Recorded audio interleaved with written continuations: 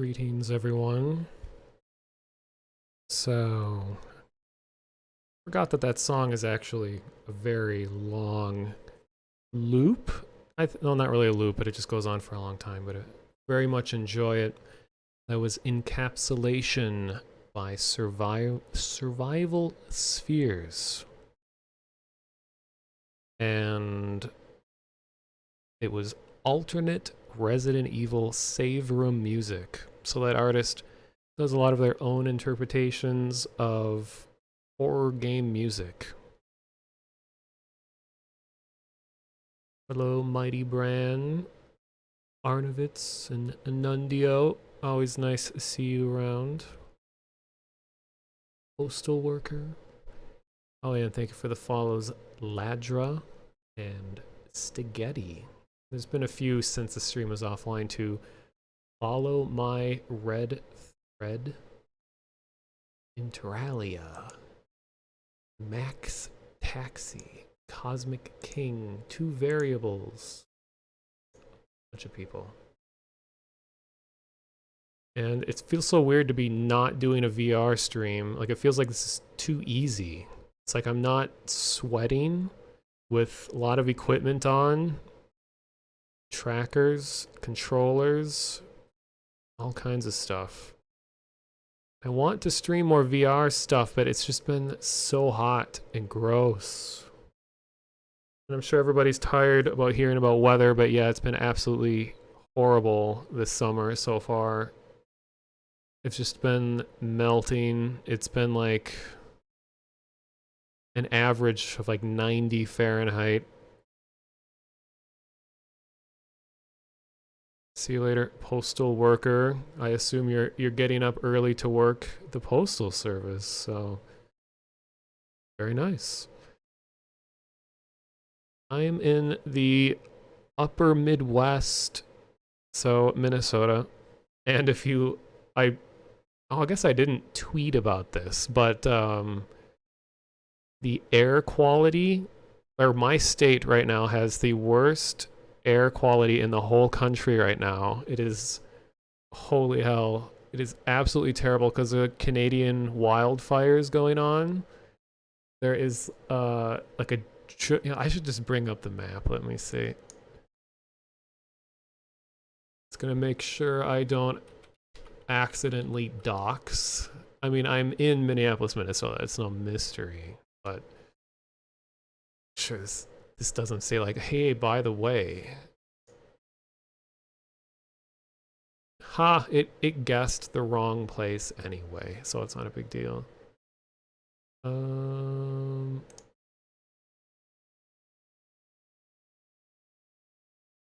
did it go? Here we go.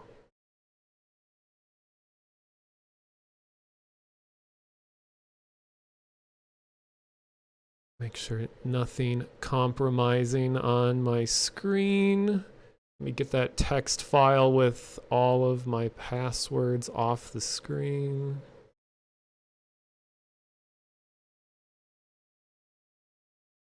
It thinks I'm in Plymouth, Minnesota, which is not true. Never even been there before.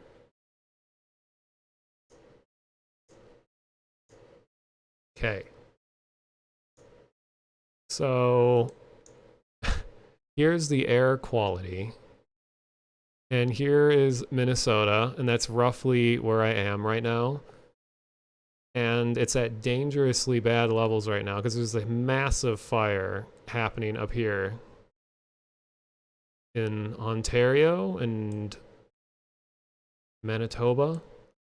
And all of that blows straight down here in the Minnesota. Like, I woke up this morning and I was like, it smelled kind of like a car fire. I was like, oh no, is someone's car burning outside? It's like really terrible kind of chemical smell, like when tires are burning or something like that.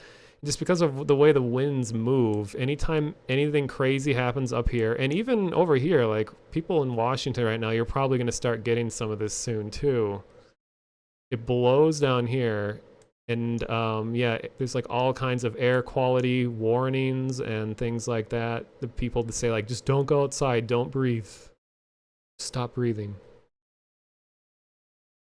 And then like temperature, right now it's gonna cool down because it's later at night, but for a while, parts of like Southern California and Arizona, it was hotter. It was like the hottest temperature in the world for a while.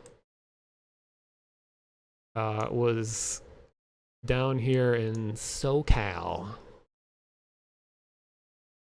In case anyone wasn't aware that it's been a really hot summer.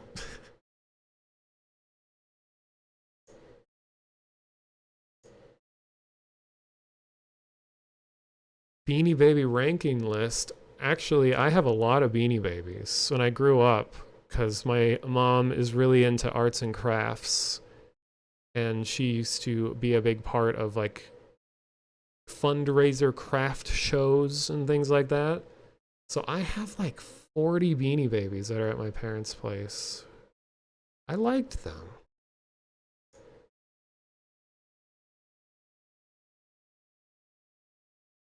Um, the haze has been really bad here in Chicago. Yeah, you guys are getting dumped on. You live in Pacific Northwest last year. Oh yeah, last year was even worse with fires and stuff like that. Yeah, the God, video and photos that came out of like that red morning that everyone had, like even though it was really bad for your lungs to be out in it, I wish I could experience something like that. I love surreal moments where like they're completely transformative things that are just like I don't even recognize this familiar place anymore. That's why I love severe weather and stuff like that. It completely changes the feeling, the mood of everything in the area. It's just um actually someone, let me look out the window real quick because apparently all of the smoke and stuff that's been in the area has been turning the moon orange. Let me check.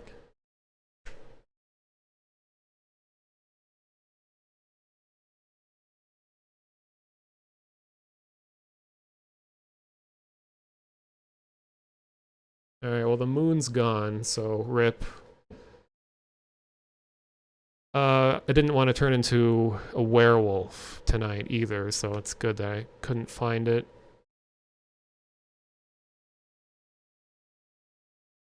Oh hello, Master Mudkips.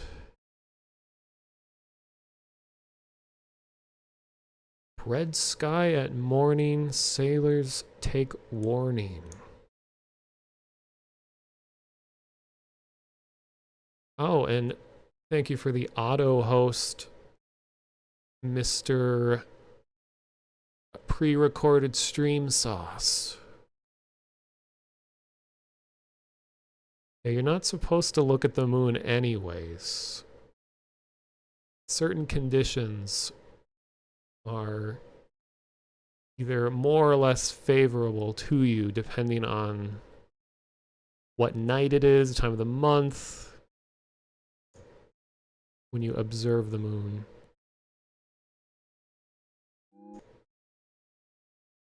Let's see, what have I been up to lately? Nobody asked, but it's, well, it's just been hot, so it's hard to, like, find motivation to do stuff.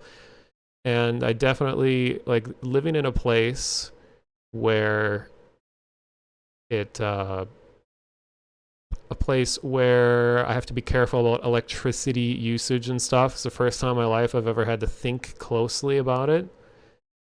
Things like that. It really makes me appreciate modern technology.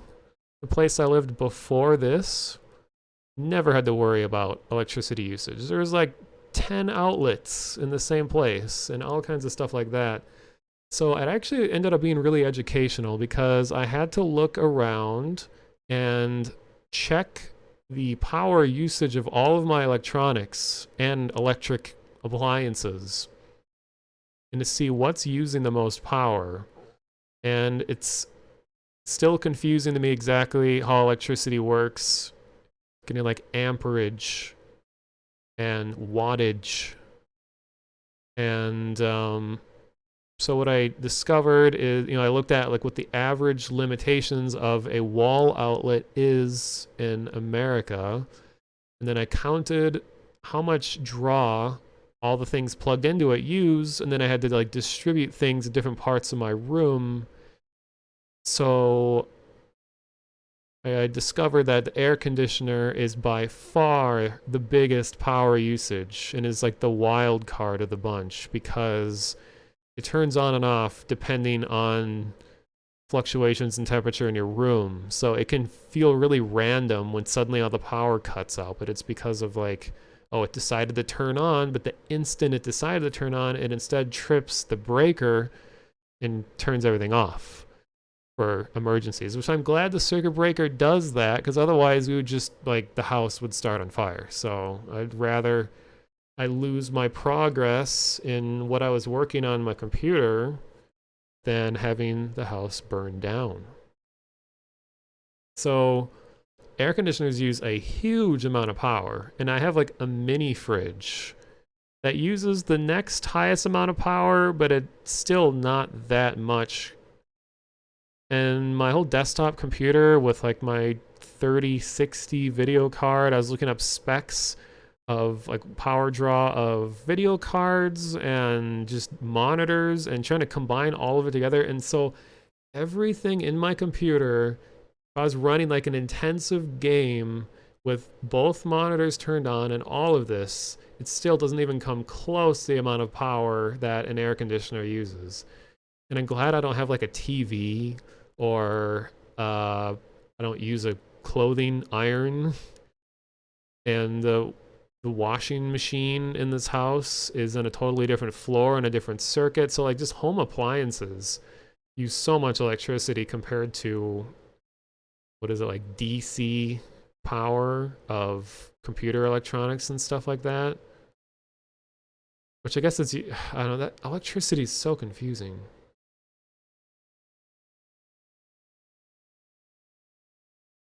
Uh, Europe doesn't have to deal with it because they got flattened in World War II and had to rebuild everything. Easy. And, oh yeah, and a lot of the outlets here are two-prong and not grounded three-prong. So I can't even use all the outlets here because of that. Luckily, the Vive's base stations can use two-prong outlets. Otherwise, VR just like wouldn't be possible in my space. Other than that, I've been doing a lot of design documentation. Because I'm just one of these people where, and I think about games that I want to make. Something will just get me off on a tangent, just thought-wise. And I'll be thinking about, like, I'll see something in a game and I'll be like, well, what if a game was made based on this other thing? Then I'm saying, like, wait a minute, like, what if you then took that idea and then like did this and this with it? And then like, whoa. So then I have this massive document that I have so many different games and concepts and like mixing and matching, like some games ideas like merged together over time. It's kind of the natural progression of how this all goes for me. Is like I'll have one big idea and I'll like think about it a lot for weeks and then I'll just stop thinking about it. And then I'll have a new idea and then all of a sudden like, wait a minute, I could take that previous idea and then merge them all together and then like suddenly like, wait, they could work. I don't know. So I typed out like thousands of words of stuff about games. I'd only really talk about them if I was actually making progress on making them. Nothing obviously monumental. It's just kind of like, it would be cool. I like thinking about games more than playing them, clearly by how, what is it? 30 minutes into the stream and haven't even started playing yet. But as you all know, my streams end up being more about talking than they are games. However, this game, um,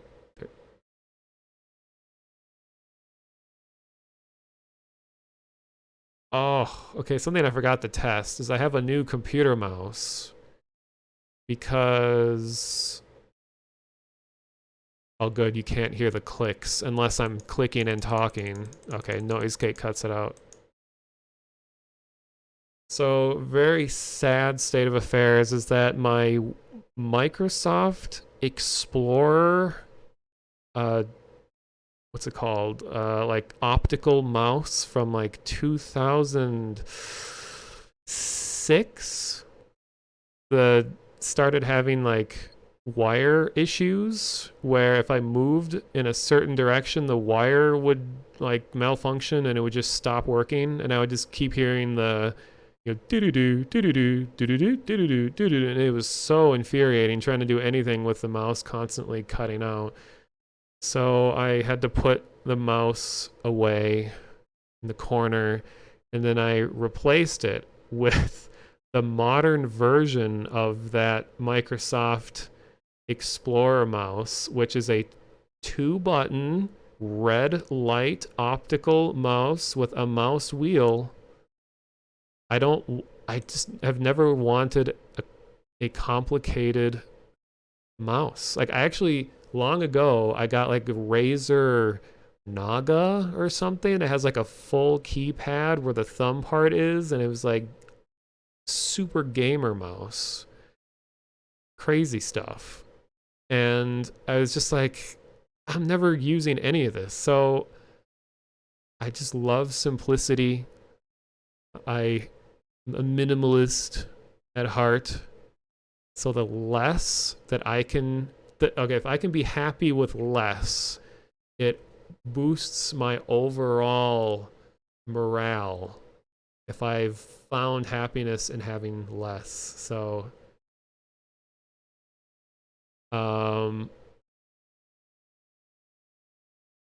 yeah, but the big drawback though is I don't like loud keyboards and mice. And this thing is so loud when I click. I mean, I don't live with anyone technically, so I'm not like keeping someone awake with loud clicks, but I don't like clicky computer mice. And you have to like find a special quiet mouse brand if you don't want a loud clicky mouse. It's like, well, how am I the only one that doesn't like loud clicky keyboards and mice? So all of my peripherals are like bare minimum. My keyboard has to be from like 2005. I don't even know what this, it's a Fujitsu keyboard, one that I got free from my old job.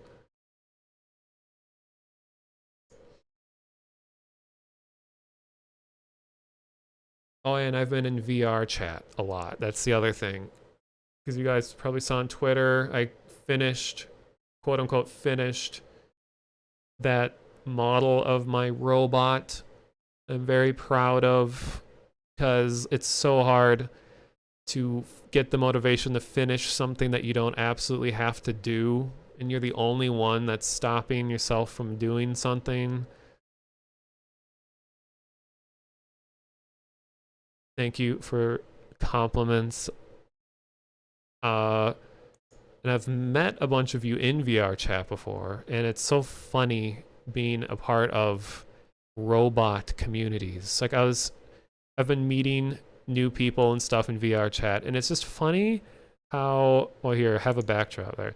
It's just funny how VR chat is just such an interesting place that, of course, on the surface, people are like, it's too cringe for me, don't want to go in there because it's just loud, rude people and stuff. Well, there are a lot of loud, obnoxious kids, but there's a lot to take away from it, because there's I don't know, you kind of just have to experience it yourself. It's like, I like going to public worlds, and some of the most entertaining situations I've ever been in are in public worlds. And it's just funny that if you just embrace the absurdity of the situation that you're all in VR, that it becomes so much more enjoyable. Like one way that I like experiencing VR chat is when I'm in public worlds with people that I don't know,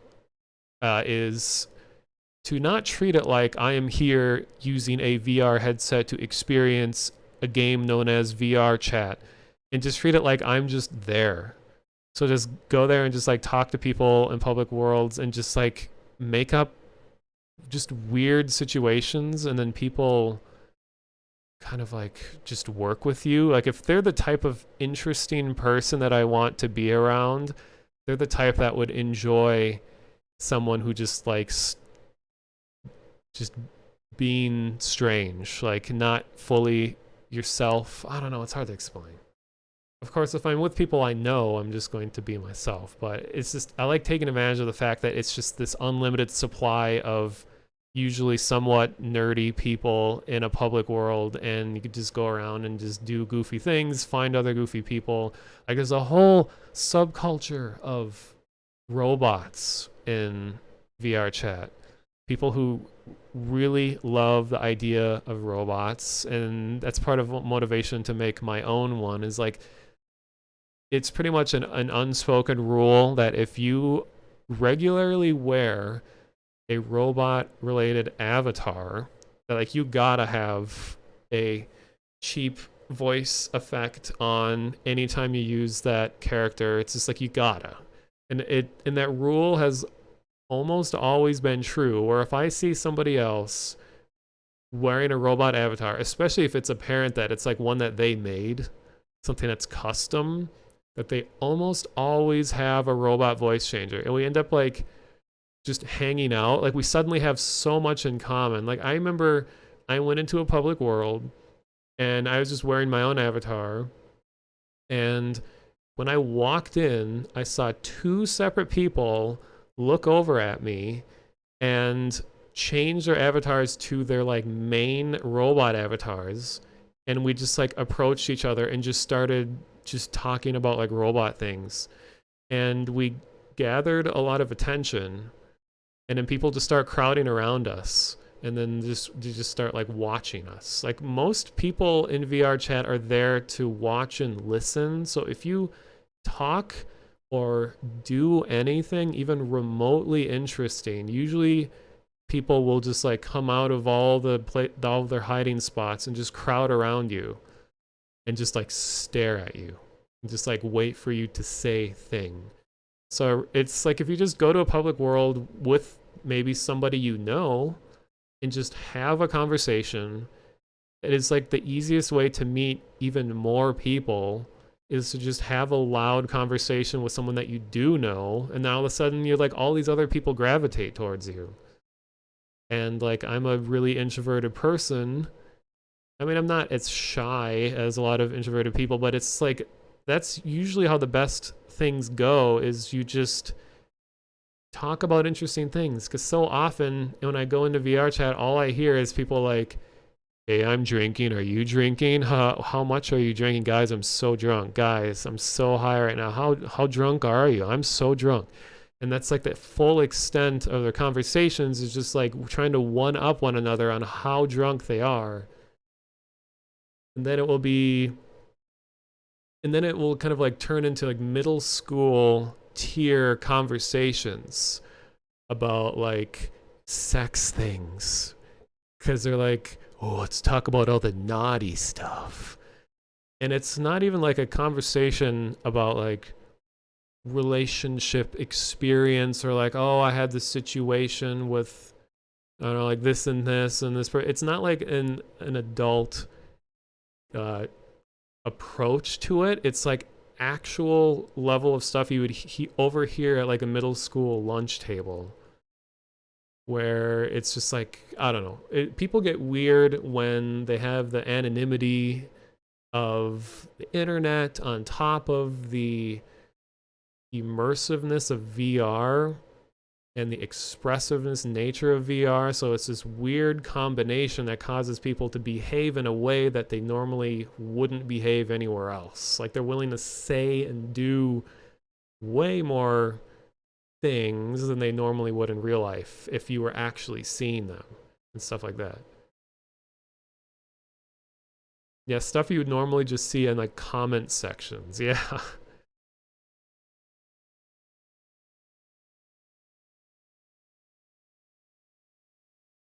You don't need to be yourself online. That's what gives people the courage to have social interaction, things that VR chat normally wouldn't. Yeah, like it's like weird. Um, you start to learn a lot about yourself in VR chat. I mean, there's a lot of other places where the same type of thing can happen too. So it's not just exclusive to VR chat, but anytime you're in a public social environment, and especially if it's VR, just because of you have this heightened level of realism when you're around people, is like it's hard to explain. Like I never thought like pretending or acting or just goofing around and stuff, pretending you're someone else would be fun. But somehow it is when you have all the tools that VR chat gives you. Like I know I talk about it a lot about like the Half-Life Combine like role play stuff. And I always every time I say the word role play, it always comes off with like dirty connotations some reason in my mind. But it's just more this idea that it's like going to like a Renaissance festival, like in real life. Like you go there knowing there's people who are going to pretend to be someone else, but they're interacting with people who are just being themselves.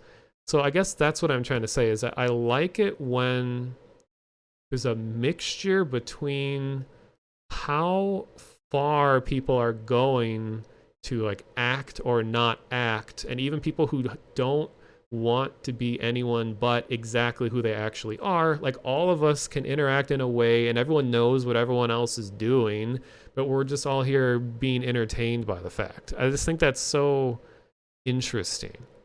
Like I remember, I think my first experience of something like that was I volunteered at Valley Fair, which is kind of like the Six Flags of Minnesota.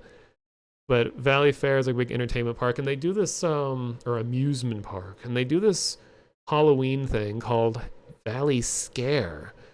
And I volunteered to just be a a scary thing.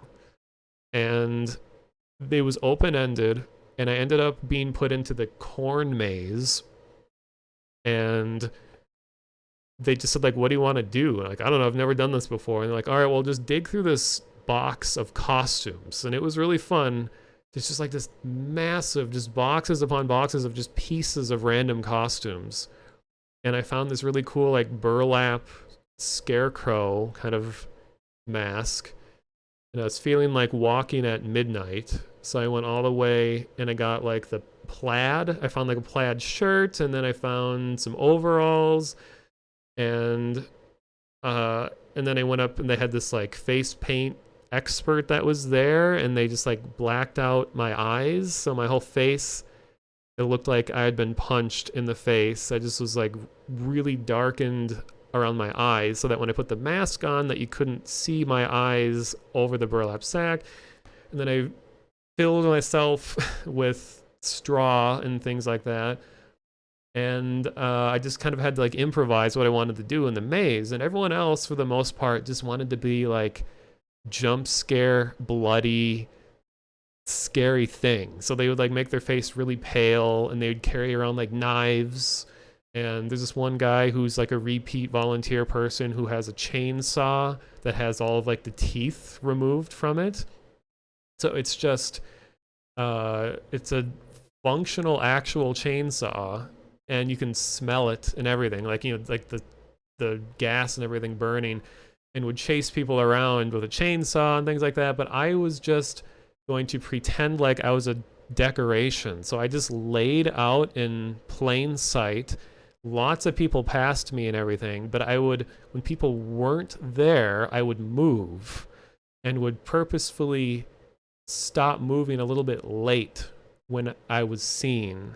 So then I would just slowly follow groups around and then just like blend in with the environment and just like walk up behind groups. I would never jump out at anyone. I would never do any in your face kinds of things. I would just like follow them around and they'd be like, "Did you just see that? Did they just move?" And like there are people would be like right up next to me and they'd be like poking me, and someone even like put their fingers into my eye holes and they were like, "Oh no, that's a dude in there," or something like that, and like poking my eyes. But I saw it coming, so I managed to close my eyes, and then I moved, and he immediately pulled his fingers out of my eyes. So I realized my mic is really loud. Oops. Um.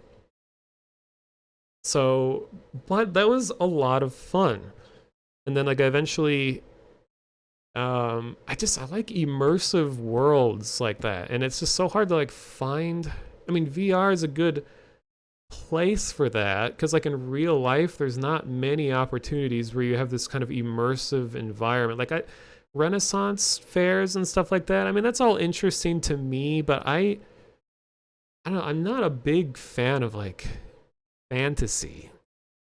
I'm getting kind of bored of fantasy because of how often you see it in games and movies and stuff, like knights and armor and all of the dragons and all the things associated with that whole genre are all well and good, but I'm just kind of bored of that. I've just seen so much, especially in video games. Like every time an MMO comes out, it's like, all right, we got the wizard, we got the druid, we got I don't know. I mean, sci-fi, I feel like it's kind of going that way too, where it's like we have all the same big, over-the-top, like impossibly technologically complex worlds that are just so over-the-top, intricate that you can never understand it fully. It's just, I feel like, I guess maybe it's just genres in general. I feel like are just getting so in-depth, or no, they're getting too samey, I guess it is.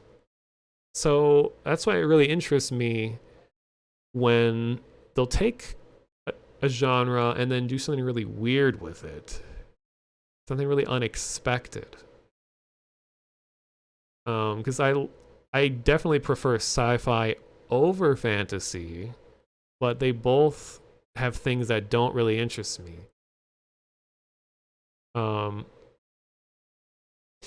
For more grounded tabletop games, yeah, the thing, it's like I have played tabletop games that I thought were enjoyable, but it's just something about who I am, I guess. I just feel like unless I really knew someone well, I'm just not very entertained by tabletop games. Like I remember playing Settlers of Catan with my cousins, and it was fun. I guess I'm just such a visual person that like it's hard for me to just sit and enjoy something like D&D. Like I know D&D's been getting a huge resurgence. Actually, it's become more mainstream. I like the idea of D&D. I think it's cool that people are like going, everyone's involved in drawing from their own imagination and creating these worlds and improvising and doing all kinds of stuff like that. Like that's really cool. But then the thing that turns me away is just like, but it's all conversational. And I'm just so visual. And I know there are like visual aids and stuff to D&D, but like I want to like see and hear and be in a world. That's why I think VR chat is so interesting to me, is because you're pretty much there and you're an actor within that world. If it's just me sitting around with people that I see their actual selves and we're just talking about it, it's so hard for me to get immersed into it. I mean, I think it's fun listening what people do. I'm always down for hearing people's ideas. That's my favorite part, but it's just never seemed fun to me. Like they have to sit through a whole session of that. But I like just like skimming through videos of people's groups doing stuff together and be like, oh, that's an interesting idea. Oh, that's cool. That's cool. I feel like modern sci-fi stuff is straying too far into fantasy, or they're too dystopic for me, like that. I'm a fan of things like TNG uses sci-fi. Yeah, Next Generation is a pretty good example of, I think, an interesting kind of sci-fi. Like, it's more grounded. It's trying to let you, it's trying to educate the viewer, not just be like, this is too complex for you. It's like, yeah, it may be the future, and there's some stuff that we're like, oh, it's just the future, we don't got to explain it.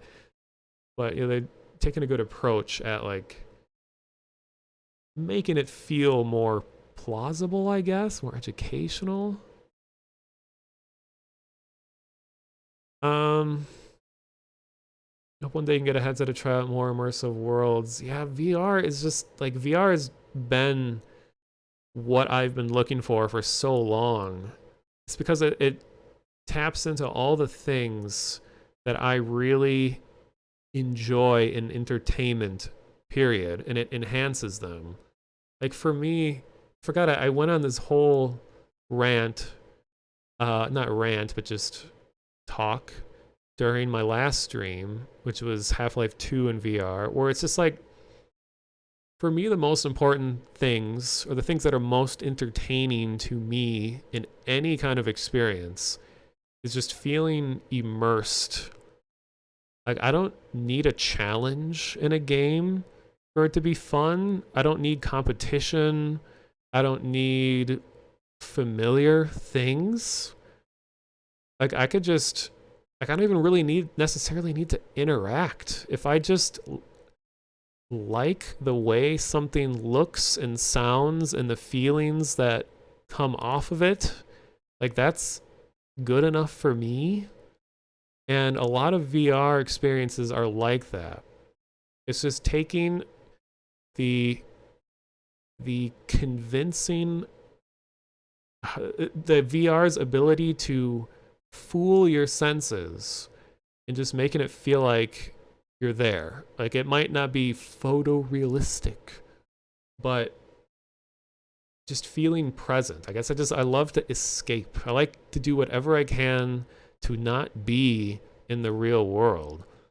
But what's really fun is if you manage to find things to do in the real world that don't feel like something you ever thought could exist in the real world. That's why I like all the weird stuff that happens around Halloween, because I like spooky stuff. And there's like so many interesting arts groups in my state that are all about unconventional ways of celebrating things, I guess. Like, we have this big Halloween event, which I don't think is happening this year. I don't know. They haven't been advertising. I'm kind of worried. I hope they didn't like disband or something or whatever. But and I talk a lot about this event, but it's an event called Bare Bones Puppet Theater. So when you think about Halloween, it's usually like, oh, going to be scary things in your face, like kind of cookie cutter stuff, which usually a lot of like theme parks and stuff do. It's like what people expect and they maybe are seeking out. But this whole group, it's just about like kind of the more concept heavy approaches to the idea of that. It's more about like the time of year and the feelings evoked from the holiday and the bigger picture of the year. It's hard to explain. So like, there's videos of this on my YouTube channel if anyone wants to see it. And I'm actually the only person that has a full recording of last year's performance, despite it having a turnout of like 4,000 people or something over the few days that it went. And it's and they thanked me for streaming at the event. You're like, wow, we didn't think anyone was recording. But anyway, it's like a whole giant group of volunteers. They create these giant multi-person puppets that are like hoisted up into the air. They look like just big, like ghostly beasts. Like, each year has a different theme. And they make them all from scratch, and they like wear them on their shoulders. Like, sometimes people control each leg manually, or maybe it'll be something that floats off the ground. They'll be like carrying poles around or something. And then they usually have like LED lights threaded within it, and it's trying to create this like illusion of these like larger than life creatures moving around.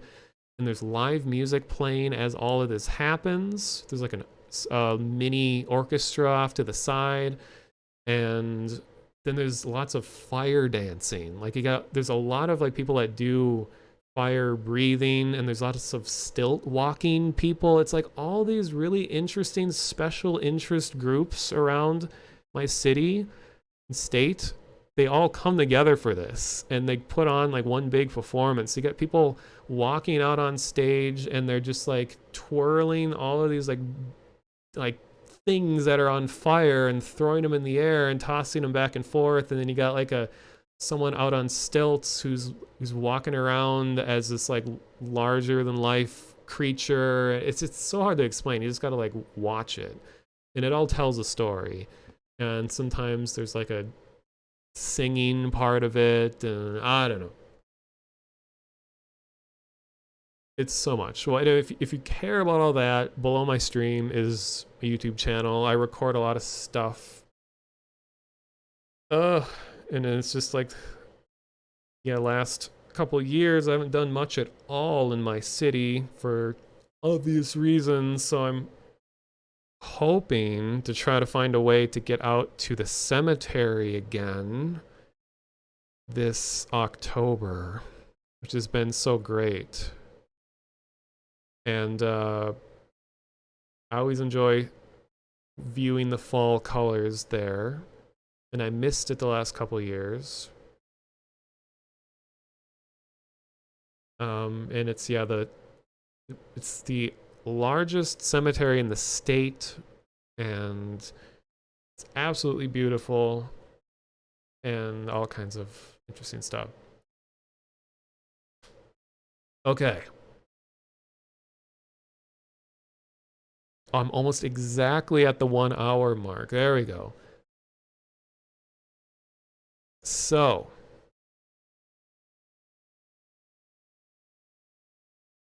there is a video game known as... Okay, why isn't it showing? There it is. Mini Motorways. Let me turn the music on. The ambience.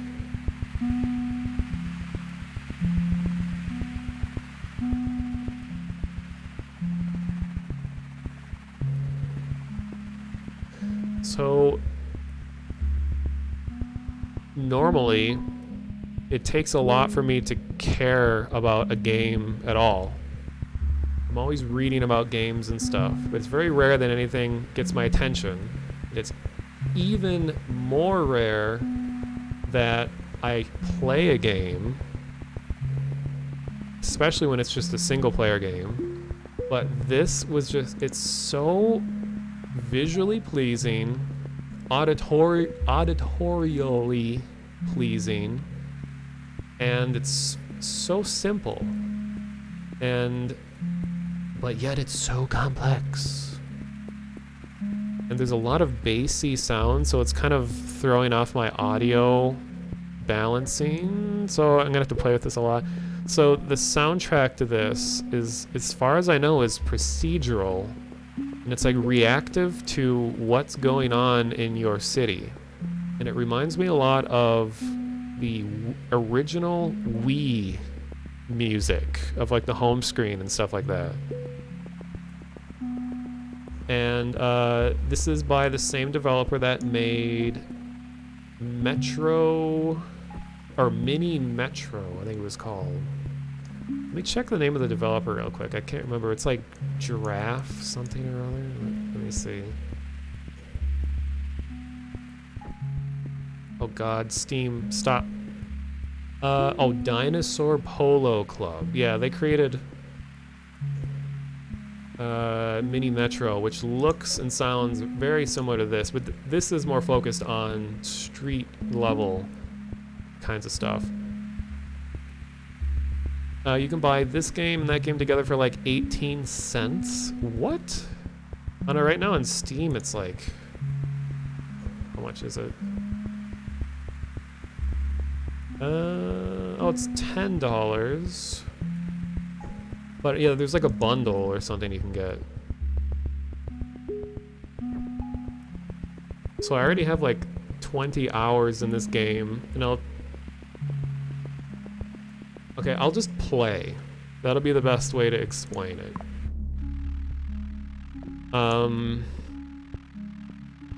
So I already completed all of the main challenges. And they have daily challenges and weekly challenges. And I am so disappointed in my performance of the daily challenge. And for both of these, daily and weekly, you can only play them once. And that's it. I mean, you can keep playing them, but your first attempt is the only one that is recorded. So there's a lot of pressure. The game still lets you pause and stuff, so you can really take your time. Have I seen some of the crazy high scores? Yeah, I'm really skeptical. Because, like, I thought I did really good at 1,500 points. And then I go look at the high scores. And someone has, 225,000. And there's some of these that have billions of points, which they've gotta have like found an exploit or something. Because there's no way you can get that extremely high of a score with regular gameplay. Yesterday's daily was total BS because it only gave you 2 bridges and you needed 3. Yeah, that's the cool thing is like these daily challenges have parameters like start with 2 bridges and you won't be given any more, and you'll be getting fewer and fewer roads each week. So this is what makes the game fun to me, is that this is not necessarily a puzzle game. It's a survival game, but it's survival road construction. Because when you go into one of these cities, each city has its own kind of like rough parameters of things that will happen. And they get more complicated and the terrain is more complicated and stuff like that. And and your city has to be efficient enough to last. And as soon as you are unable to sustain the population of your city, you lose. So it's just about being as efficient of as efficient of a civil engineer as you can be in a very short amount of time. So it's not trying to like find the one solution. It's about trying to use what you've learned in the most efficient way to just last as long as you can, because you will fail. And you can't avoid it unless you're a hacker that gets 10 billion points, whatever. Okay, so I'm just gonna do Los Angeles. Los Angeles. So, starts out very simple.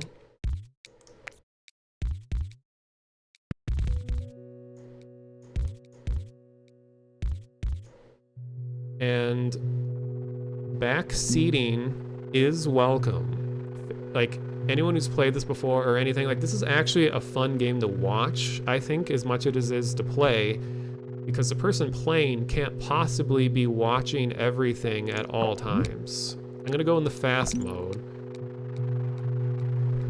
So if anyone sees anything that I can do better, please let me know.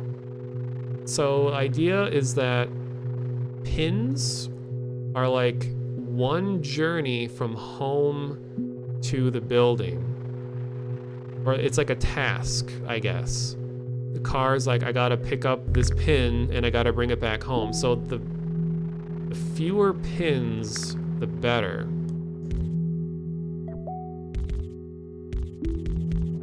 And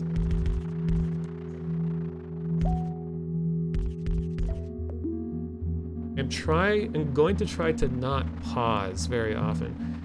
And cities will start looking really ugly because I have no control over where any of the buildings go.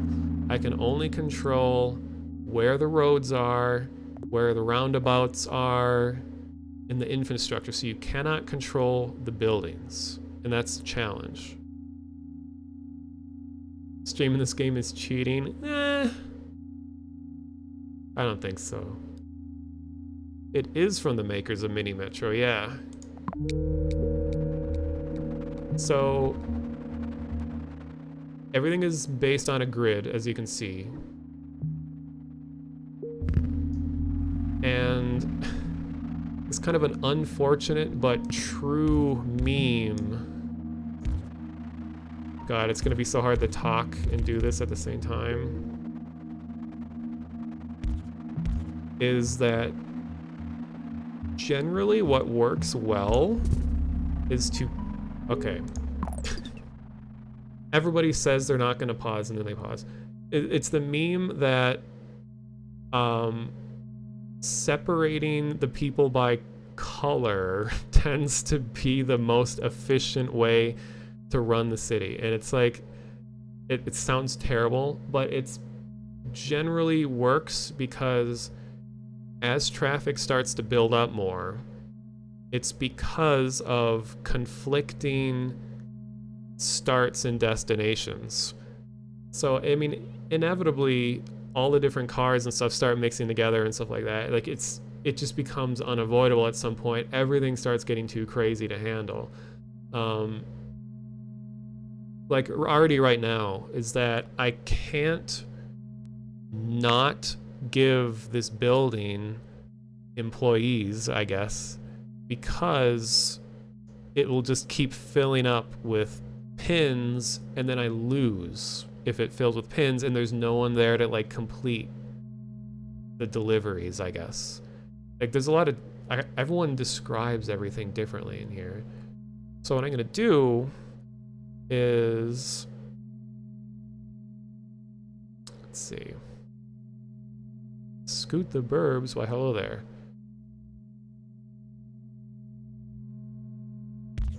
Okay. And this is something that's important for efficiency. When a car... Oh, geez. When a car passes over a turn like this, and there's a car there, it will slow down a little bit. And that factor can make or break your city. If there are too many interruptions in a road, the compounding effects of cars constantly slowing down a little bit will throw everything off. So early on, you kind of have to like keep things going as clean as you can. And that's why I like merging houses into joining together in a single grid square rather than having them all be like this, because now the cars have to potentially slow down twice, but by doing this they'll only slow down once.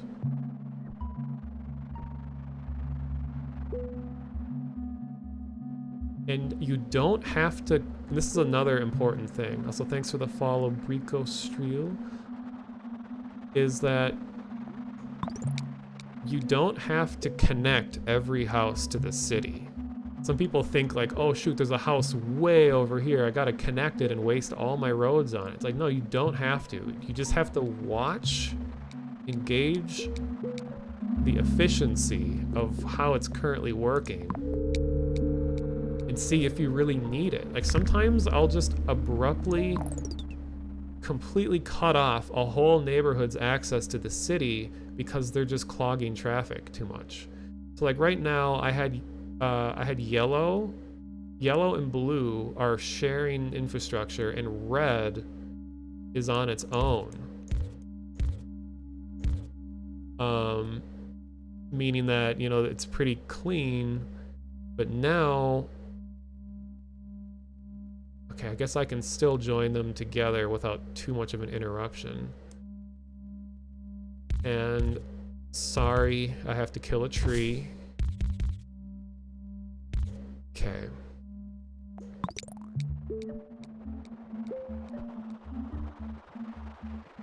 I gotta turn the sound up. This music is too good. So this double building has a chance, like, I don't know what's gonna drop here. Okay. There's so much, there's a lot of randomness to this. And a technique that people use, I won't use this technique right now because it is kind of confusing if you're still trying to learn the game, is that some people will put strategic lines in areas where they don't want random things to be placed. Like, I don't want a commercial building to be dropped right next to a residential area because it's going to be conflicting the flow of traffic to have a building that close to all the homes. Because I don't want to be sending people through a neighborhood. I only want the people in the neighborhood to be going in and out. I don't want someone going into a neighborhood and in to get to a building, because the traffic will, like, they won't crash, but, you know, they'll clash. And there is a thing that a lot of people do, is technically more efficient, is that when you turn a corner, your instinct is to go like this, which I think looks better, and I oftentimes do it like up here because I do think it looks better. But you can technically cut the corner and make this really ugly thing like this, which uses fewer roads. So unless I'm in desperate need for more roads, I'm gonna make a slightly better looking city, even though I don't need to do it. So anyway.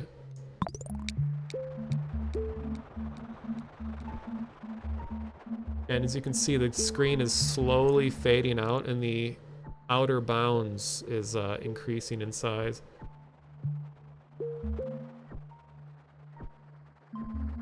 So my inventory right now, I have 2 bridges, 19 roads, and 1 roundabout, which I don't need a roundabout yet. Okay. Now, for education's sake, I'm going to pause. So this is unfortunate, but... Oh yeah, like, this house up here appeared and I didn't realize it, so I should reroute that to make sure it's on the red roads. And I do have a bridge available, so what I can do is move... Oh no, like, because the bounds are down here, so I can go over here. Okay. So this is starting to run into problems because these cars have to go a long ways before they can reach us. But let's just see what happens.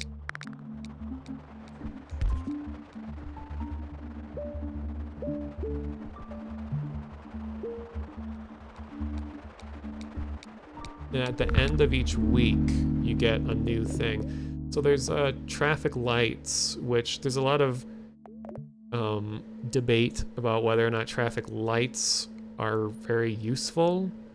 I mean, in this case, I'm definitely taking a motorway, which is just like a highway. But traffic lights attempt to give priority to a certain direction of traffic.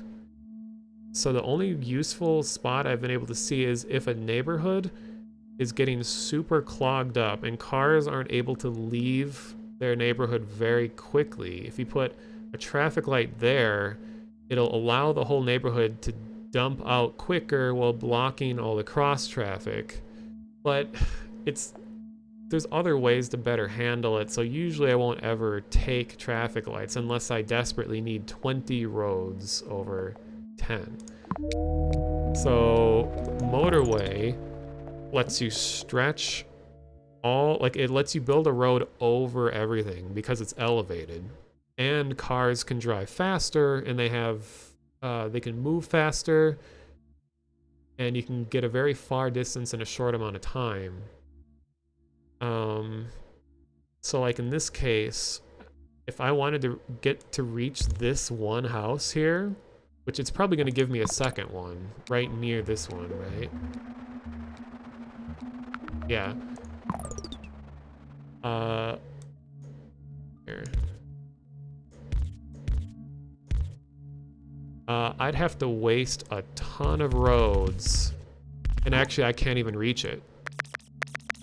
So I have to use the motorway to reach that far. And the thing that really saves this game is the fact that you can quickly delete and redesign roads at any time. Because, I mean, wouldn't that be great in real life if you could just that quickly just redesign a road and it didn't have to sit there as that shitty intersection for like decades before they're able to actually change it. But anyway, so then this will stretch all the way over to here, and it makes this nice bassy sound anytime you click on a highway.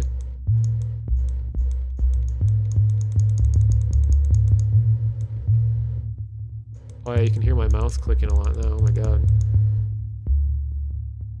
And I don't think this actually affects anything. It's just to allow for visibility of things underneath it. So now these rich dark blue people now have their own private highway that goes directly to their place of work.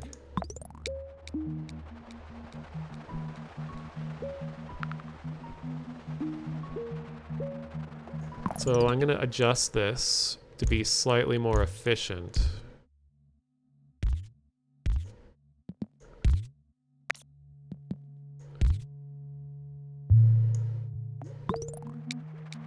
And it doesn't immediately delete stuff. If there's a car that still needs to use something that you deleted for it to complete its task, you have to wait for that car to complete the task before it actually gets redrawn. So once your city gets way more complicated, you got to be very careful about what you're deleting and adding because it can just cause chaos. But in this case, as soon as this car gets to the other end, we'll be fine.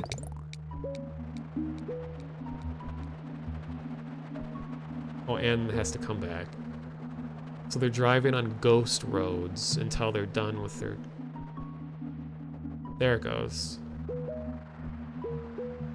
Yeah, motorways don't cost road tiles, which is important. Like I was showing, like I would not be able to stretch all the way over there with my roads. And they're free bridges. Like it went over water and I didn't have to use a bridge. So they're like the lifesavers of the game. They can do everything better. Oh god, what's going on over here now? Yeah, like right now I don't need this house, this yellow one. So I'm just going to leave it off the grid because yellow is fine and I don't want to introduce unnecessary traffic. So they'll just hang out and be unemployed.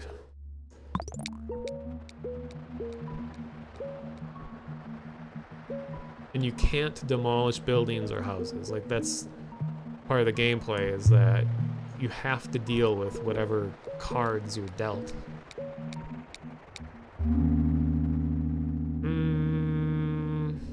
I feel like I'm gonna need more bridges soon, so I'll take another bridge.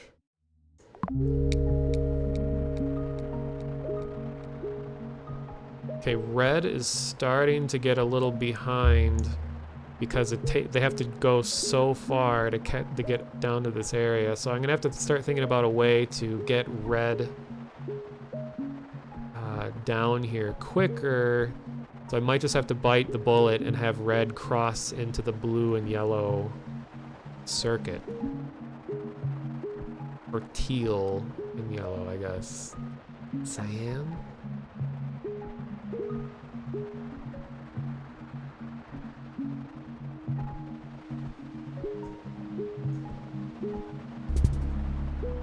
Okay. Now this is what challenge I'm given.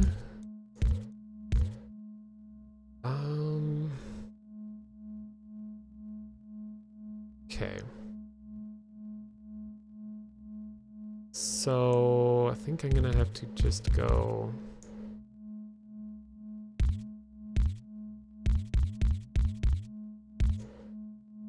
Actually, wait.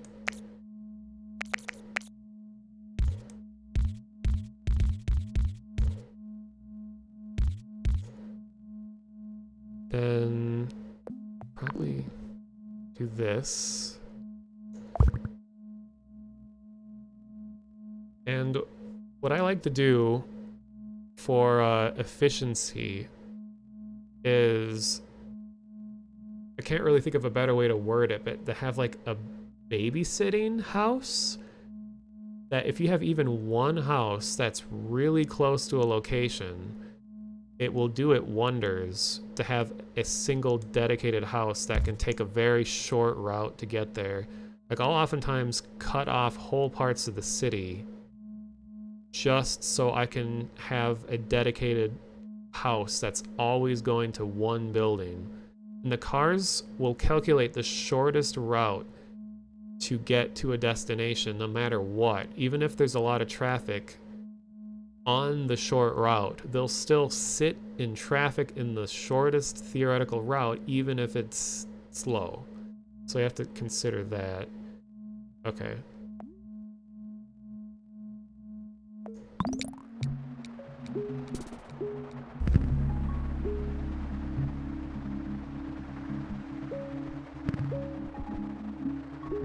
Okay.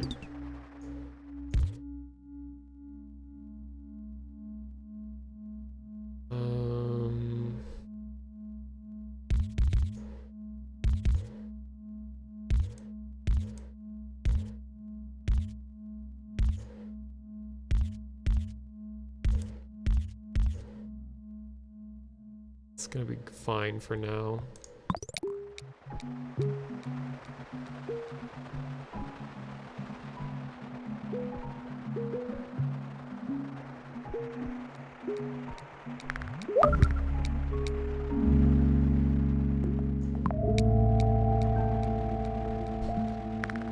A really subtle musical thing that happens is that the key change of the music, or like the key signature, I guess, goes up a half step every time you progress further, and it kind of creates this like feeling of anxiety.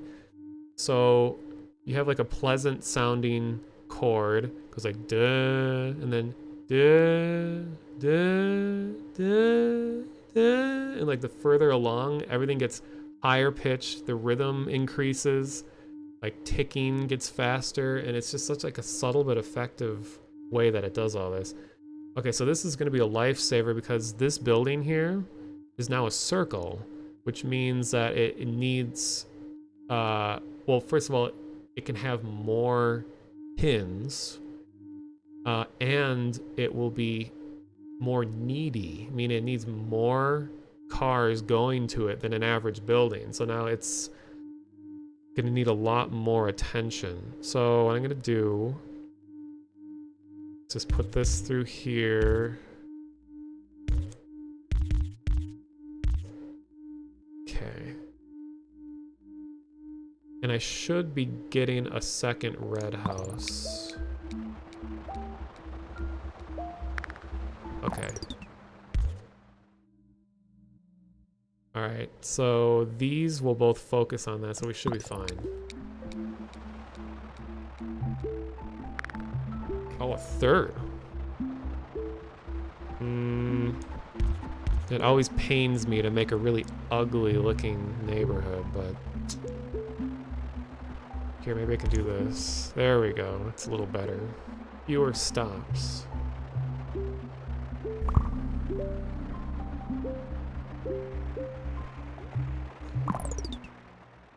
I can make a loop. What do you mean by loop? I mean, and it's, oh no, it's really hard to describe things in text, what's going on.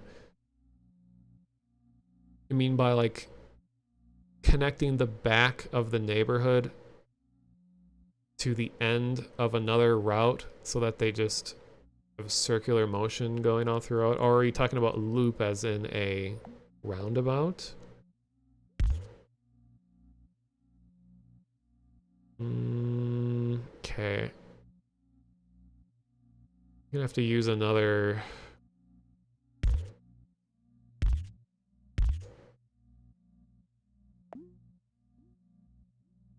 Yeah. Ugh. I hate having a single dedicated highway like this, but it's all I can do currently.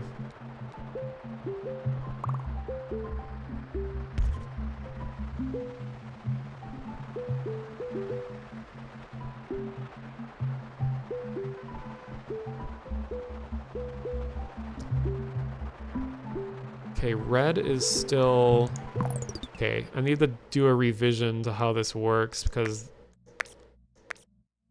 the people need to be getting to this building faster in order to keep up. So I'm going to move this down, this over here, and connect that way instead. Then this will connect here. That way this little neighborhood can get to this building faster. And these houses can just focus on these two red buildings. And also there is a colorblind mode, or multiple modes I think for this, because color is critical to understanding what you're looking at.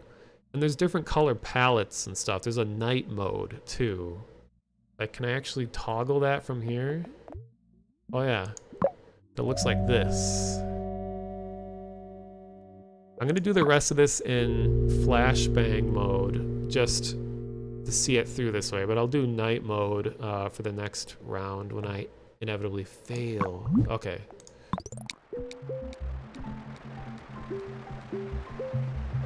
So let's see if they're doing what I want them to do. I'm gonna need a roundabout.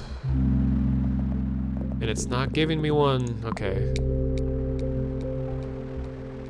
Okay, so they're going in there quickly and coming out.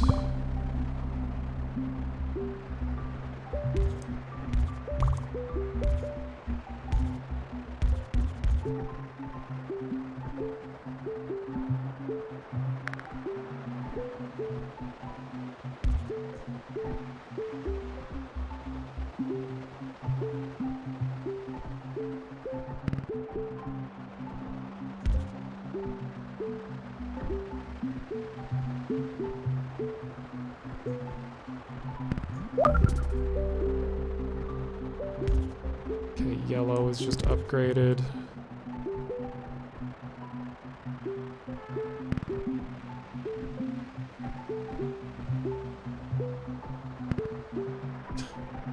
Lots more random yellow houses I don't really need right now, so I'm gonna leave them disconnected.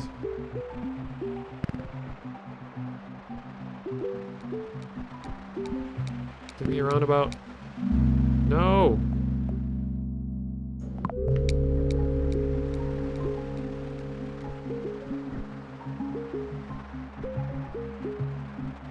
Actually, I'll make this...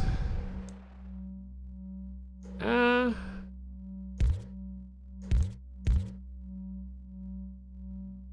I'm gonna leave it. Oops. Just leave these like that for now.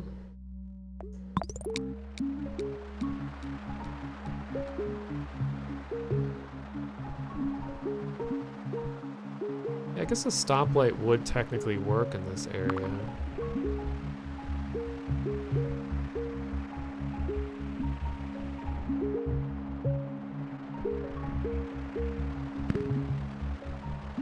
My record for this is like 1,500, so I'm not even halfway to my record yet. So light blue is the biggest problem currently. Oh geez, okay.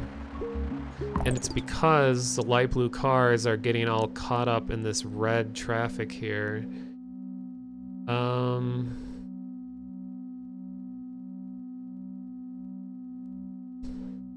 Of that drone that's happening right now. Okay. What I'm gonna do, I'm gonna use another motorway, so let's keep these light blue cars I'm going to have them all dedicated to this one building, and I'm going to completely isolate this one from the rest of society. Okay, get rid of that. Let's just make this part of that. And now I'm going to... Oh, no, no, no, no, no, no, no. No, no, no.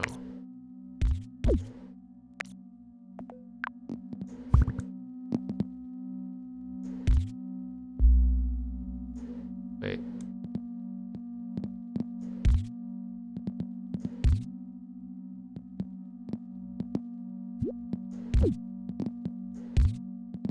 Ah. I want it to be more visually pleasing, but it's not going to work. Okay, so this way, this building has its own reserves. I try to use... Oh, hey, Electric Eel. Haven't seen you in a long time. I think you've been fully immersed in the Final Fantasy MMO. I try to use stoplights on three or four ways. They get kind of on anything past that because you have more than 2 sets of paired lights.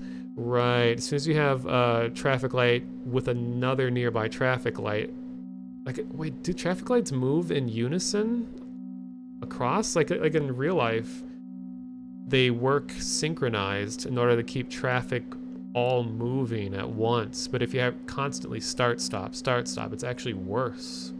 I guess I've never really looked at how that works in the game.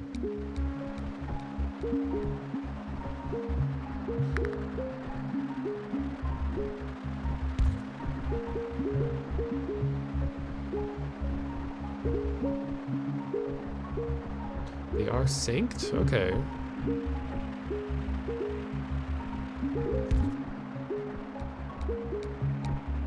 Roundabout. Yes! Actually, I don't even really need it anymore. Things are working pretty good right now.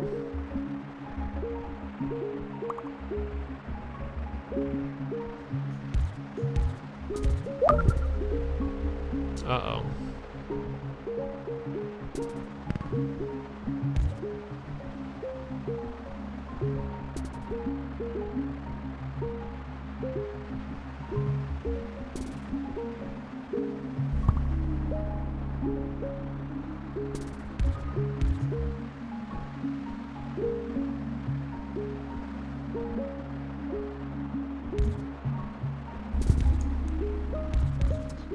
Okay. At least we have this this workforce of light blue houses. Thank you, Eel. Okay.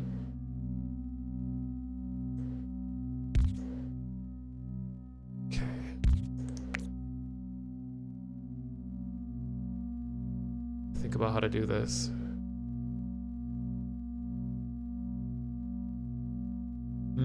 No, I don't want to divide traffic with these yellow houses, so I have 36 roads, so I could make this work.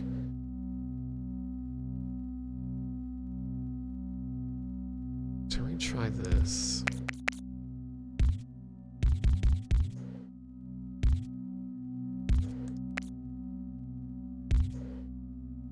Okay, just to...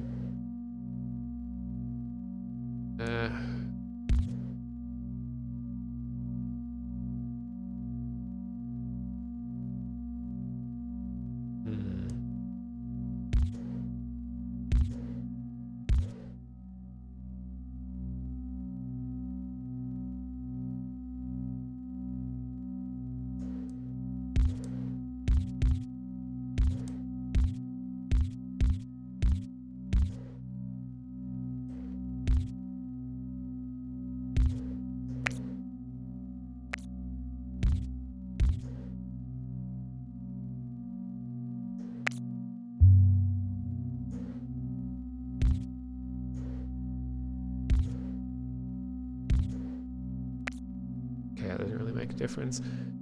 Okay. Because I always like to just have a motorway on hand for emergencies. This should be good for now. You could use a bridge to go up the river from the light blue house. Could. I think this is good enough for now. Welcome to Monotopia, where work is a hindrance to us.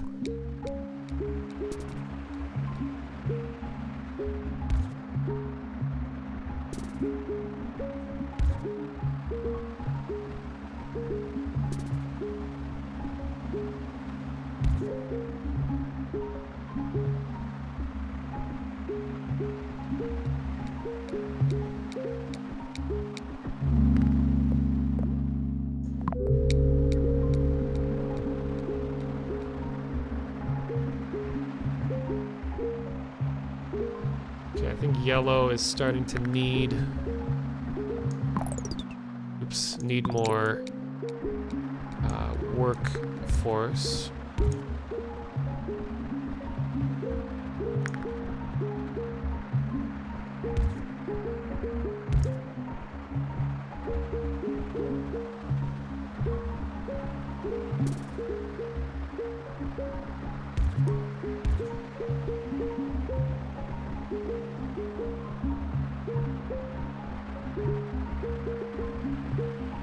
Starting to get a little crazy right here. We have all three primary colors are merging in this chaotic little area that's only going to get worse. Whoa, whoa, whoa, whoa, okay.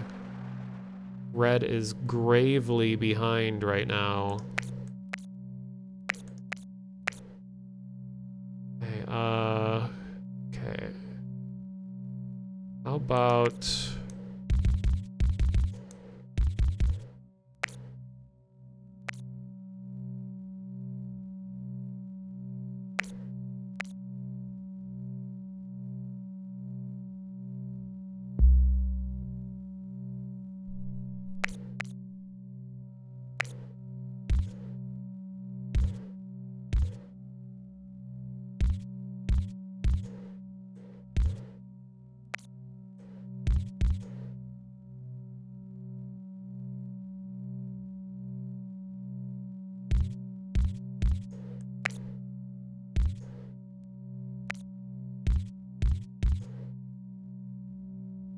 Actually, that's probably going to make things worse.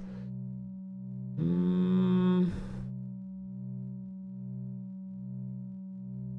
I'm going to get rid of this. I gotta start isolating more. Okay.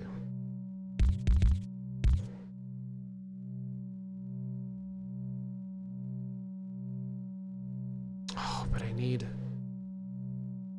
This needs more attention. Okay, let's cut this off. And then this way, blue... Okay, I have to restructure everything. I don't have to, but I'm hoping this will help. So blue is up here. Red will have access to this. Hello, Seaside and Maho. Sloth. I was watching your Fall Guys stream the other day. I didn't even know people were still playing it. But I liked the costume you were wearing that had like all the symbols on it. I love symbology. Okay, so I have a whole bunch dedicated to here.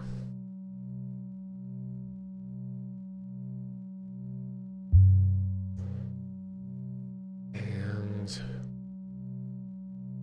now I need this yellow needs to be connected more. So it's redesign this neighborhood to be a little more grouped together. So we have...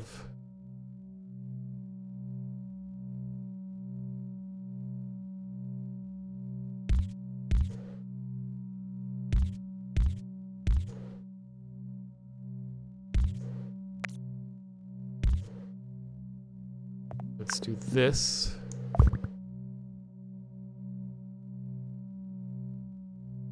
Now I gotta connect this one.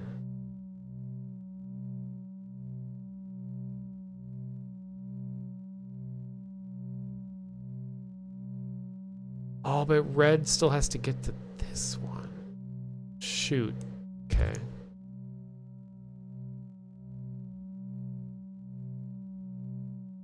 Probably making things worse.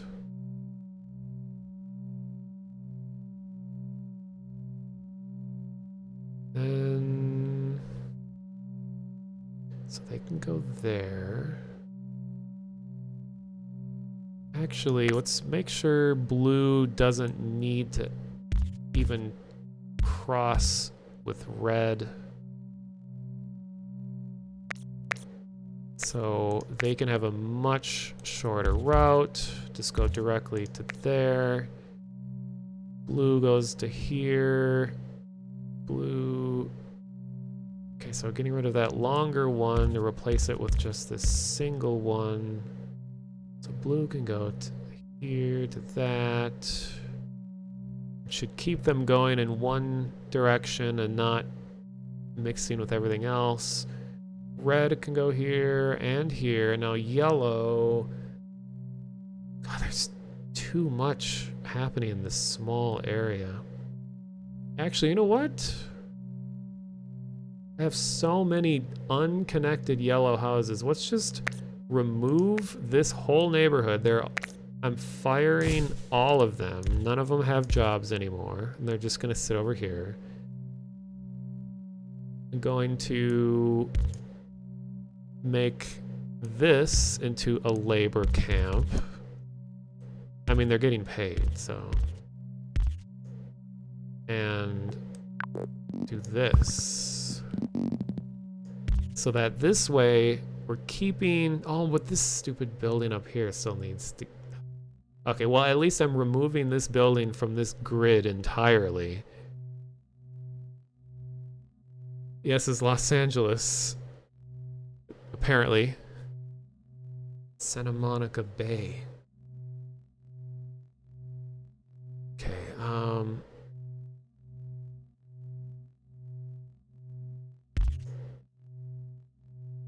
so I got that connecting there. This going to here. Now I just need minimal homes. Okay, I can re-employ a couple of them.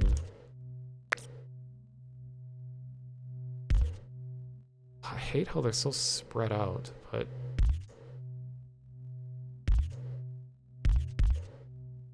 Okay, now they should keep this building going. Okay, I'll start slow, see what happens. Paid labor camps is just the regular American way. True. So now we're in slow motion just so I can kind of grasp all of what's happening. Make sure I didn't make any huge mistakes.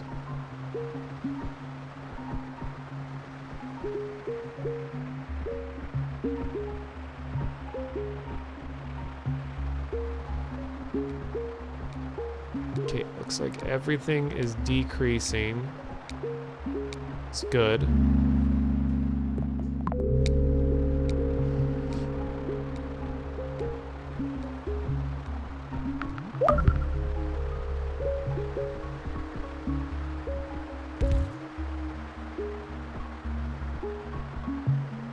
Okay, let's go back to fast.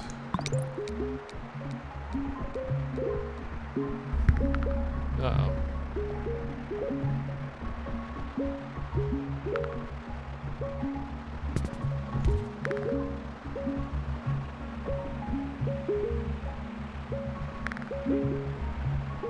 Oh, hey, Luigi guy. Thank you for the raid.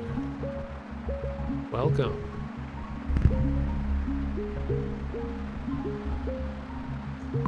Okay, so now yellow here just dropped a whole new building right next to here. Oh yeah, Electric Eel. I was talking about it earlier. The music in this seems to be procedural.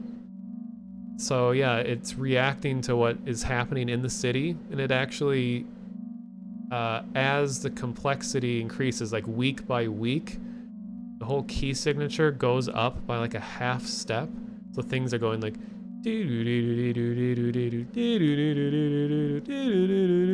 so it's just like the tension just gets worse and worse as it keeps going on. Yeah, it just reminds me a lot of like the original Wii music.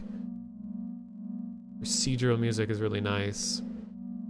And yeah, I really recommend this game. Like, it's, despite how this may look, it's actually very simple, and it's a survival road builder game. Yeah, GameCube had something like that too, yeah. Yeah, it's made by the same devs as Mini Metro, so... And I think there's a deal going on right now where you can get Mini Metro and Mini Motorways for like $10? I can't remember what it is. But yeah, I cannot control where any of the buildings are. It's just all about how am I going to connect everything. And that's why it looks like spaghetti. Okay, so most recently this yellow building was added, and I really don't like that because it goes against all that I was trying to do, which was to keep all of the yellow cars out of most of the circuit here, but now I think I'm going to have to connect them. But I have this added force of a couple more houses that I can add. So let's do this. Okay, for now that should be okay, and if I need to tap into the powerhouse of yellow neighborhood up here, I can. But let's just see how this goes.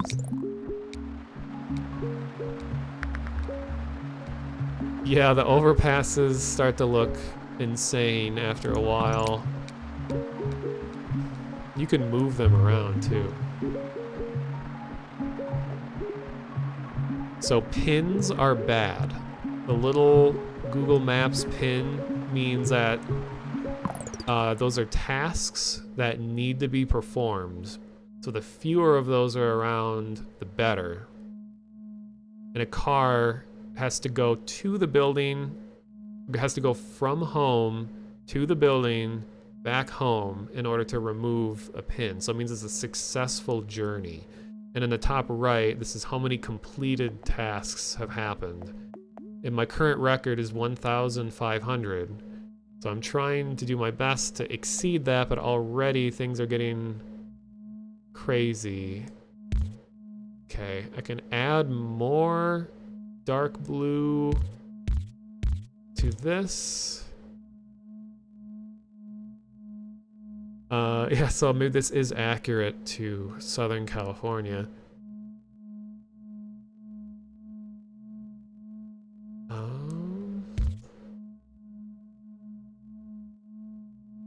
So that should fix that, but now it's light blue is not getting enough attention up here because it has a circular building, which means that it needs more traffic to sustain it. And if any building maxes out on unfulfilled tasks, you fail. So the idea is that you're trying to make it efficient or else the whole city dies.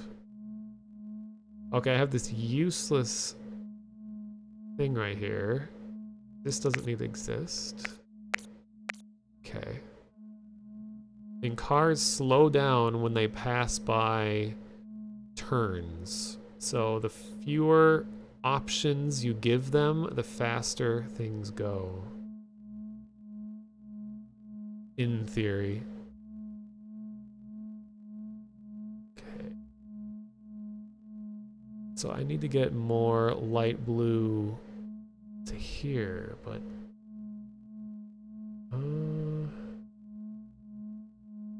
Maybe I can keep going a while longer.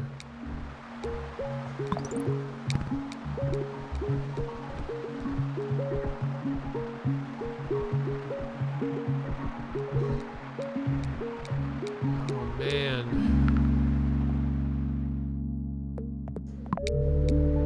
Really worried about this. Uh-oh, okay.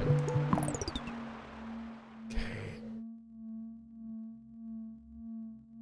Wonder how I can get more power over there. I mean, I could make another overpass, motorway over there.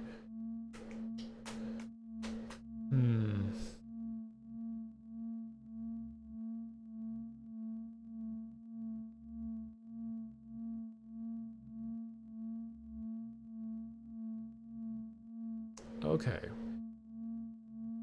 What if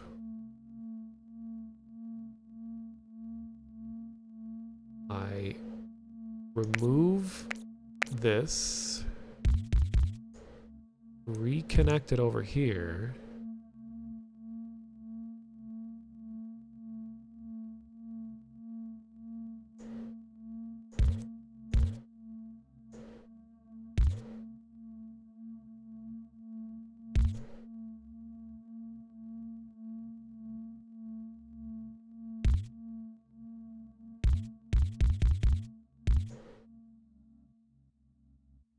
God, that's ugly. So now I'm putting all of these homes out of work so that this way blue can go. Blue can go directly to this building that needs help rather than taking this longer route. Oh, but red has to get over here. Okay, you guys can control that. These will stay unoccupied. Yellow, blue can get to there. Oh, that would have been bad if I had missed that. Yellow can still get to here. This red is managing that building. This cluster situation is okay. Let's see how this goes.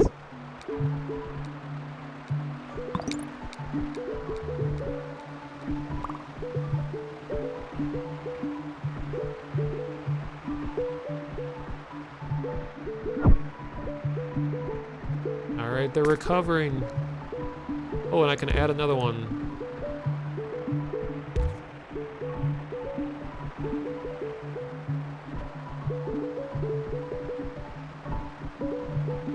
Yay, things are going back to normal. Oh, I'm easily gonna break my record now. Nice. Uh-oh.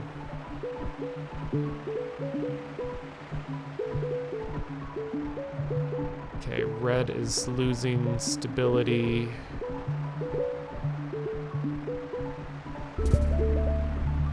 Then that happens.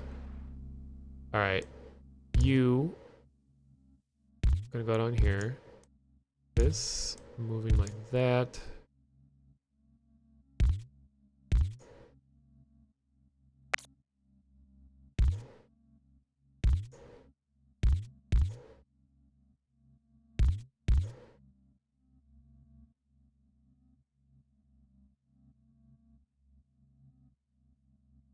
Okay.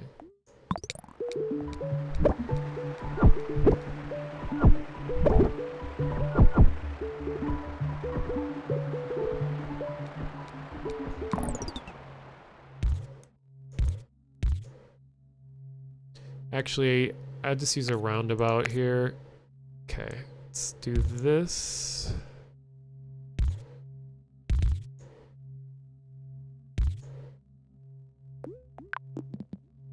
Ugh. Let's sculpt this better so it's not so ugly. No, no, no, no, no.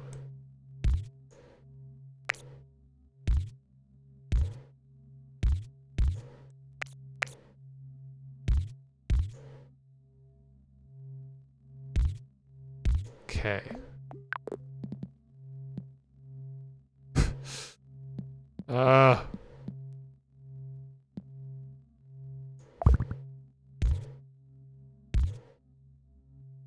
Oh my god. All right.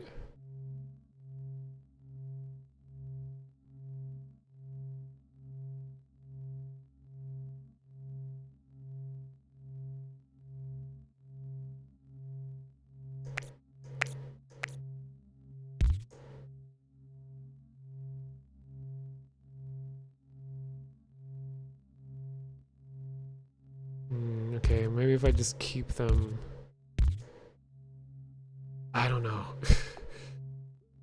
So red has those 6 homes in the top left yet. That warehouse isn't upgraded. I'm not totally sure what determines when they convert into a higher tier building. I think it's just how many tasks or whatever have been completed at that building that makes it upgrade, I think.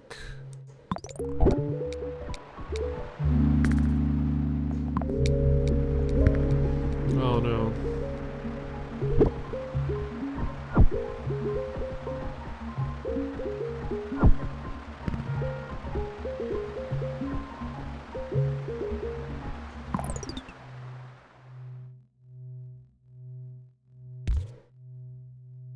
Did I mess something up?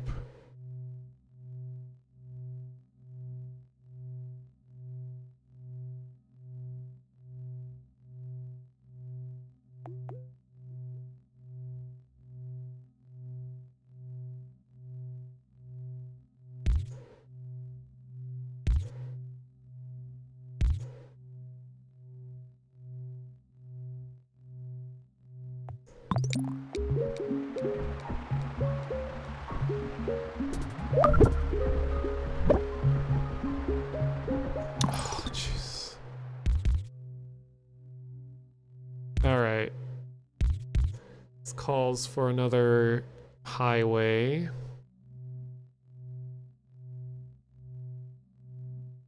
Because this giant light blue neighborhood is being underutilized. So let's do this.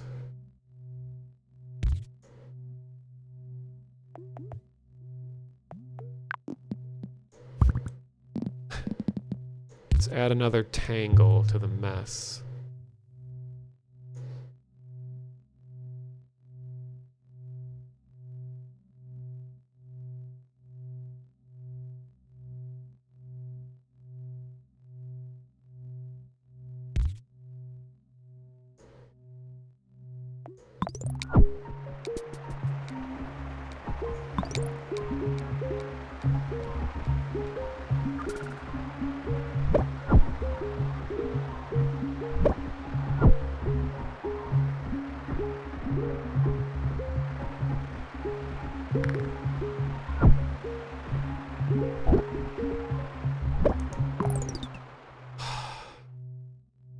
Okay, red isn't making it up here on time. Oh, red isn't even connected to this building right now. Oh my god. That's why.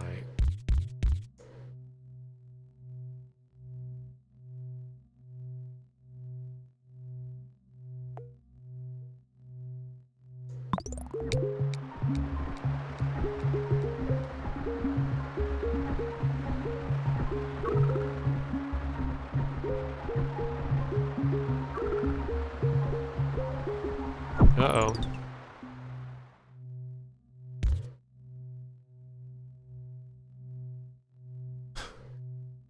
Okay, I think this is going to kill the city, is this light blue building in the corner. Unless I can totally uglify everything as much as possible. Okay, let's just throw a whole bunch more homes at it. Oh, jeez. Oh. Okay. Go, go, go, go, go, go. Uh-oh, uh-oh.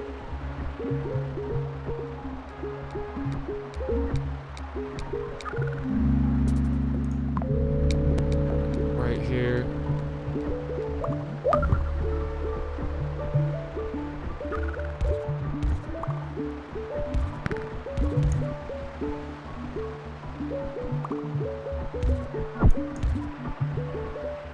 Okay.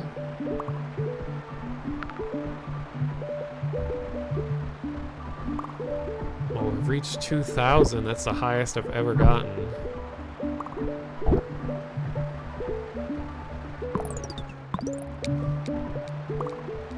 Even got an achievement. And, oh god. And like I said, this is a survival city builder.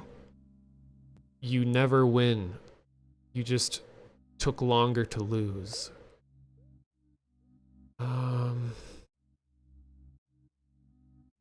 So, god.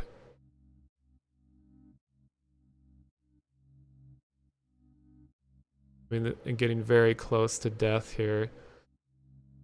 You build until you're voted out of office. Yeah. Well, this whole town is just like nuked. If someone is not able to get to work exactly on time, they just wipe the whole city. Like, it's not worth it.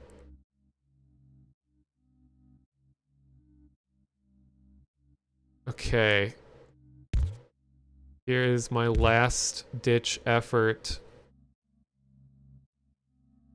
to save the city, which is utilizing all of these red houses over here in my last highway to make what will be known as the ugliest highway in the city.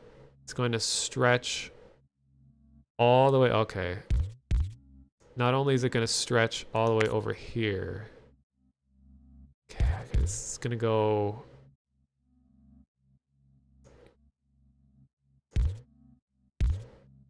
all that up to there.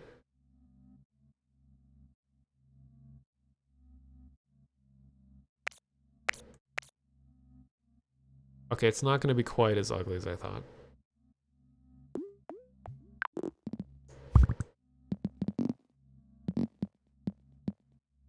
I was going to do this. But I think this will be good enough. The problem is, when you introduce a whole lot of new houses to an area all at once, you just create an absolutely horrible traffic jam that's going to happen here, but it should let this survive just long enough. Like, look at all the red cars rushing to try to save this game. Uh-oh. God, and the bad stuff in the top left is happening too. Okay, there's just too much going on in that parking lot. They can't keep up. No, it's over. It's over. Oh, that was the killer right there. All right, 97 days. Well, that's the longest I've ever survived. Thoughts on roundabout on left side of big blue neighborhood? Well, it's too late now.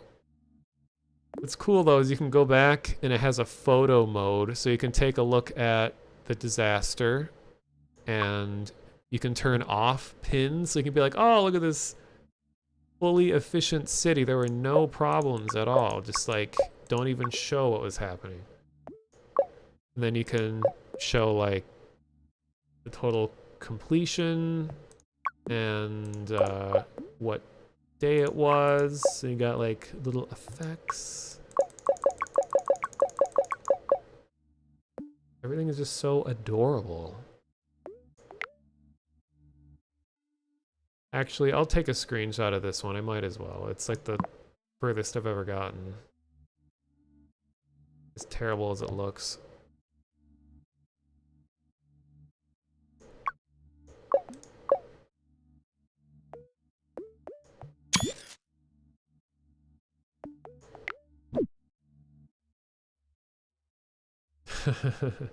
Single-handedly destroyed Los Angeles.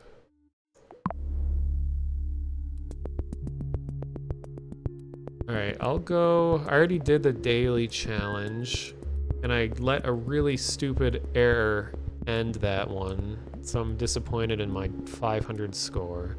Let's see what the highest scores people are getting.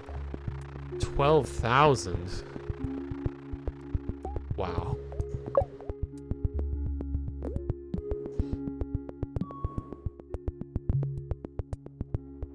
Let's go to Moscow. We'll do it in dark mode.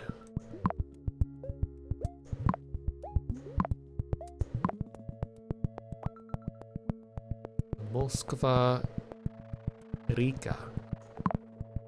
I'm going to try not to pause a bunch, but saying that you're not going to pause is like the biggest lie. This one starts me with a bridge.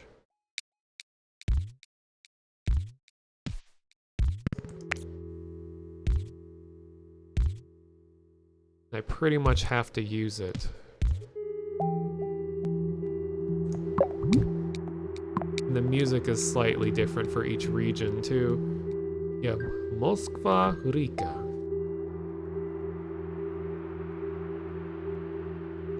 Look how zoomed in everything is now.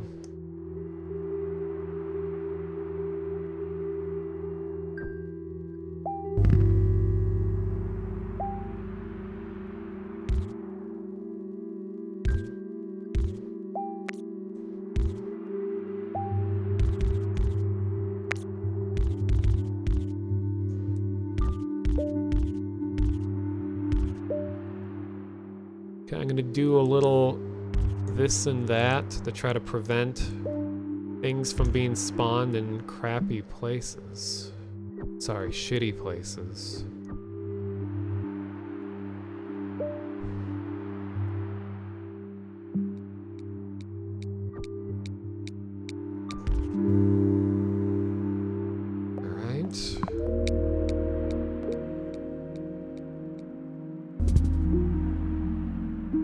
See, that is a lot better that it went there.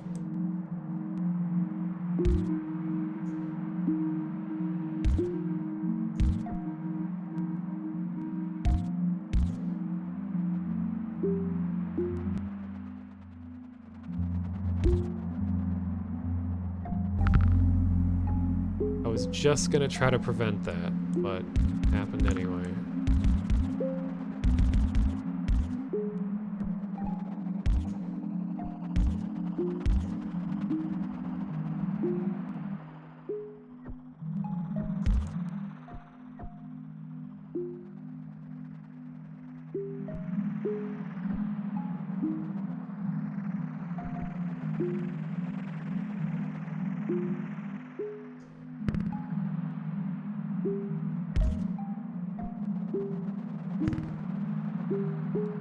Okay, I'm not gonna connect that house.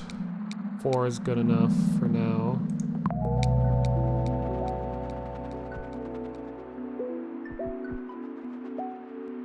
Yes, it's a really nice game. It's balanced just well enough to not be too stressful. And like I've been saying, I've been really enjoying watching other people play it too. So like a game is that much better if it's fun to watch and to play. Because it's like, you guys are seeing more than I am, because I'm busy like trying to react to things.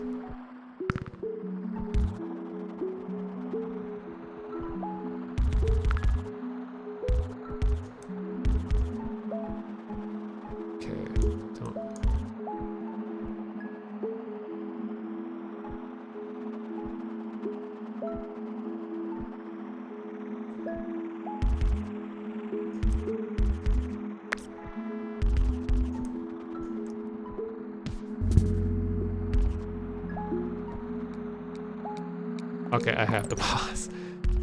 I'm gonna reroute all of the gray houses because I do have a bridge out of roads. Oh my god.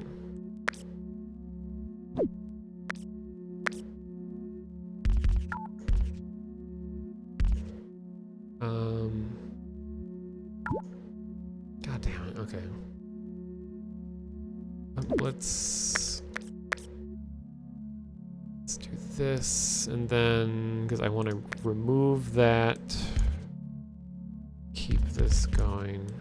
There we go. Disconnect that. Then get that. Move that down to here. So now the grays can have their own isolated circuit.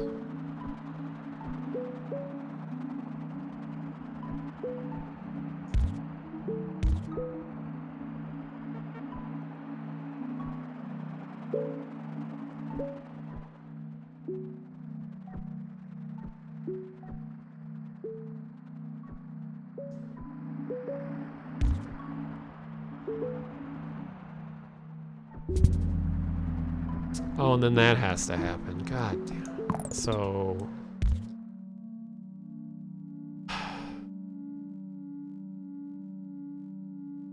just when things are going well.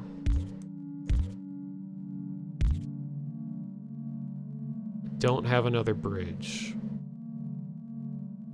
Shoot, okay. Well, to reconnect that for now.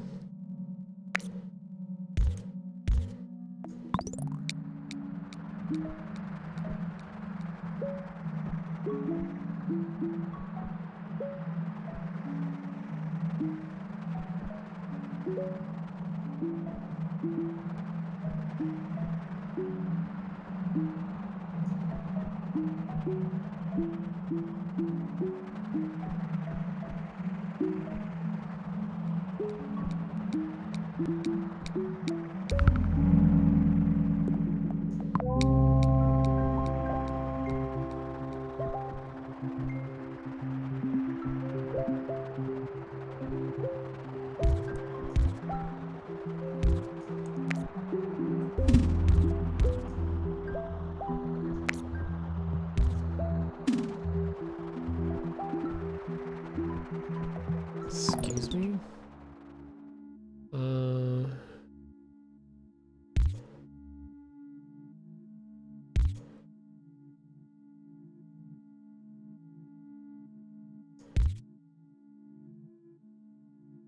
It's kind of funny when you go into looking at streams of other people playing, it's like people kind of have their own idea of what's better and worse. And then you see someone else play, you're like, what are you doing? What? And then you end up learning something new. Okay, so we got this going here. I think it's most fun if you don't think too hard.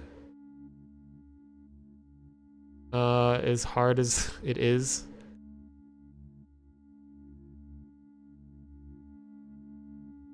I don't have a bridge. Gotta use this. Already. Their ugly little private highway. Oh, then you gotta do that.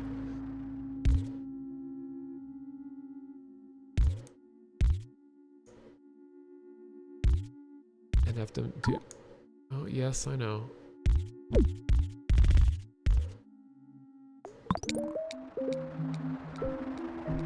I feel like after a while it might be a good idea to just pause, delete everything, and rebuild it. Well, actually, you'd think that would be the way to go. But the thing is that roads don't instantly delete. Like, see when I do this? That means in order for me to get that road back, I have to wait for every car that was planning on using this as their route to complete their task before I can even do anything with it. So if you deleted every road and restructured it, by the time you received all of your roads and when all of them are rebuilt again, I feel like the buildup of pins in the buildings would have been so much that you'll be put way behind. I mean, it might be possible, but that's just a feeling that I get.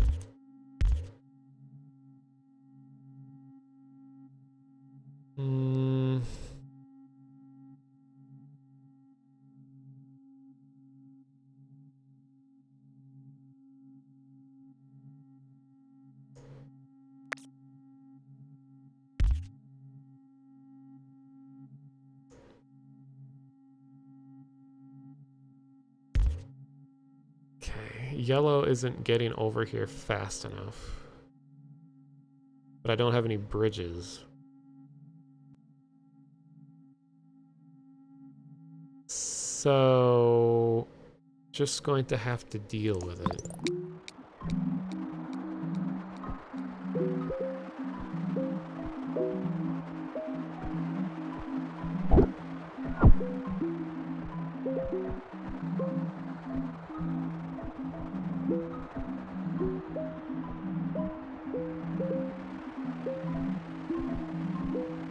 Oh God. Saved.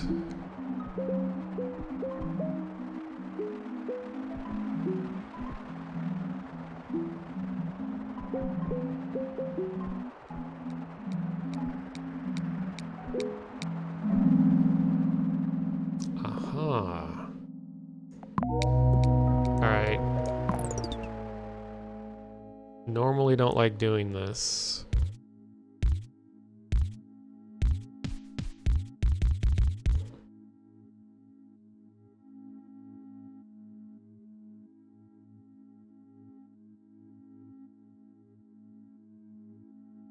Okay.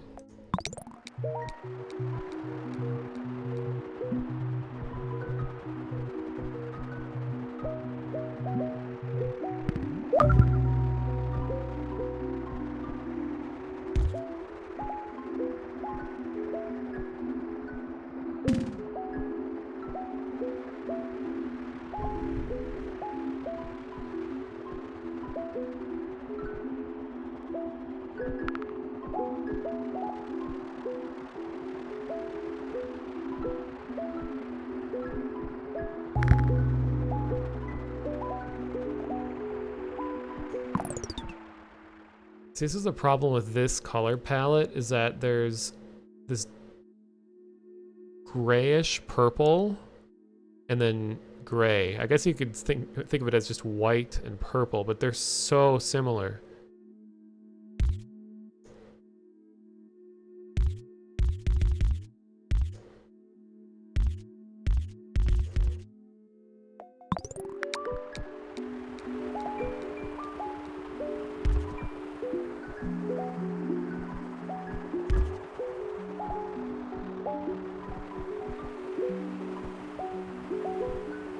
Things are not going too well.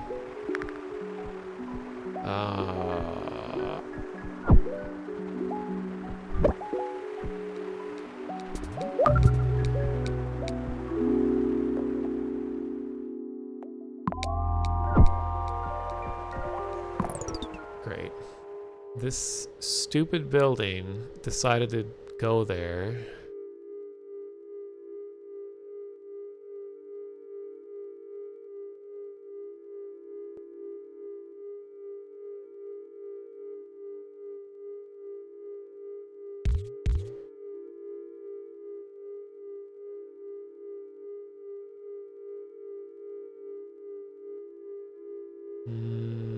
There's not much I can do.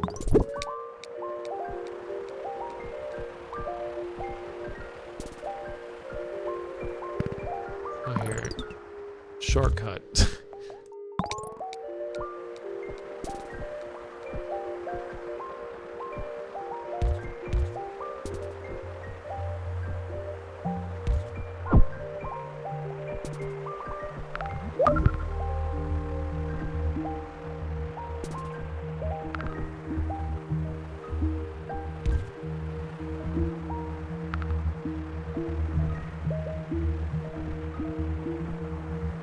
Oh, and I missed it from earlier, but thank you for the follow, Sparrow Maid.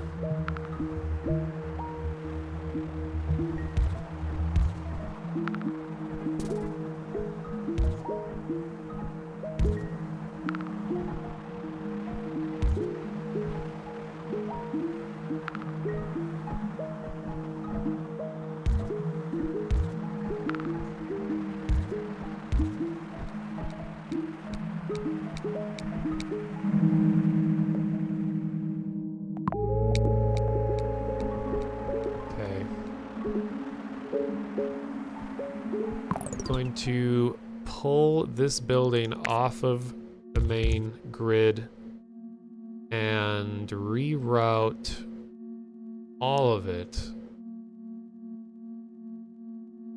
to, well, wait, actually.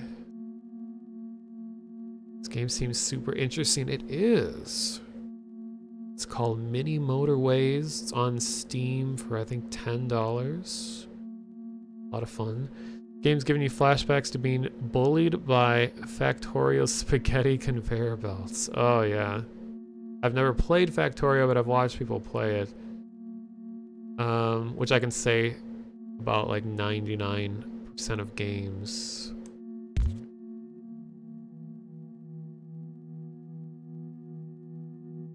Like a general mindset about this game too is that it's as much about what you can add to your city as it is what can you take away. Because right now congestion is slowing everyone down. So if I can take off all the traffic that is the blue cars going to this building and move it somewhere else, everyone will benefit from that.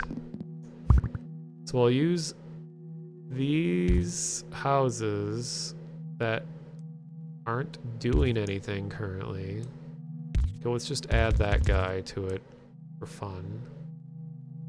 Put this big ol' ugly highway all the way here.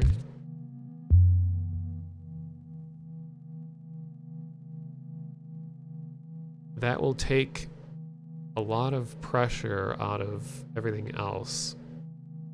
But they're gonna have to act very fast to get up there.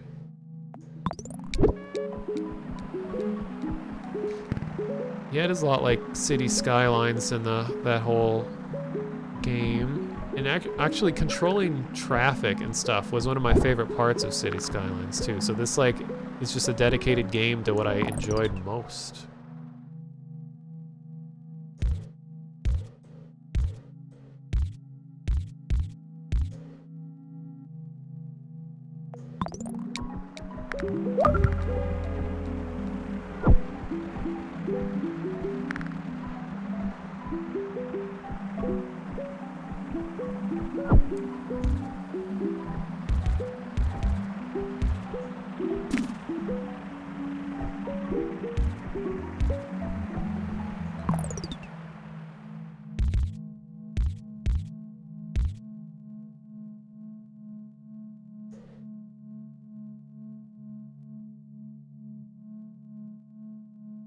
Okay.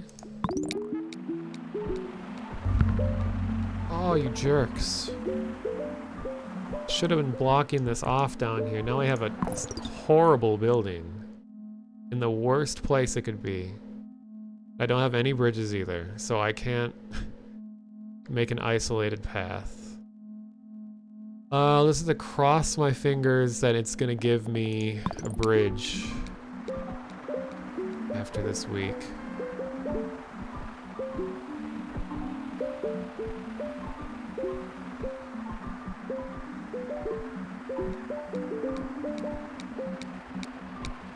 Yes, okay.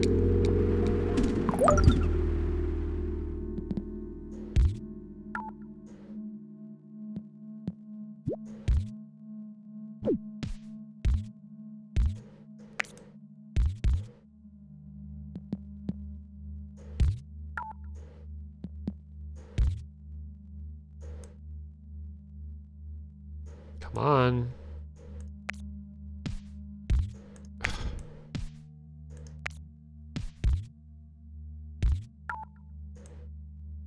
Are you kidding me?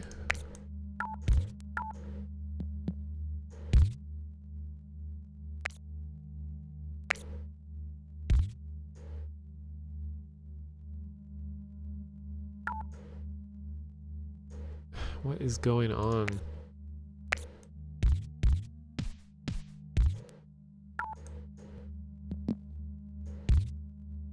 Okay, fine. Just go away. Just delete. Hurry up, because I'm gonna lose if you don't hurry up. Go, go. Okay. There we go.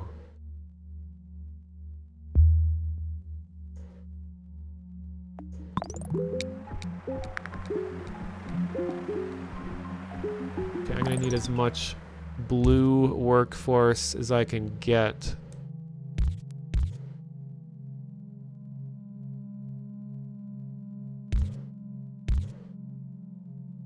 Not to handle those two.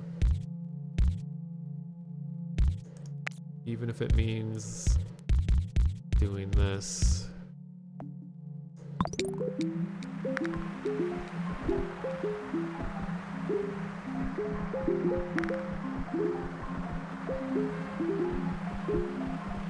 Oh god. Did not even see that this was happening over here.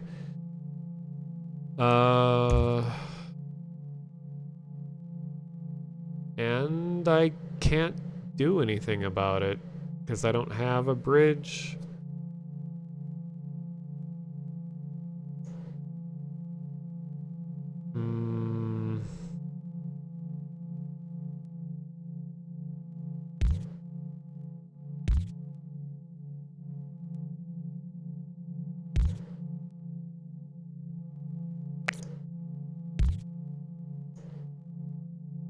Great. Move a bridge from the right, move it over to the left.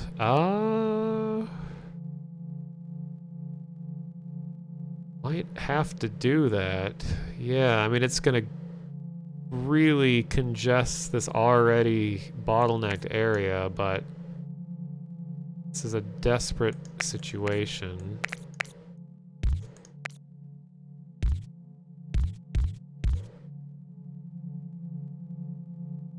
Okay, now I have to wait for that bridge. Actually, let me get this set up so that as soon as that bridge is ready, it will move into action.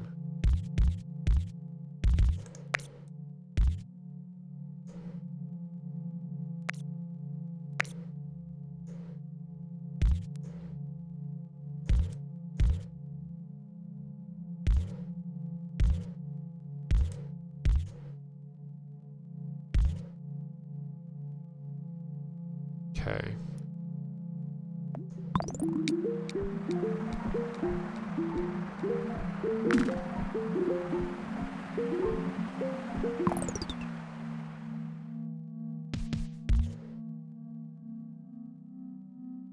Connect purple to bridge, or to the motorway 1. That's just green right now. I mean, I guess I could intermix green and purple. Thanks, Doc. But I think this is a better solution for now. Because just the exclusive access to this one green building is really important. I can get rid of this.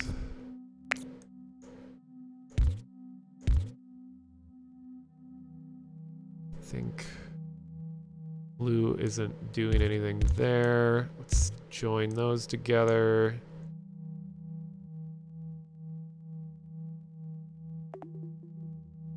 Yeah, it was...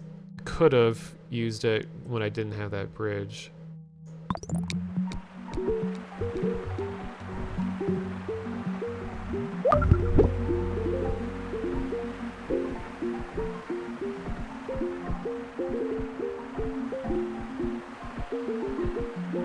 Oh, jeez.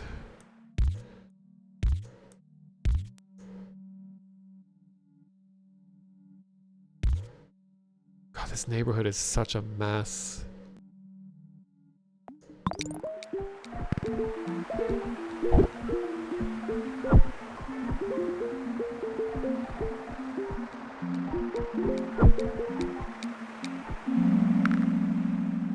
Darn, I was hoping I would get another motorway. Great, things are falling apart.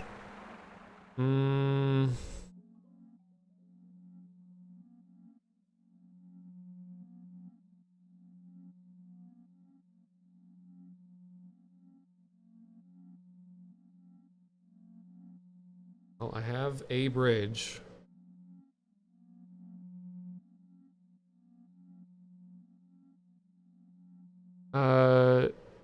Vertical road connecting all the greens. Could get more green power. More green workforce up there.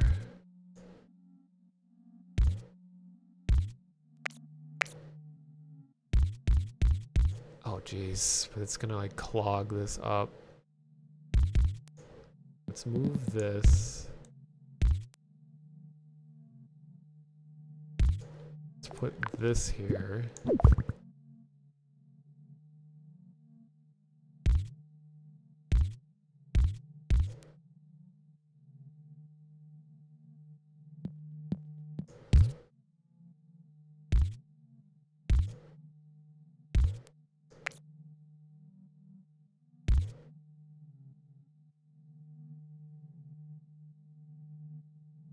Then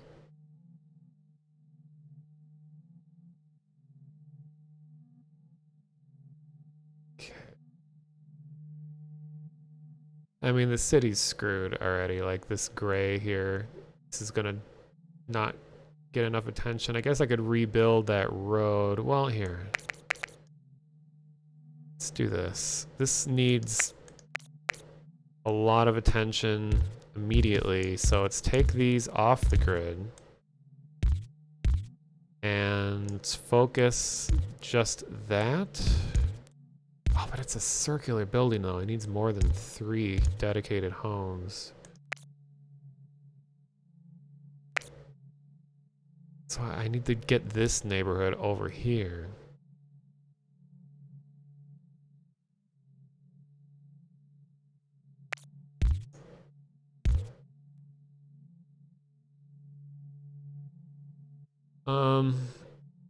Are there multiple levels or is this a survive as long as you can? Oh, this is just all about surviving as long as you can. There are different cities, and each city has its own set of challenges. Like this is Moscow right now. And the challenge is dealing with the 2 rivers that cross through here. But I think there's also more than just the terrain is a challenge. Like there's also, I think, buildings behave differently because we have Dubai on here. And it seems like Dubai buildings become higher density much faster. So it's like right when you start the round, they become these circular ones that need way more people. So it's all about sudden extreme population increase that you have to handle. Could just be my imagination, but that's kind of what I felt like was happening.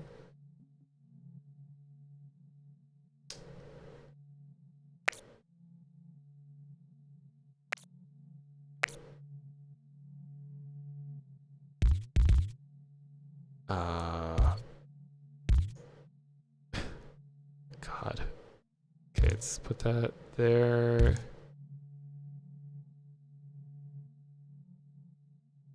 And this. Oh.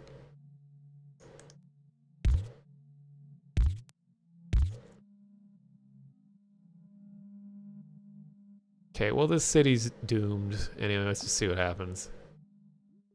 Is there a daily challenge? Yes, there's a daily challenge and a weekly challenge, and you only have 1 shot to do it, which I think is cool. So you can't sit here doing it over and over and over. It's like a lot more pressure. You can replay it if you want, but only your first attempt is recorded.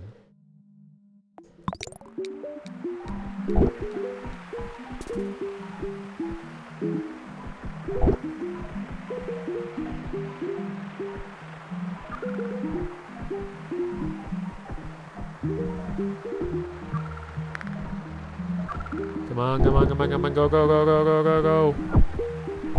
You guys can do it. Work harder. Uh-oh, yellow's gonna die up here. Well, rip, whatever. I solved this gray problem, but then this one happened over here. Didn't even get 1,000? Oh yeah, I know you don't have to connect every house. That's the thing. A lot of people think you have to connect every house, but once you understand better how the flow of everything's going, it's better to not connect everything. Because it adds unneeded traffic. So I tend to leave houses disconnected until I actually need them. Yeah, so here's all the different cities.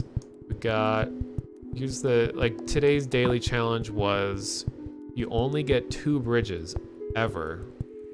And then you get fewer and fewer roads as each day goes by. Then the weekly challenge is unlimited traffic lights. Some colors are always higher density buildings. And you cannot destroy trees, which is a cool challenge. So you got Los Angeles, Beijing, Tokyo, Dar es Salaam. Guessing it's like a Scandinavian. Moscow, Munich, Zurich, Manila, Rio de Janeiro, Dubai, Mexico City. So normally, normally they all have color palettes like this. So each one has kind of its own personality. Then you can have a more unified palette. Looks more Google Mapsy. Or night mode. But all the pros use night mode. So I'll show you what Mexico City is like. The big challenge with this one is that there's mountains. So you have a tunnel as an additional tool.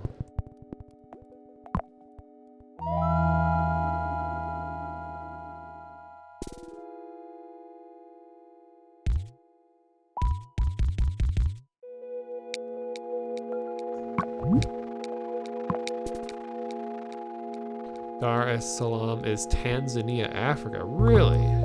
Okay. So I'm already anticipating that this is desperately going to need a roundabout. Actually, let's just do it right now.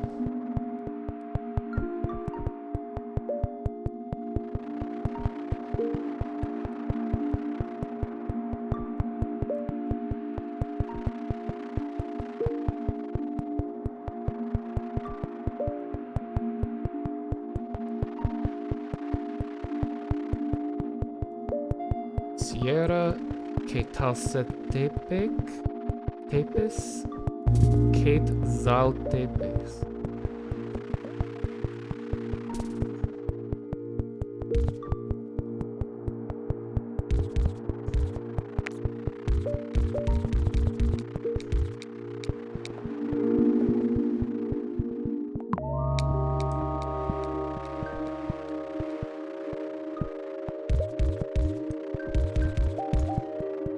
And I know there's, like I was saying earlier, there are more efficient ways.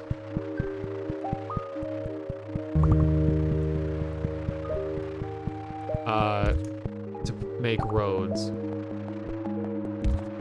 Like you can cut corners sharper and stuff like that.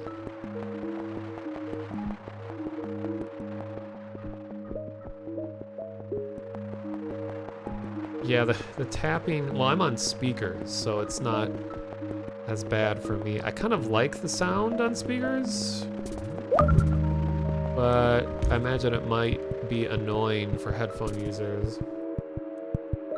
It's not even worth trying to connect that house up there right now, so screw them.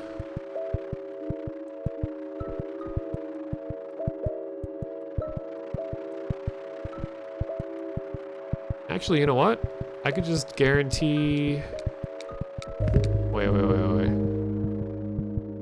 So now we got the tunnel. Okay. Cut them off entirely. Now that means I can take this house. I don't even need the roundabout anymore. Just do that. And move these guys over here. This will help keep things more isolated. Then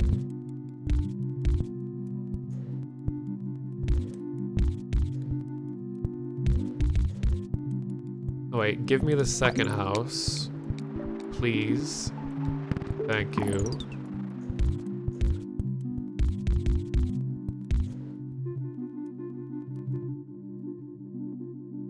All right.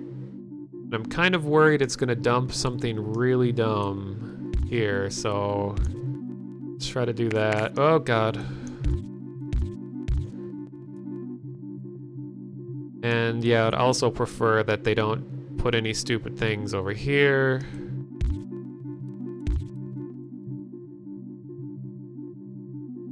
Everywhere else should be fine. So let's just keep this going.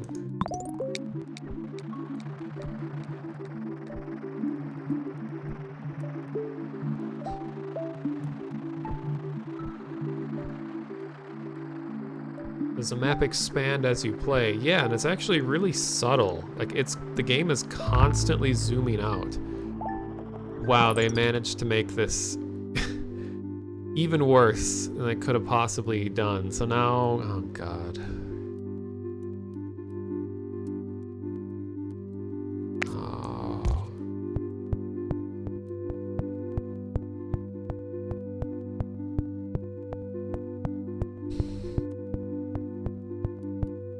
I'm gonna have to wait till I get a highway. Yeah, this purple house just ruined everything. Because I'll just have to have a temporary solution of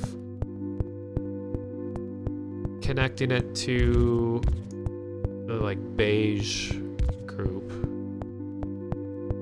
Sorry, tree. Ha! It's not, the music goes, oh, when you cut a tree down. I agree.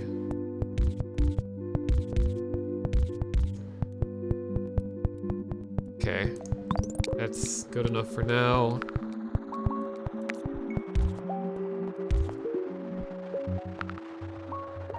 Here.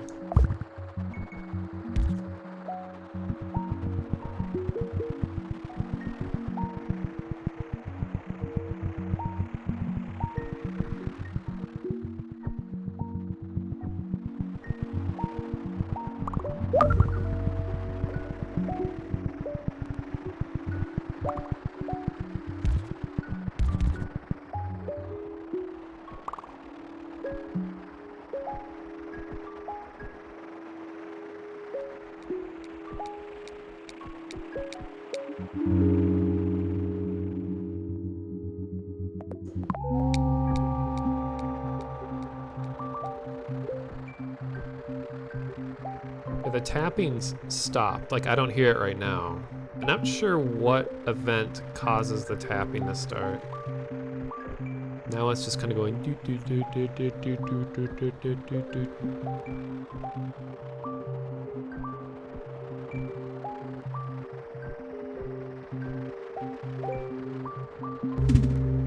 I almost wish the game wouldn't let you pause, because it's fun for it to be crazy, but at the same time, I don't know. Sierra de Guadalupe.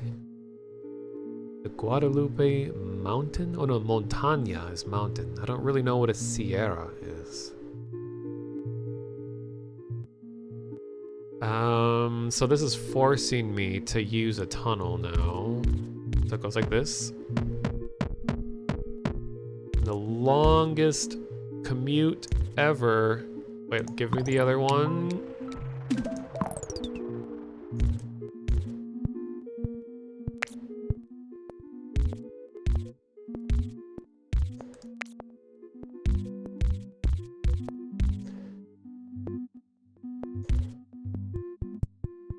All right. Sierra is long, jagged mountain chain. I did not know that.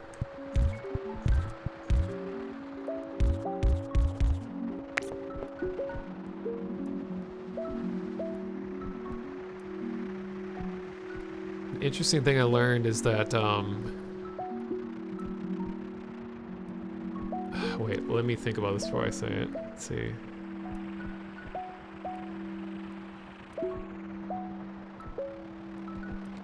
There's a weird language-related thing I learned. 40 roads, yes please.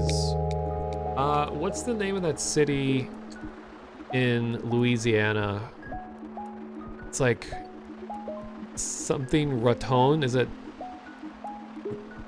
Not Sierra Leone. God, I don't know a lot of American cities. What city has Raton in its name? Also, now we have orange. I just decided to just throw it into here. Boca Raton, yes. That's exactly what I was thinking of. Oh, that's in Florida. Oops. Okay. But what was interesting about that, I was trying to think, like, where does that come from? Because I know that boca is mouth, then raton is rat. So I thought, like, rat mouth? Is that really what they would name their city? And then I looked up the history, and apparently that's exactly why it was named, is because of really large rock formations that apparently look like rats' teeth, and they named the city after it. So that's cool. Thank you for the follow, Smiley Right. Yeah, I'd live somewhere named Rat Teeth. That's badass. Like, there's a city in my state that's called Rush City. And I always thought that had a cool name to it. It's like, yeah, I want to live in Rush City. It's like a future cyberpunk world or something.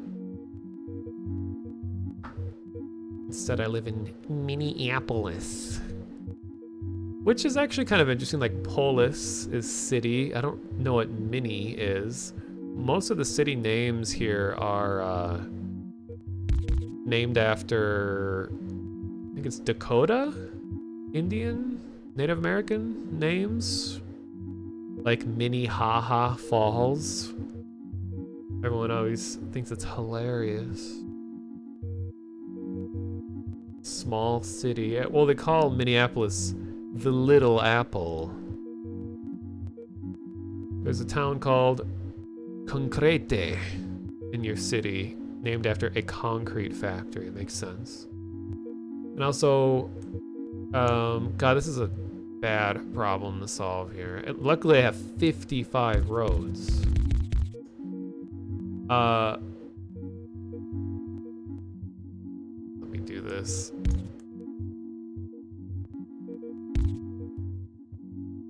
There's brutalism, which I absolutely love brutalism, which fits my personality completely. Also, tree.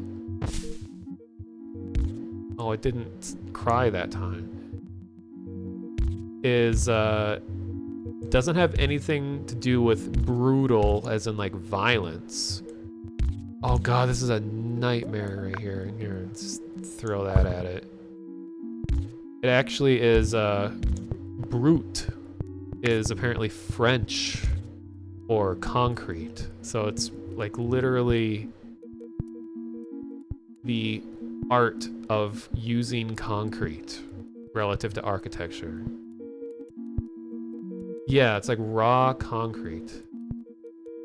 I thought that was cool.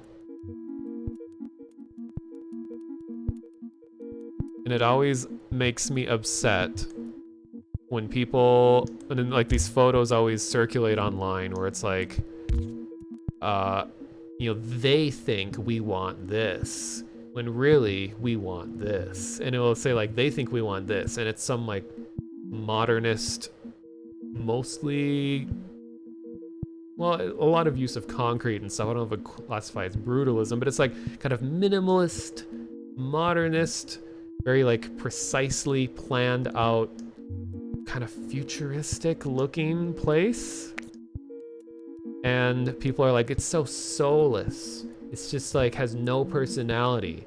Like no one actually enjoys this. Why do they think that we want this? And like, but we really want this. And it's just absolutely over the top, just like no vision, completely messy, disorganized, like, nest of clashing, gaudy colors. Like, this is what we want. And it's just, but I mean, you know, there's something for everybody. So, diversity makes the world go around, you know. Yeah, I really like shipping container repurposed homes like that. Like, I love small, compact living. And here, let me get this going here. God, this is a mess right here, but it has to happen. And I went in this whole talk during my Half-Life 2 VR stream, but I really like the... Oh my god, it's like too much is happening right now, holy crap. I really like the Soviet-era architecture with the... What was it called? Khrushchevkas, which are like the prefab concrete homes that make up like 90% of like the residential space in most former Soviet countries. And people also call those like soulless and things like that. But it's really cool how modern day people are using that templated style, and then they really modify that template to their own personality. So it's really cool seeing that everyone has the same starting point, and then you see how do they creatively utilize that prefab style into their own way. So I just think it's a cool challenge. Yeah, Half-Life Alyx has a lot of cool architecture like that. I don't have any roundabouts available right now, I just used it. Okay. And yeah, this is a really hard game to talk over because I'm like having to concentrate so much. But I'm not going to sacrifice talking because I honestly don't have people to talk to in my life for the most part. So talking like this is really nice. I desperately need a motorway, and it's not going to give it to me because this Mexico City that I'm doing right now is like the highest difficulty, so it's going to etch me as much as possible. And then it does stuff like this. It's like, you know, this whole neighborhood that's way over here, well, they're now all going to commute over here, and I'm not going to give you any motorways to help out with this. So you just have to like completely destroy. Oh, there's the tapping sound you're talking about. It's the sound of my finger on my head right now, trying to think about what to do. Not really, but it...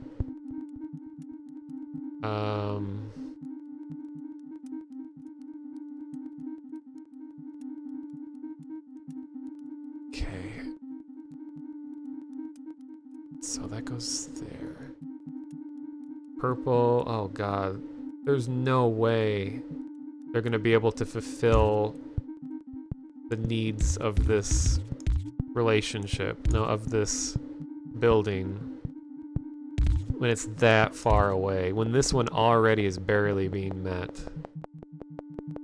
Well, let's just see what happens.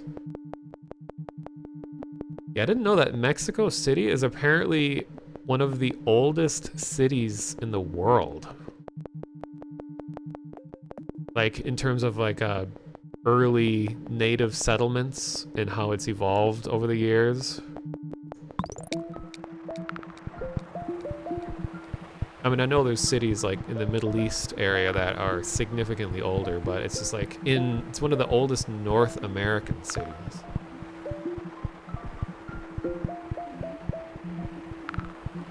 Oh, here we go, here we go.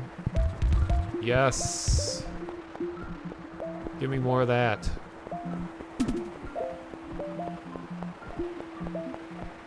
Okay, I don't need this one right now. It actually isn't as bad as I thought it was right now. Wait, let me do spawn check. Okay, where do I not want things to happen? Okay, this is already such a clusterfuck up here. I don't want any more factories or things happening up here. Let's keep all the new stuff happening over here. So let's like...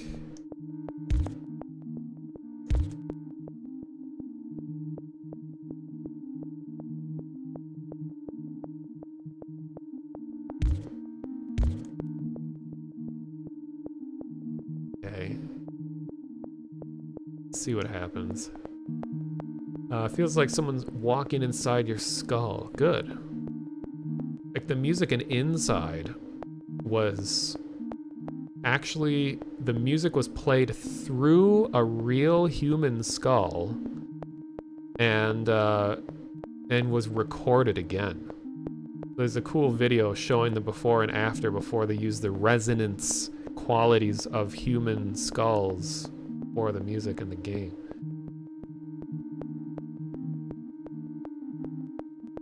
Now the tapping is going ham. Yeah, I think the speed's affected. So is this game a bit of a statement about the drawbacks of card dependency or simply for fun? Well, it can be both. I mean, the game isn't like shaming me for having roads. It's just trying to show like urban sprawl, I guess. And how it gets out of control after a while. Because you, like I said, you can't win this game. You just try to prolong your death. Which is kind of like life in general. You don't win life, you just die later.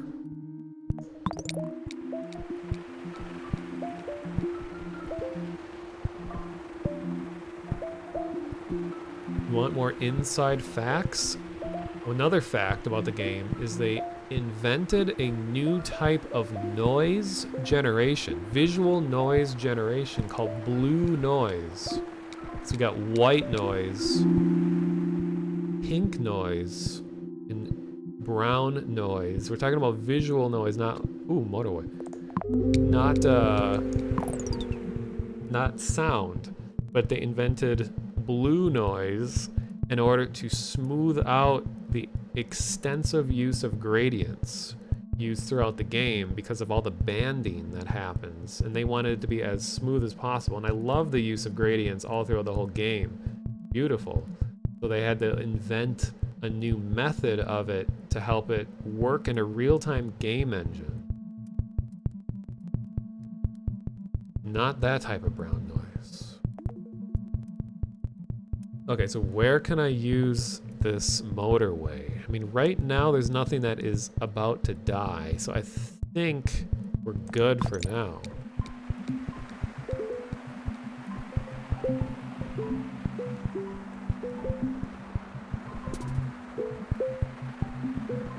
See, look at this. If I had all of these stray houses connected, this would be so much more congested right now.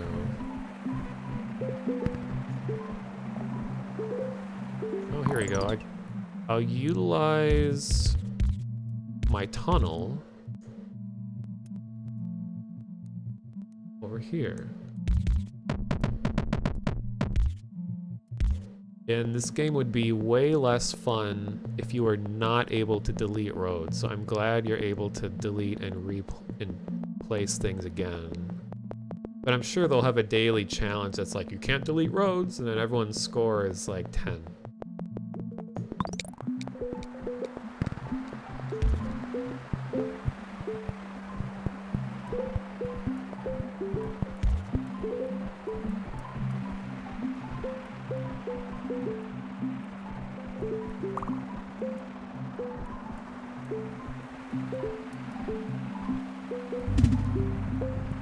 That's the most convenient placement ever. Nice.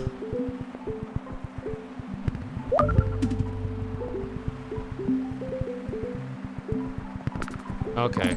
Okay. Wait, are you gonna give me another one? Give us another one?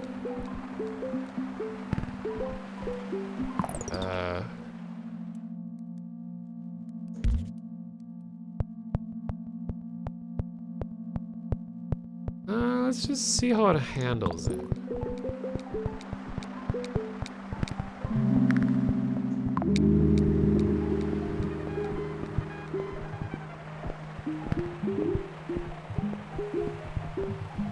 New instruments are introduced with each week as it goes by. That's cool.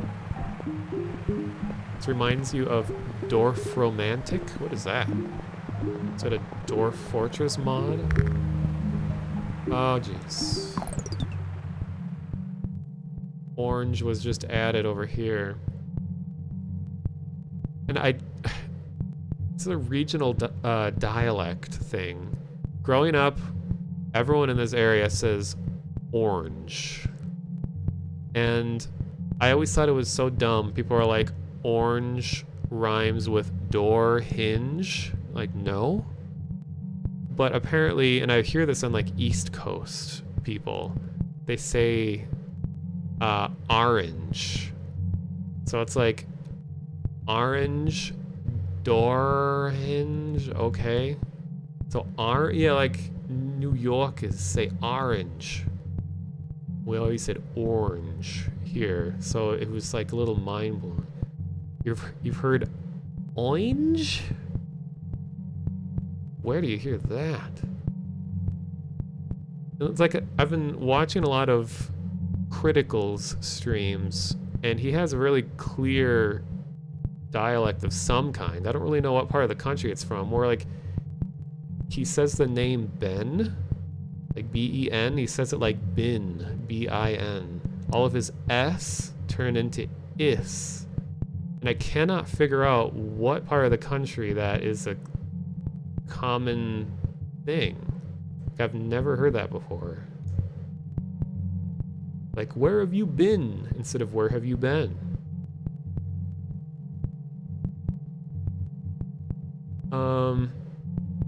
Love the way such simplicity rapidly creates chaos.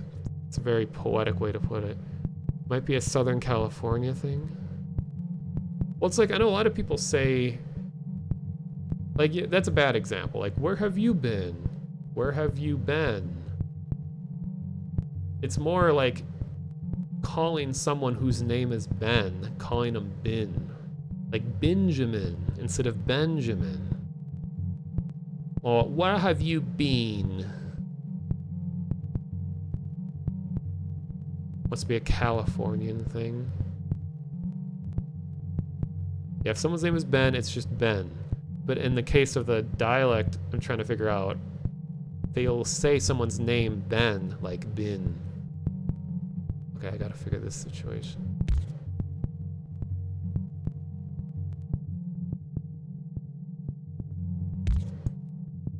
And if anyone wondering why I'm putting ugly random lines everywhere, it's because I'm trying to prevent the game from spawning things in that area.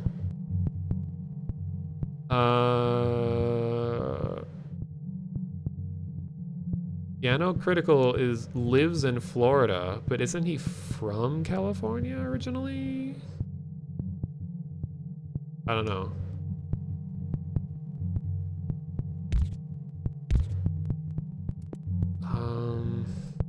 Okay, what was the big problem? Oh, okay, new orange building just dropped. But where did it put the houses? Because they usually, when a new building drops, they put a new house. Okay, they're putting them over here. All right, let's do this. This is definitely time for a motorway. And I have a good spot for it. So let's just do this.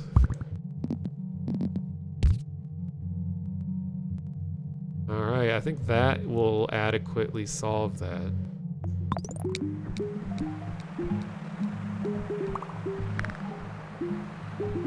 Oh no, but the purple people are going to use that road too. And they're gonna congest the orange neighborhood, I think.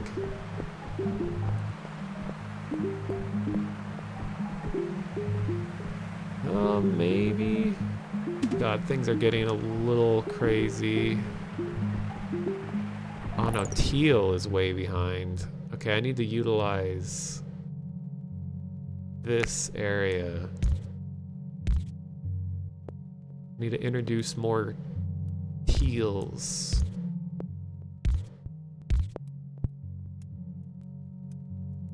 Okay.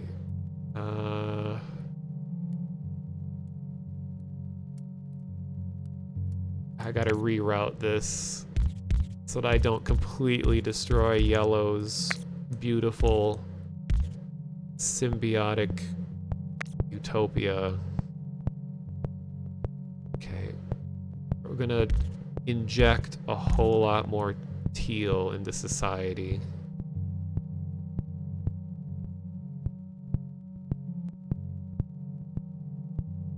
Alright. Is it possible to create roads with more than 2 lanes? No. I do wish they had a 4-lane road, though. That would be nice. I like that aspect of city skylines and the new Sim City. I liked increasing the capacity of each road. That would be a cool feature. Yeah, the tapping is definitely in game. Like here, I'll mute the game's audio.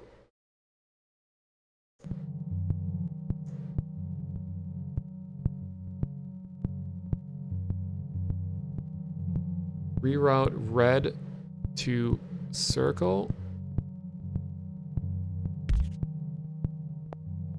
No, I think this should be good. See, let me just let it run for a while. See if I corrected stuff. Oh god, look at the teals wreaking havoc right now. Oh geez, this is why it's not good to introduce a lot of cars all at once. I should have done it at a slower pace. Are they even gonna make it down there on time? Okay, take a shortcut. Oh jeez. I wish you could like toggle a house on and off without having to just yank it off the grid. Go, go, go, go. Everyone get in there. Party. Okay, okay. Good, good, good. Oh no. That upgraded it. Oh, then we got this going on. Let's do this. Put this over here. Don't touch that. Oh man. Actually, yeah, you're gonna have to touch it anyway. And then let's introduce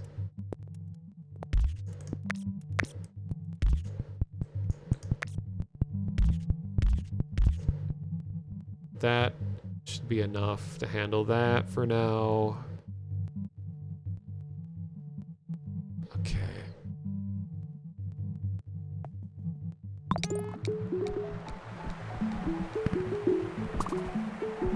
Oh, I do have a roundabout available. Like, where would be the best place for that? I think this little interchange happening right here needs to be rounded about.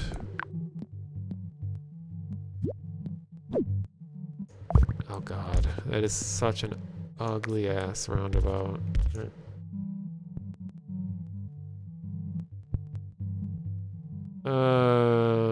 It's all I can do though.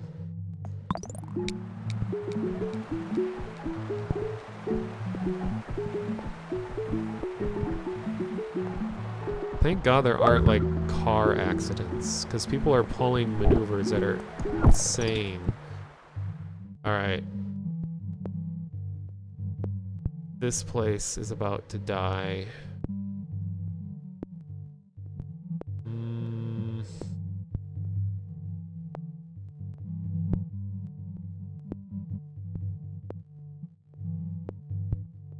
I've only driven on a roundabout once in my whole life, but I also have not driven a car in 7 years. But there was a period of my life where I drove a lot right after college, and I was mostly just on highways for hours and hours. And my city didn't even start building roundabouts until like 10 years ago. So it's a pretty new concept here. Thanks for the follow, Cash40. Keep failing a driving test. Oh no. My driving, or my permit, no, it's my license teacher, was nice enough to let me try parallel parking a second time because I failed it the first time. And he's like, just do it one more time. And he said we can blame the geese because there were tons of geese all over the course I was using. And he's like, they're in the way, you can try it again. And he did, and then I passed, and it was my first attempt.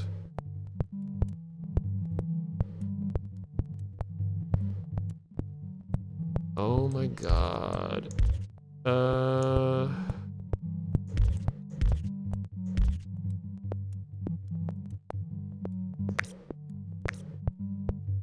I'm gonna steal some of this workforce to route it down here. Oh, but there's this stupid little... Okay. Oh god, that is... I ran out of roads. Okay. You kidding me?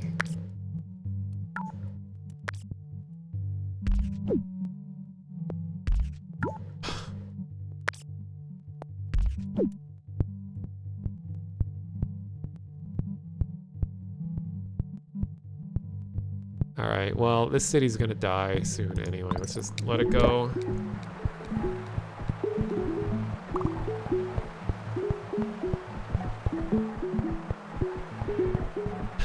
Introducing too many cars all at once.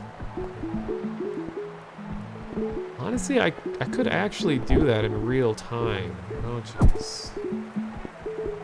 Is just get everything lined up and then just attach them to the grid every few seconds instead of just unleashing them all at the same time. I reached 1,000. That's good enough for me. I'm just gonna let this roll out so I can start a new city. I have 3 motorways that I could be using. I just want to see how long this can go without me intervening. Okay, Teal is suffering the hardest. Look at this jam right here. It's all jam and no peanut butter.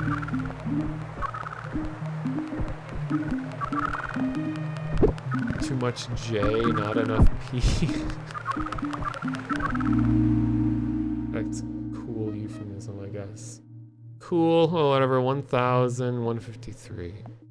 Cool. Oh, Videobum, thank you for the host. I was enjoying watching your alternating Tarkov and weird video stream.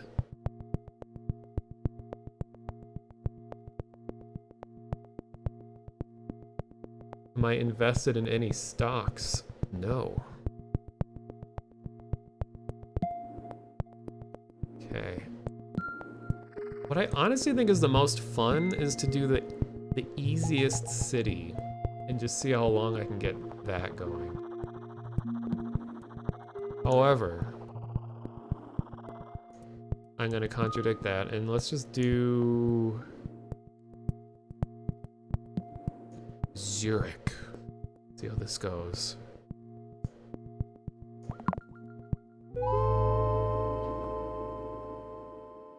I hate it already. Because look at that. It's forcing me to use a tunnel. Tiny, useless tunnel immediately.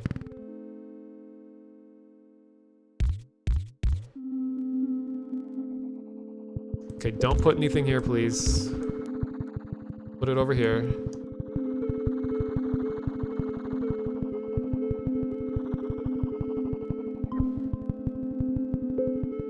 Okay, Zurich is in Germany, isn't it? Or am I just really American and don't know.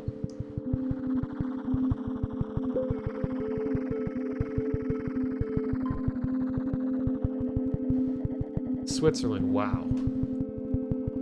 I'm dumb. Thank you.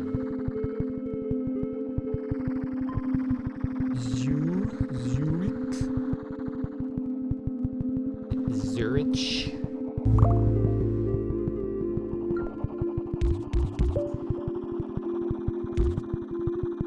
Still can't get over how like a lot of, what's the word, like Germanic based languages, except English, I guess. Well, it's like specifically German really loves pronouncing U's, like putting a lot of emphasis on the U. Like I was watching all these tutorials on, oh, speed this up.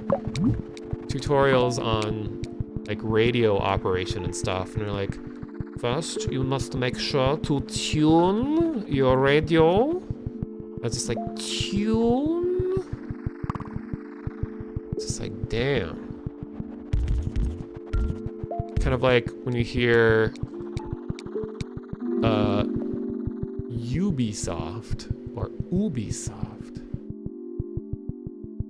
Just like Dutch, your Dutch. Oh, so you probably hear that a lot. Lots of you. I'm not gonna connect this dude.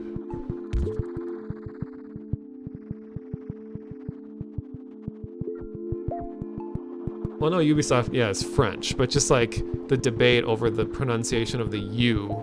Like I know in French, they probably say Ubi, not Ubi. It's like I grew up learning, well, English, but like in school learning Spanish, and I'm so used to seeing a U and it being oo, and not actually said as you.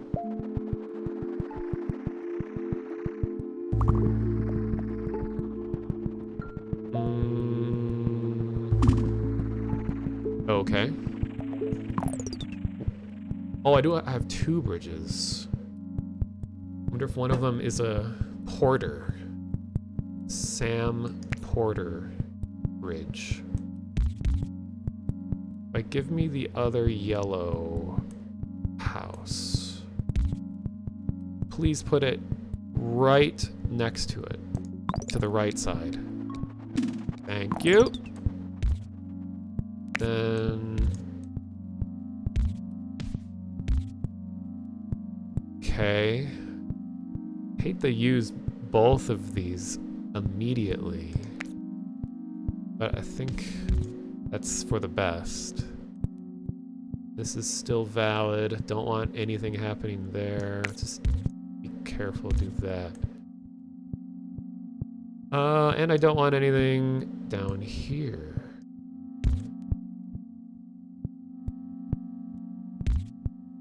Okay, I'm hoping it will put a house right here that would be the most efficient, so I won't connect this one in hopes that I get one right there. German sounds a lot more aggressive than Dutch to me. You know, as someone who doesn't know either, I agree. Like, to me, when I hear Dutch spoken, it kind of just sounds like English, but someone who is... Can't think of like a nice way to put it. Sounds like someone talking in English, but is like extremely excited and enthusiastic about something. Like going? I can't do a Dutch accent at all. But it was just like I'm really excited to go to the store kind of thing. English, but with ADHD, possibly. You could straighten out the yellow bridge.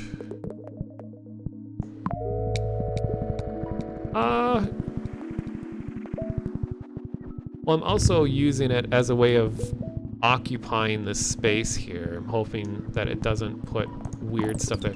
Why did I have to put a blue factory, whatever you call them, right there? Well, that's not actually...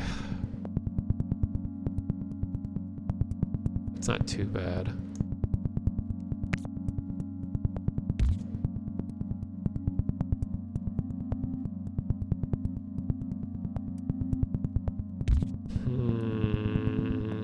Okay, well, I'm gonna have to reconstruct all of this. Okay, let's just do this. Give me that bridge back. Give it to me.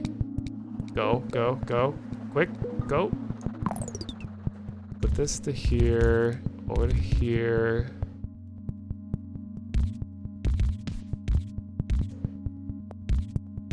Ugh.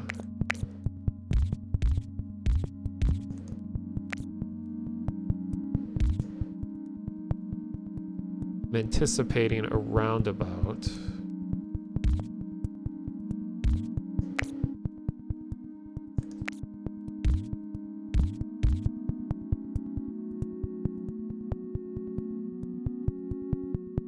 Actually, let's just put it in right now. Oh, grid, please.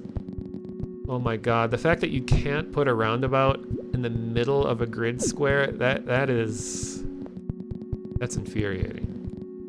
It's not going to ever be perfectly placed. Oh my god.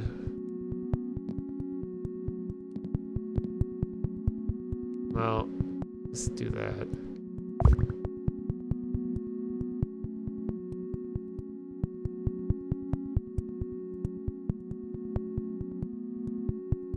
Yeah, all the designs of buildings and stuff are intentionally nondescript. Except, I mean, it's like houses and then a place of work. But what the buildings are is kind of open-ended. Okay. Actually, no, this works. It's gonna be crowded, but it's fine. For now. Wait.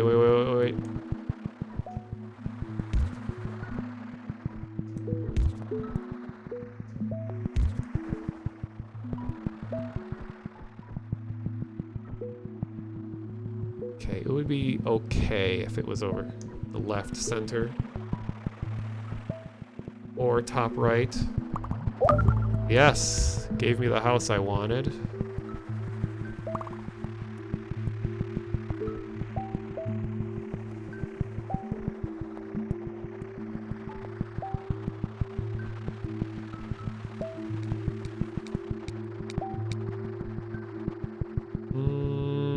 Bridge.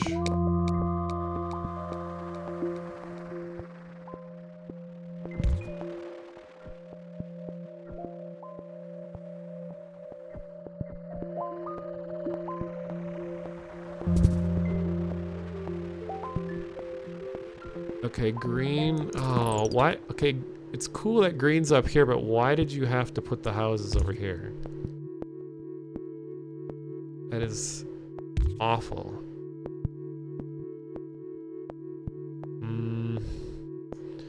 Been messing around with Chernobyl light and the map feels great. You can tell they're scanned buildings and not cookie cutter models. Yeah, I was watching some Chernobyl light streams. It looks way better than I thought. I remember seeing the first release of the game. It was okay, but now that it's like version 1.0 or whatever, that it's just yeah, it looks really good. Especially, I like how it lets you stand up and look out onto Pripyat at a distance. But they put Duga 3 like really close into the like exclusion zone area, where normally Duga 3 is like 50 kilometers away or something. But I understand for cinematic purposes they moved it in closer. Delete the roads and then put the roundabout. Does that actually work? Oh geez. Traumatizing moment real quick.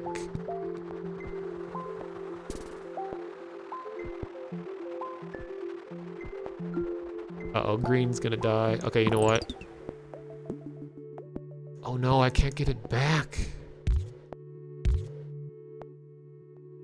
I forgot that green is in need of attention right now. Oh god, this is gonna be horrible. This is just until I get a motorway. Oh no, I don't want to connect there.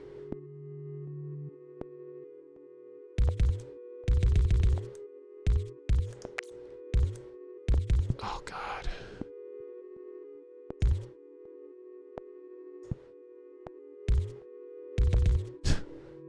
Horrible. Yeah, you can use the map to select missions, so that's probably why it's all close together. Oh yeah, that was... I did notice that, where it like selects different areas as you overlook the town. Turn the second red house next to the bridge to the right. It'll remove the junction. Turn the second red house next to the bridge. To the right, it'll remove the junction. This one? Oh, you mean like,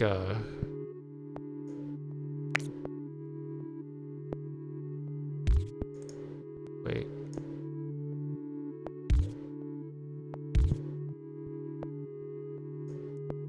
I thought they had to be side by side. Like that. Oh, wait. Maybe that's a little bit better.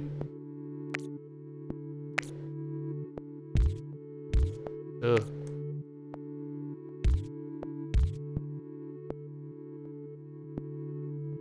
Yeah, I might get a motorway soon for green. Yeah. This is all good enough for now. Hello, can I help you with one fact that maybe will shock you? Sure.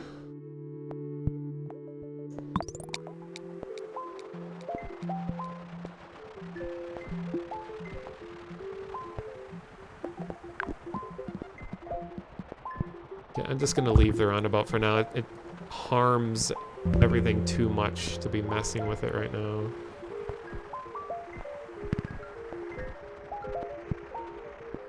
Sorry, tree.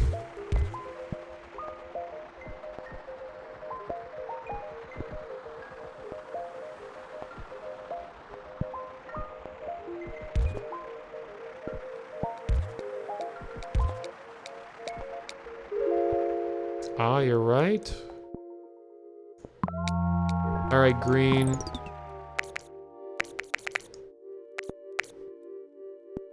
Get all of this ugly business out of here. You're gonna get your own private freeway. Oh god, gotta stop caring about the city being ugly, because they're always going to be ugly when you're in this kind of situation.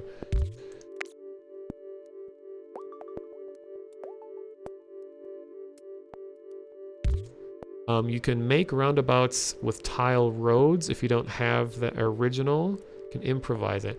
That's true. Like, I figured out, and I don't know if it's the illusion that it's more efficient, but I've noticed that, like,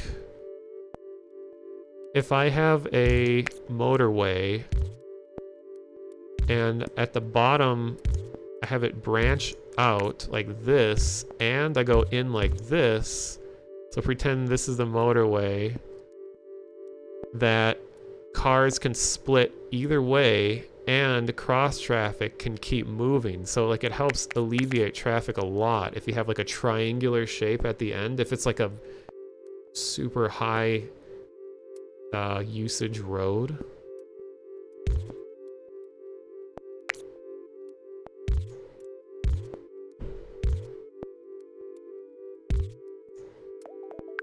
All right. Oh god. Big, ugly highway. All because of green. Oh god, and what is this?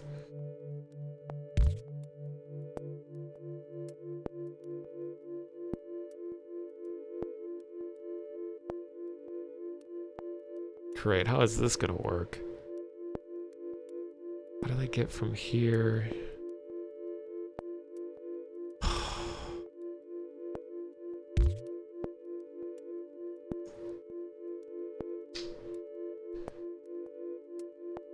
This is one of the, well, it's like medium difficulty. Since the motorways travel faster, isn't it better to not have streets attached to it?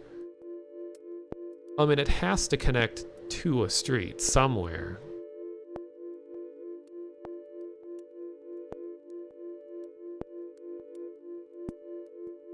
And I know a lot of people just connect the street or the motorway just straight to the thing, the building directly. I don't really know if that's better or worse. I just know that it's ugly. So I don't know. I honestly don't know if it's better or worse to just connect directly to the building or to have it come out a little bit. I'm just trying to keep it as like as non-kinked of a road as I can, so that the cars don't have to do sharp turns coming on or off. And it's always when you can make 45-degree angles of roads so you can save road tiles and your car's faster drive destination.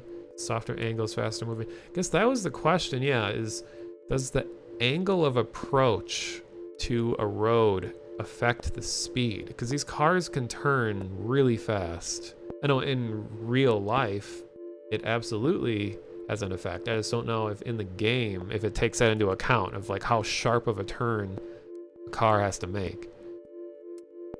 The right side exit from houses will ease exit and entrance of cars. Right side exit from houses? It's like I was under the impression that the ideal grouping of like 3 like this, because they're all converging on one grid square. So if they're all in one square, that's only one slowdown compared to if every house had its own driveway, that they would the cars would have to slow down 3 or fewer times when passing through compared to 1. But I haven't really sat and watched to know for sure if that's what's happening. Speaking of things I don't want to happen.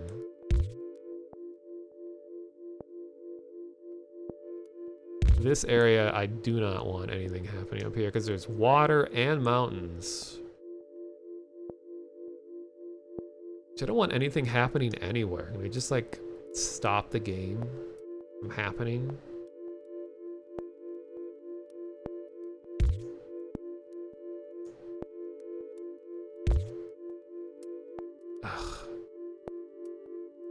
Okay, so I was solving this problem. Okay, this is gonna be horrifying, but I'm gonna use... Oh, I don't have a tunnel. Okay, great. Never mind. Just gonna have to cut straight through there, go all the way to here. Ugh, whatever.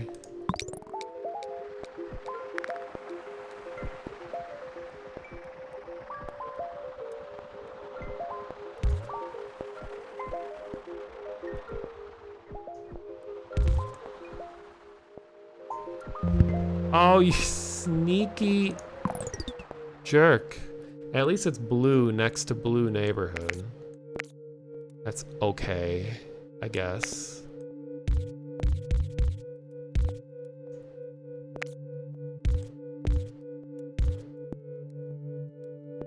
Let's do that for now.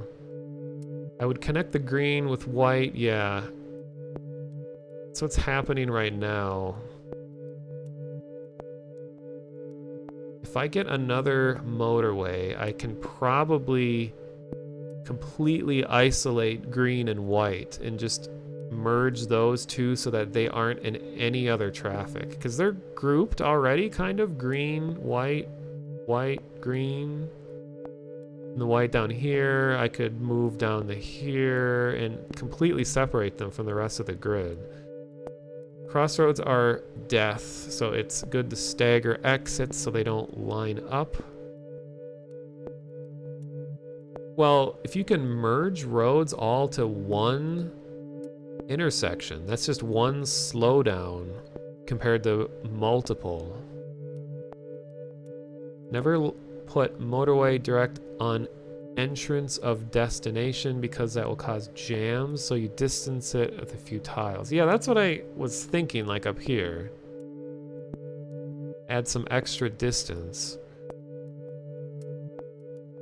Can't you go between the yellow and green house to connect the white to the red? Wait, can't you go between yellow and green?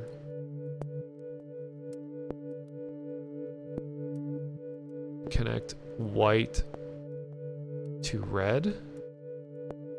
I mean, I want to keep yellow by itself for a while because it's just has its own isolated thing happening.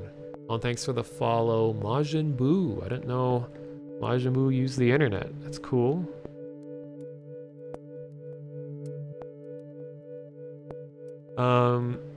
Make one straight road near the river for that blue house.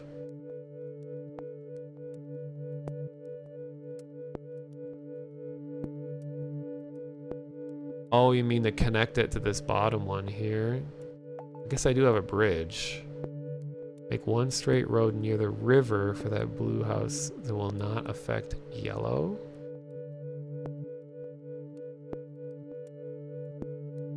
I know it's really hard to describe things in this game, especially when you're typing it out. Take out the blue tunnel, use it for white. Oh, yeah, good call. I forgot I had that useless tunnel at the beginning.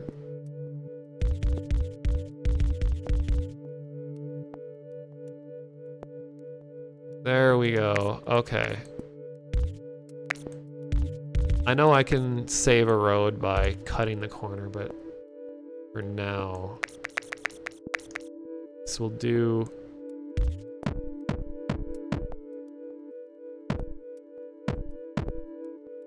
Oh geez, this is gonna be a lot of road. Can I make it?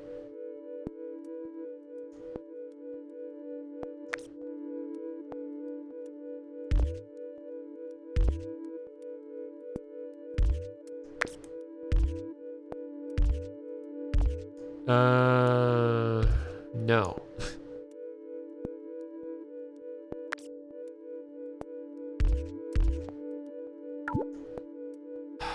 Okay, I have to make ugly things happen. Oh, but I have to wait for it to delete. Fine. Oh my god.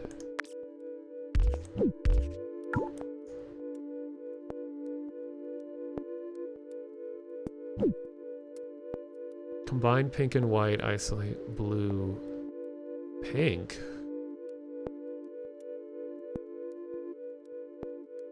Talking about like the red?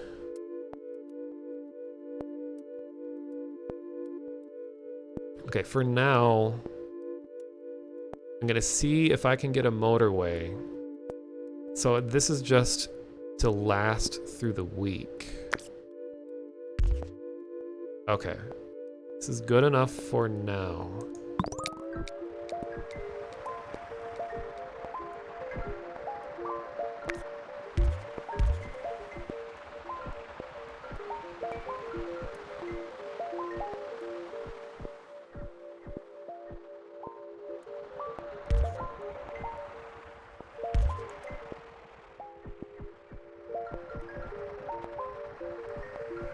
Come on, Sunday.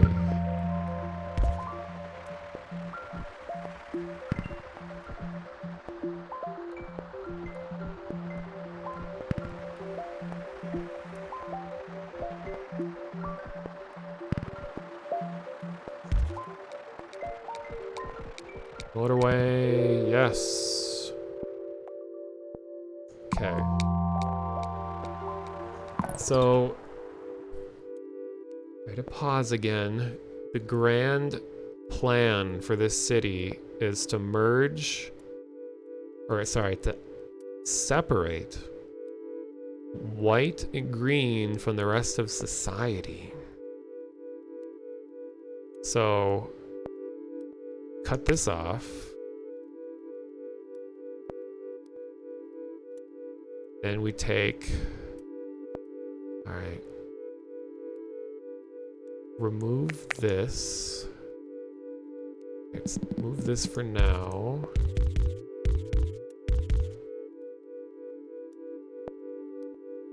And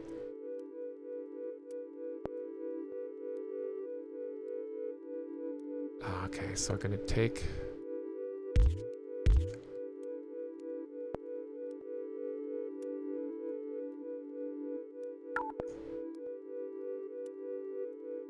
so highway to here. I think they are fully separated.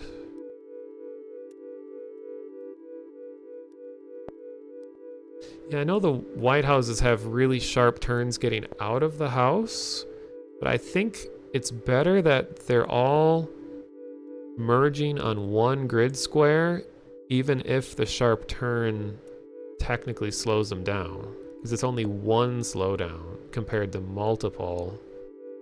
That's just my guess. I don't know if that's actually how it works. Okay, and then how about let's do this.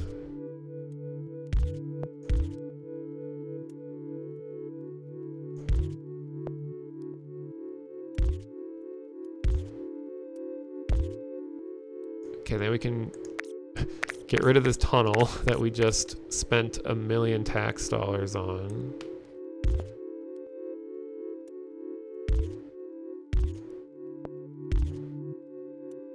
Actually, I just redid what I did before. So we got a tunnel back. Maybe I can make this a little bit closer.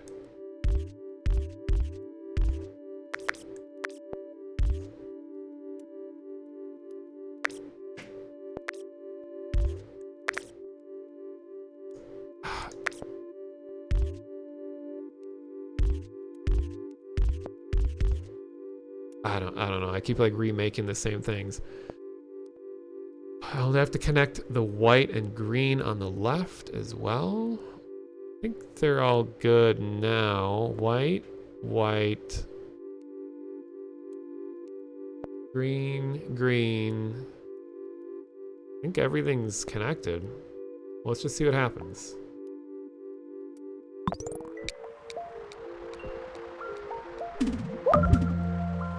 Yes, Daki Vuja, you're welcome to give any advice.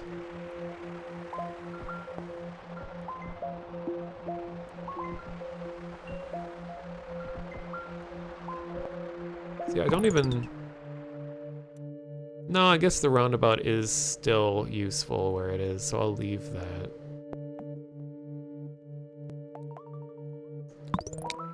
Just don't play. Oh, I see. Very good. Oh my god. Great. Okay, so the white and green is working, but now this guy. Ugh. Yeah, I know.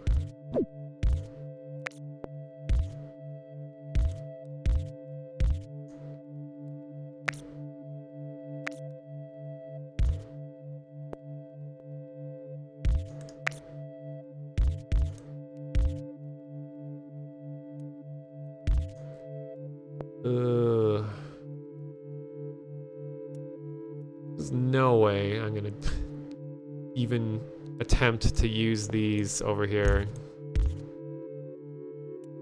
That's way too far. Oh well, no, it's just gonna have to connect this group to the rest of society.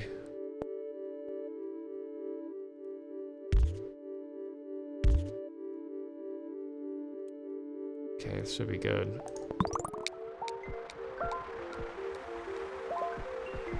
Yeah, the game it's fun and exciting and also very stressful at times. Yeah, gonna go watch someone play Dark Souls to calm your nerves.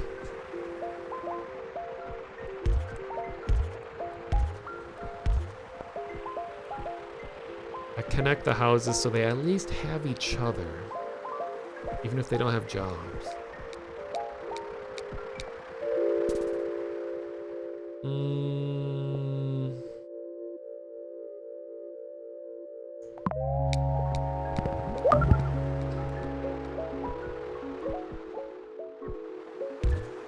Don't want any funny business.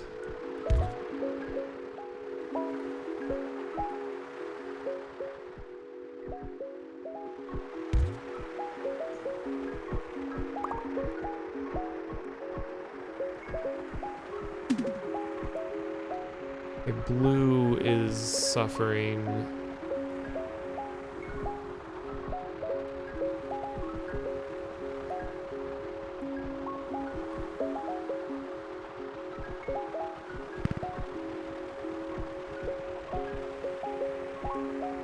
Well, not too bad.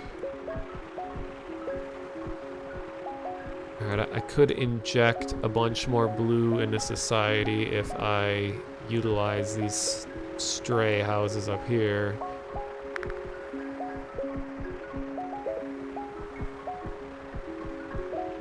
White and green are doing good in their newfound lives.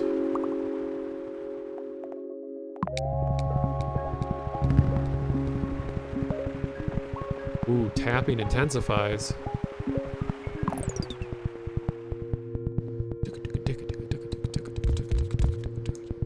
Doing 16th notes? Oh no, it has a little swing to it. It's like a horse. Alright, well, good thing I didn't do all this stuff with the blue houses, because I need them now. I mean, I could still use them later, but this is enough.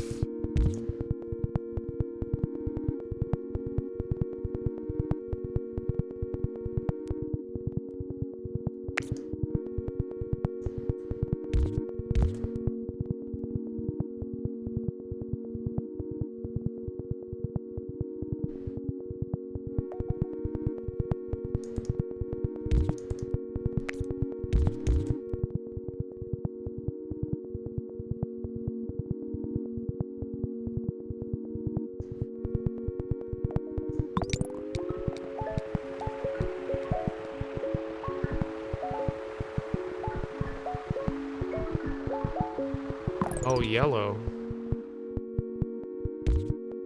There, I'll give you 2 more dudes.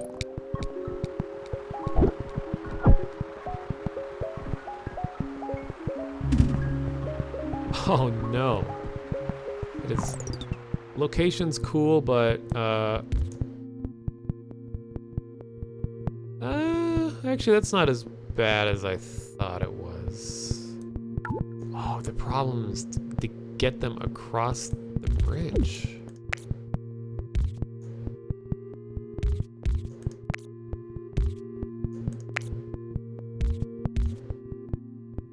Oh, jeez. Oh. Okay, that works. I thought that wasn't gonna work. What's going on over here?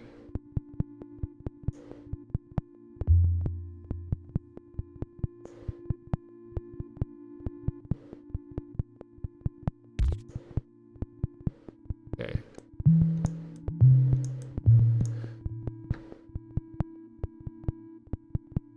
Can use my second motorway for something. I'm gonna hold on to it until I see an obvious use of it. Don't like to use things unless I really have to. Tunnel left, corner, red houses to right, and the motorway then to the red destination down. And cut of road for reds from above. Yeah, I think this little cluster of red houses here is going to be like my secret weapon once all of the red buildings upgrade to circles, because then I'll need to flood society with more red cars. Oh, hey there, Moondoggy NA. Thank you for the raid. I'm guessing you were probably playing this game why you chose to raid me, because when I'm done, I'm gonna raid someone else who's playing this game as well. Nice. How many hours do you have in it? Okay, yellow needs to stop everything because it's going way too fast. Okay, this is probably going to have to use my motorway on this stupid yellow building that's way over here. Yeah, that was horrible play. I should have been blocking this area off. I didn't even think about that. Some non-zero number. That is a good estimate. Yeah, it's like I was saying earlier, like this is a really fun game to play and to watch. Like I know it's not like the biggest attention-getting game, but like people watching this are seeing a lot more about my city than I am. So it's like everyone's getting a different experience. The Morse method, nice. Yeah, of blocking stuff off. So this is a really bad thing that happened right here. I think I'm not gonna use the motorway, I'll use a tunnel. I'm gonna have to infiltrate the white and green utopia that is separated from everyone in order to bring more yellow houses over here.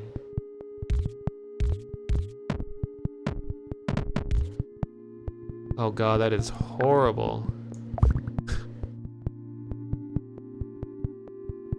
Slightly less horrible. God, it's like all the yellow houses are in like the worst places.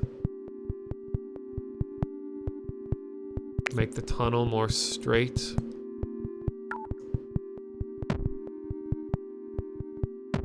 Wait.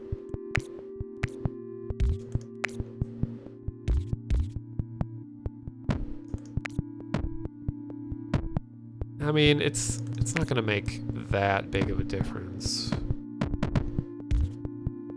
I really can't make it any straighter than that because of the grid. I mean, that's fine.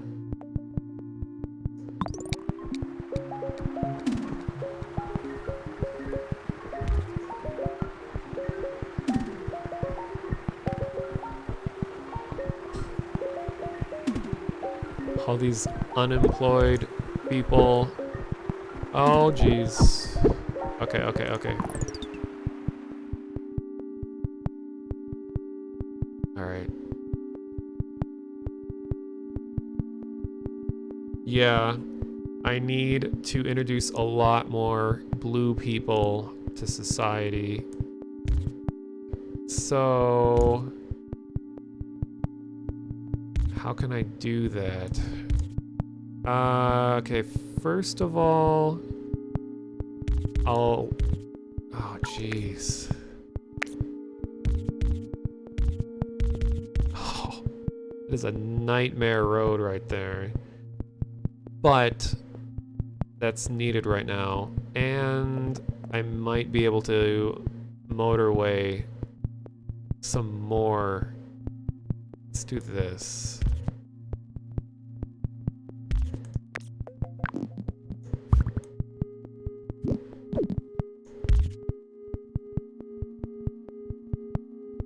Okay.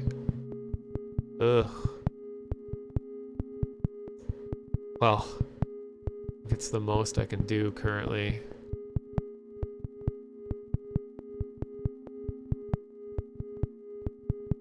I think if I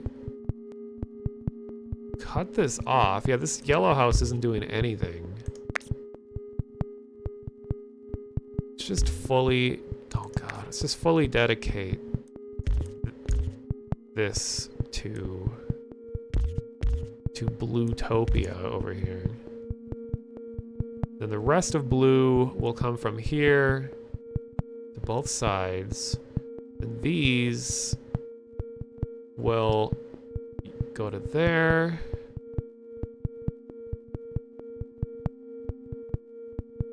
Yeah, I was gonna say that. The tapping sound does sound like mining in Minecraft.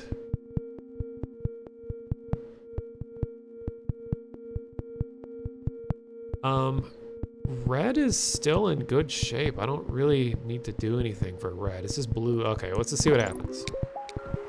Okay, so they're dumping all kinds of cars over here. Oh god, go, go, go, go, go. Oh no. Oh my god.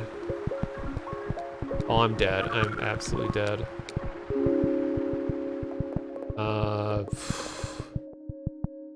Tunnel, I guess.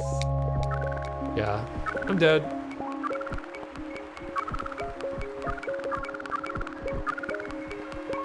And I'm tired of looking at this city. Alright.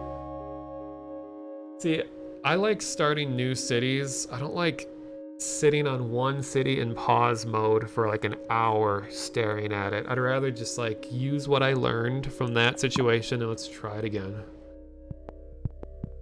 So we've been trying to save that city for like 40 minutes now. I at least have over 1,000 on everything, and my highest score is in Rio currently, 2287.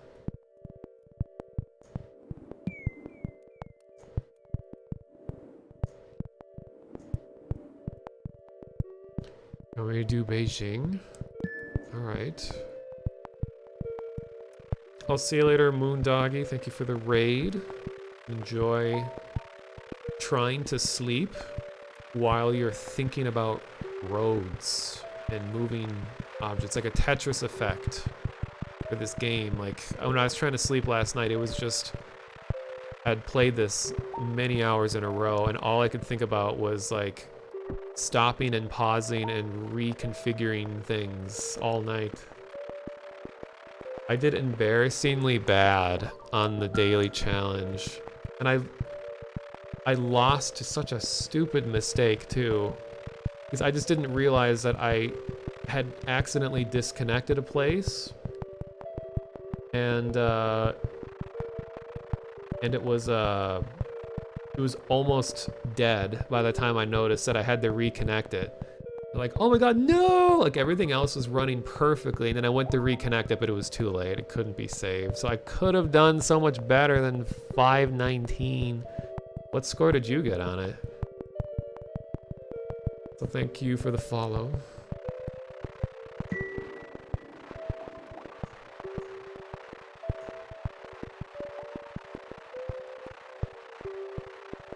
I'm gonna go grab some water real quick, but I'm still reading chat.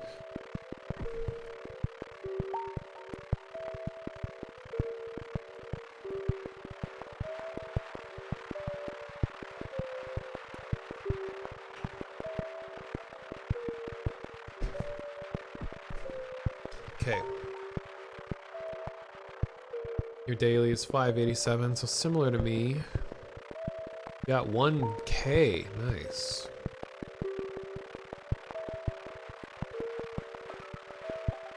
Alright, I don't remember what this one looks like. Oh, it has this weird body of water.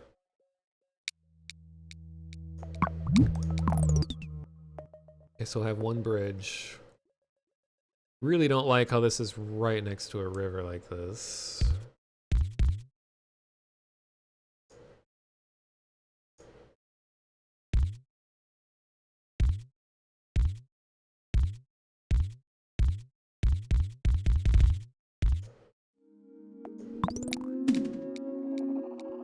Why did you put it there? Oh, jeez.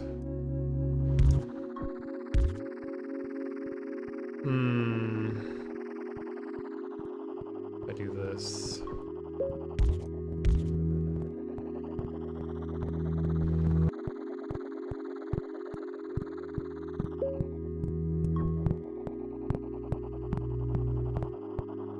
Zach, I don't know if that's better. Like a layout where like this, because I feel like, I mean, this looks better, but the car will go up here and it will stop, and then go and then it'll stop, and then go and it'll stop, you know, and then it will like turn in. Like if they're all like this, it should go by, stop once, then keep going if it's going there. I think. Diagonal pointing down. I think this is the most efficient way.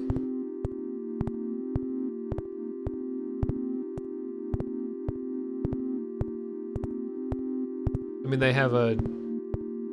Yeah, they don't have to turn as much coming out of the place. Well, let's just watch and see.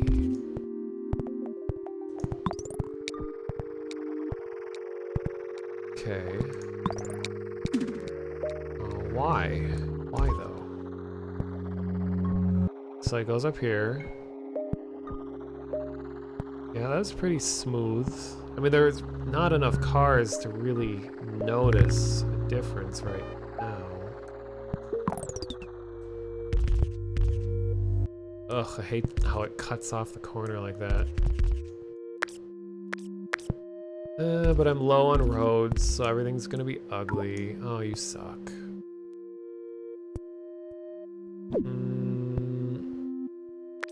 Okay. Oh, but it's Saturday, so I'm gonna get more stuff.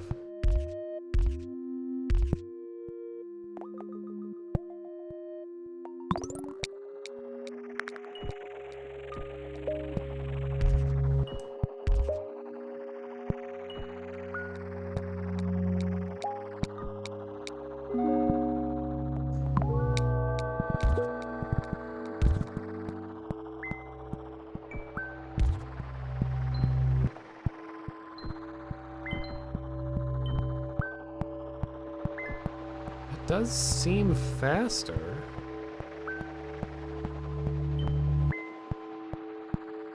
Build a road. Oh, yeah. Well, this probably isn't what you were saying, but I gotta think about blocking stuff off. I don't want it to interfere with this area. Anywhere else should be okay.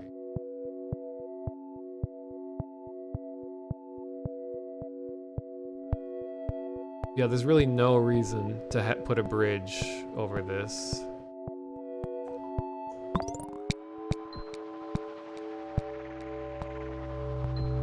Well, yeah, you can like go up here.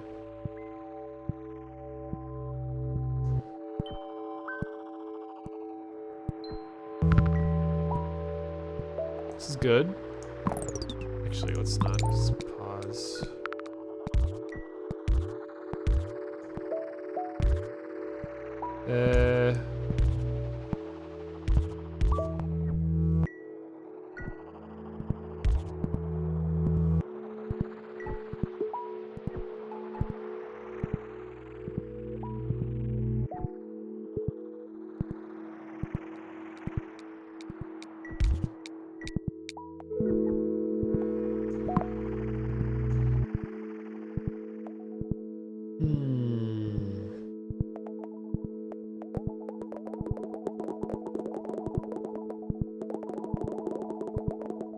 I already have a bridge.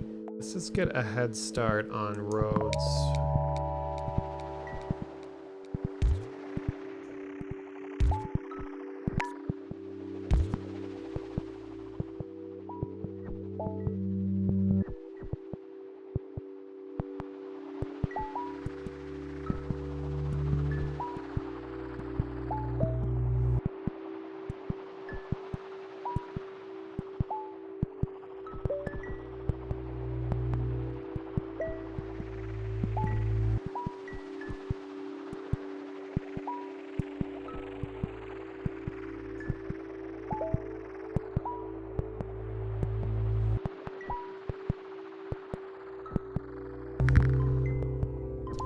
Oh God.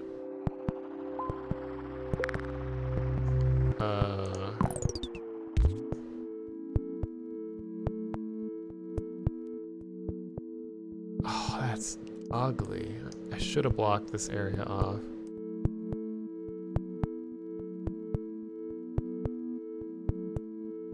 Ugh.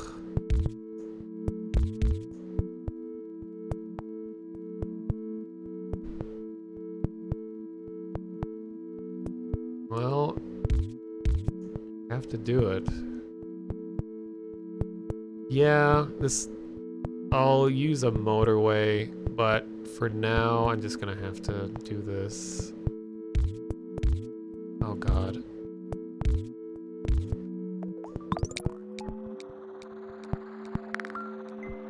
Oh, here's the other one.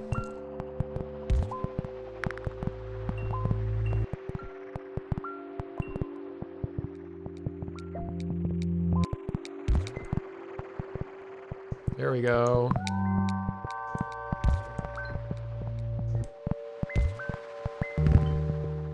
Oh, you sneaky. That's not too bad, actually.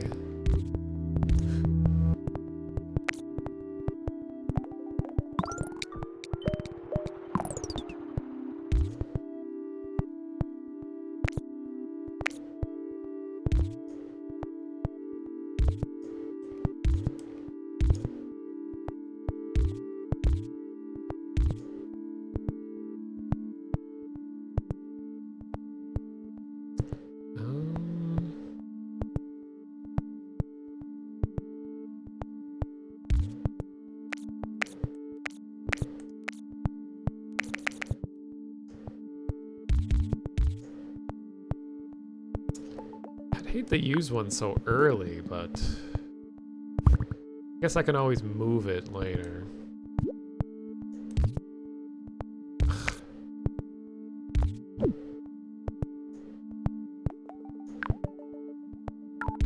Nope. Nope.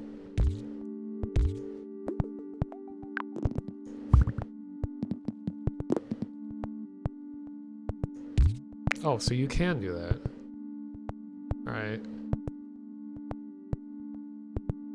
Then let's keep this one off for now. Actually, there.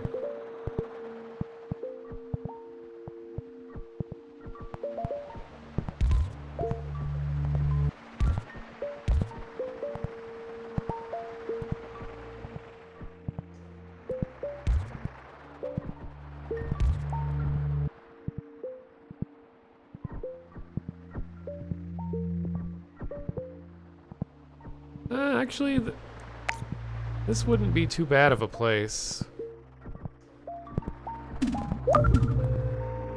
Alright, that wasn't bad.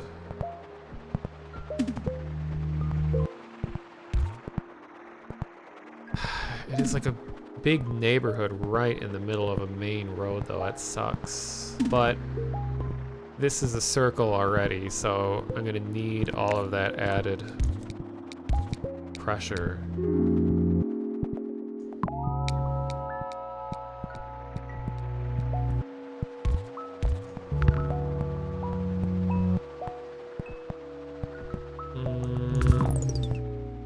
Wow, it's gonna drop 2 at once on me. Hello, Michael Wood, you love this game? Well, thank you for the follow, and yes, I agree. It is really addicting. Like I was saying earlier, it's really rare that a game actually gets my attention like this. I normally just play like VR stuff and spooky stuff. It's rare that I play this kind of thing, but it's so well made. It looks nice, it sounds nice, it's a simple concept, it's very user friendly. Okay. Yellow and blue are going to have to join forces.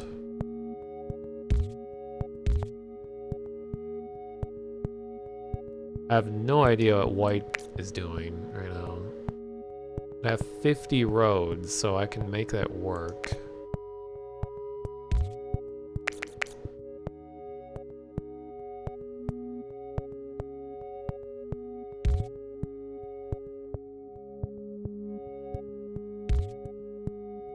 Trying to think what would be more desirable here.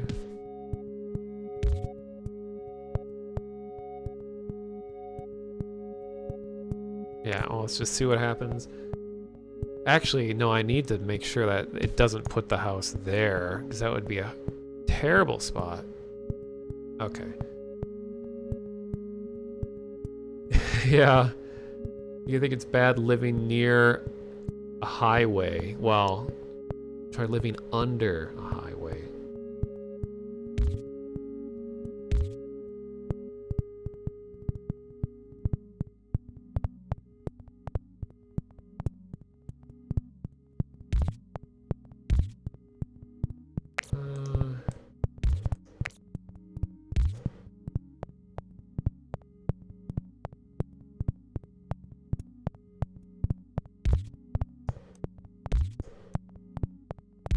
God, that's so ugly, but I think I have to do it in order to keep up with both of these sides.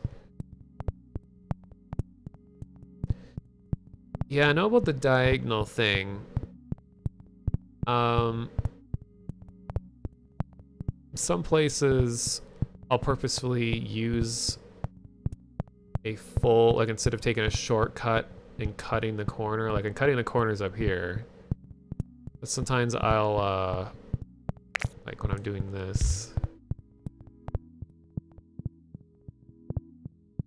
But yeah, sometimes I'll use like the full turn like this instead in order to take up more space on purpose so that it doesn't try to throw a building somewhere. Okay, anyway. Okay, let's see where the second white house appears. Hopefully right next to it. Like right here. Yes. Oh, and a third. Oh, you're spoiling me. Don't need these other yellows yet.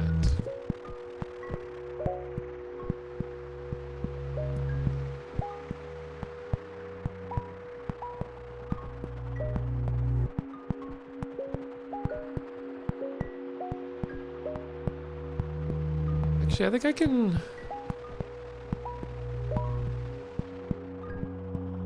no, never mind.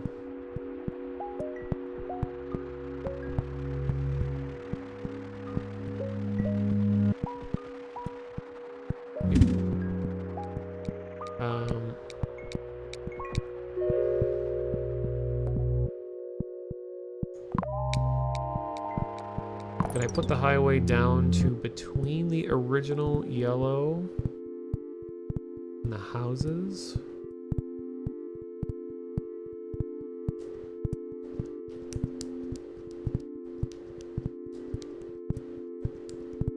Don't really know where you're talking about. They put the highway down to between the original yellow.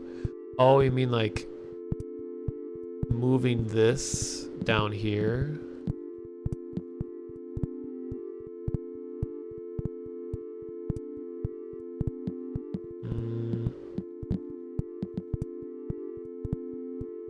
I mean, for now it's working okay. I just need to figure out this red situation now.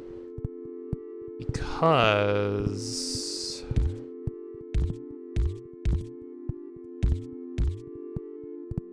should be enough of a workforce for this to go.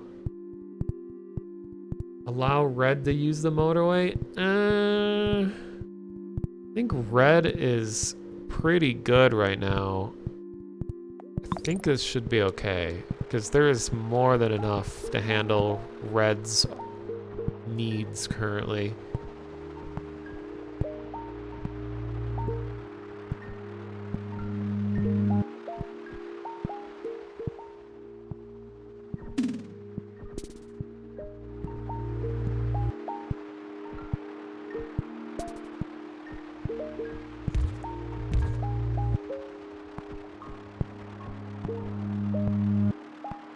Actually, wait, let's hope we get a better placement.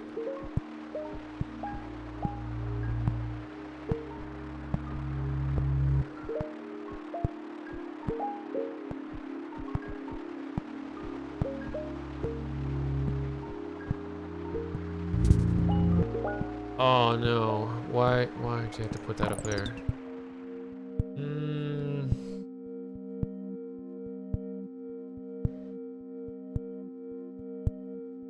Great, I'm gonna need a motorway to handle this. For now, have to make another long ass stretch. I'm gonna have to put something there. I can't just let it sit. Oh, wait, it is Saturday. You're right. Just see what we get. Give me a motorway, please. Oh my god, and it updated immediately. That is horrible. Go, go, go, go, go, go. Give me motorway, motorway, motorway. Oh, thank god. Okay. So... okay, wait, let's do... God, there is just like a whole... like, cult forming over here right now. Okay, I could leave these handling this one, and then all of these... God, it's so jammed over here. Like, I can barely utilize all of this. Like, I just straight up can't use this house at all.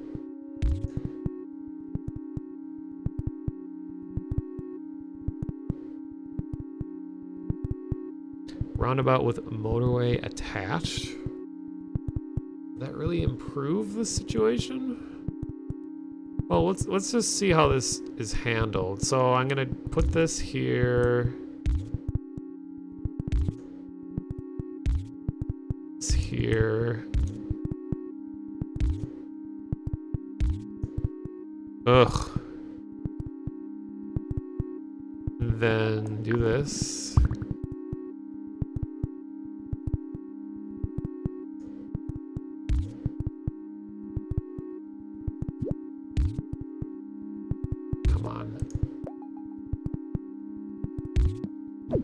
No. Oh my god, game. Oh, I hate that sharp turn. Okay, let's...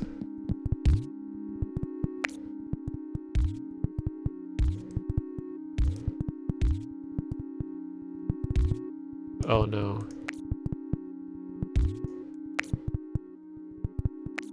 Actually, it's probably a case where I could just connect it directly, and that's the most efficient. Yeah. Oh wow, it's like merging with, oops, with stuff. Okay, anyway, this should be good enough. Use the unusable house as the bridge house. Oh? Well, I still need, well... but I need it to connect to the rest of these, though. Well, let's just see how this goes. Oh, and then you got a little bonus one there.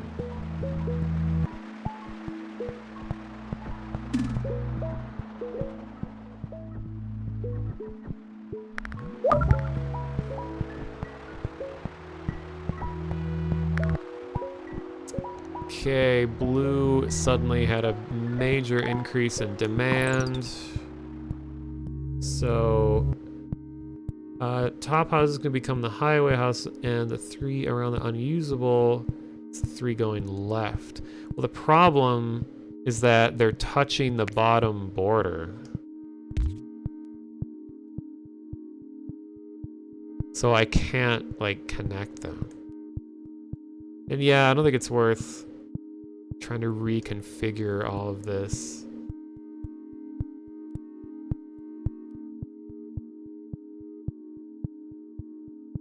I need to get more blue going over motorway 1.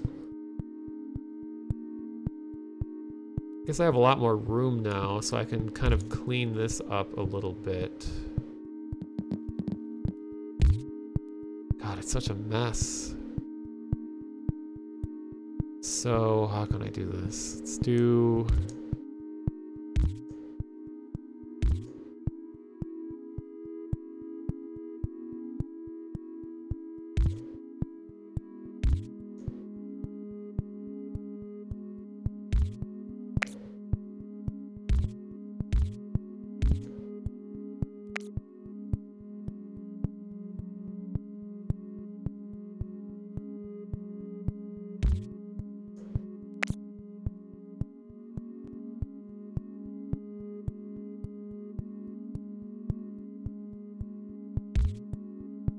right now.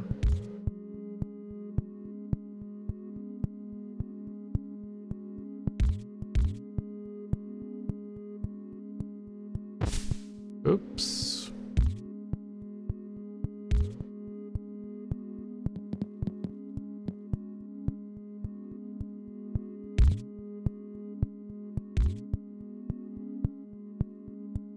Okay.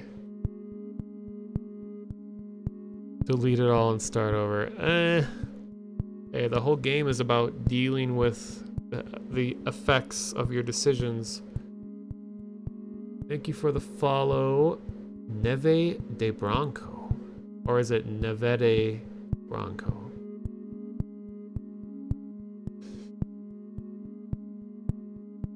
Motorway feeding into a central roundabout works well for you usually. Like, what would happen?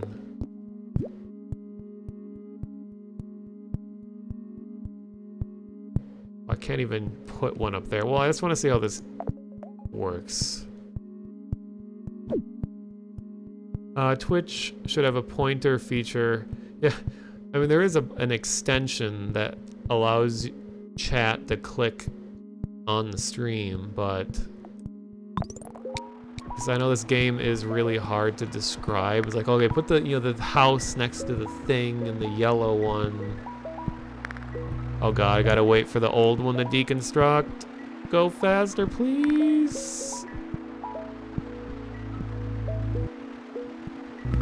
Oh god. Okay, go, go, go, go. There we go. Now everybody's out.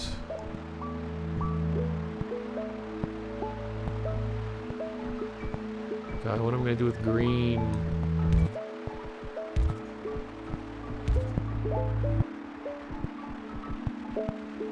Here, let's do this.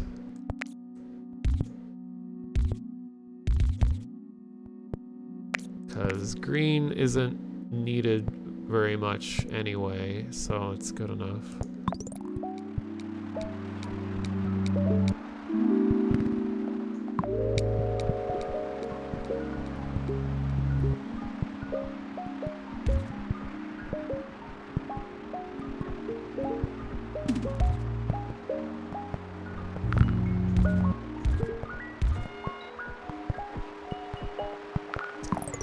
Yellow.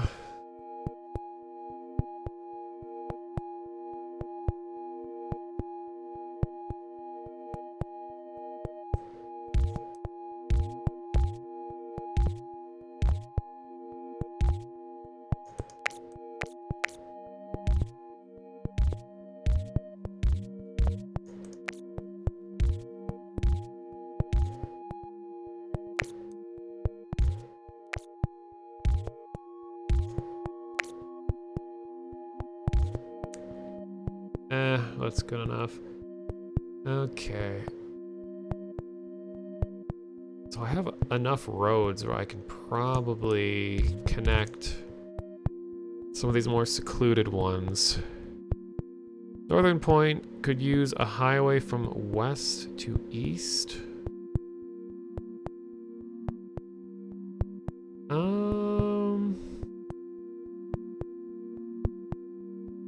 Green's only needed up here. Yellow is predominantly up here, and I might be getting an extra one here that I can route up this way.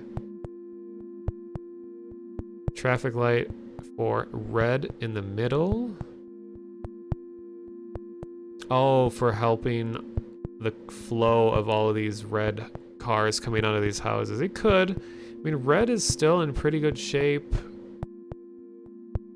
Don't really need to make any big changes to them. Let's just see if I get a second yellow house on the western side. Alright, it did. Okay, so that's worth it enough for me to add reinforcements. Okay.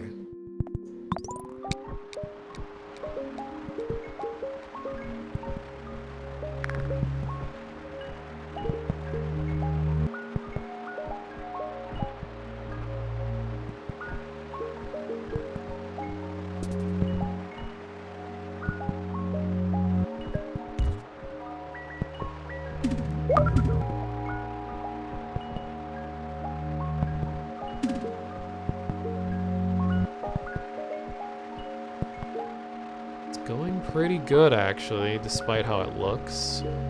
Now, red is starting to need adjustments.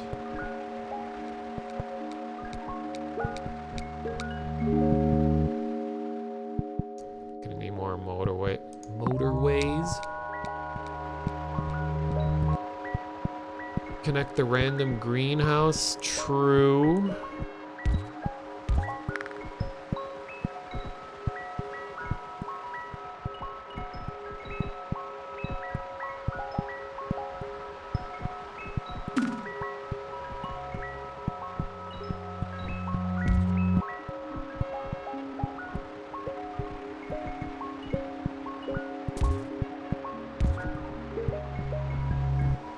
Man, this like white cluster down here, it's just out of control. Wow, another green or yellow.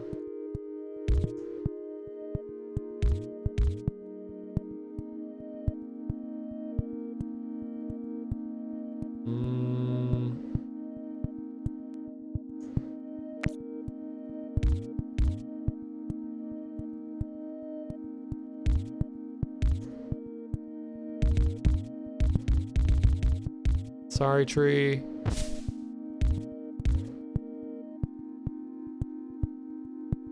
Actually, no. No.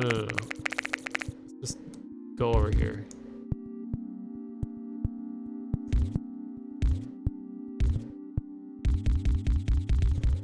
That's good enough for now.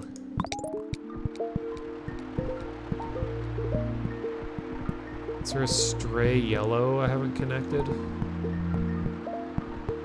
All the yellows are connected.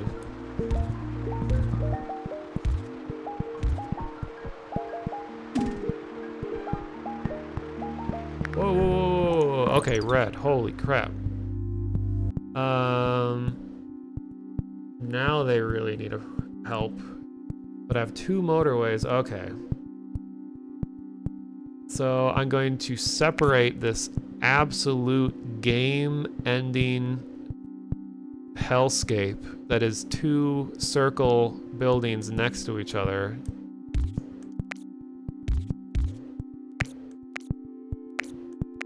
And motorway this whole neighborhood to it.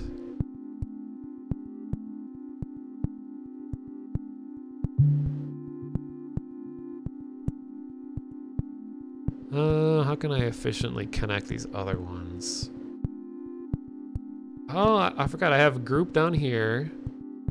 So 1, 2, 3, 4. I have 5 here or 5 here. It's gonna be shorter to go up here, so okay, I'll just use this one. Wow, look at that perfect formation.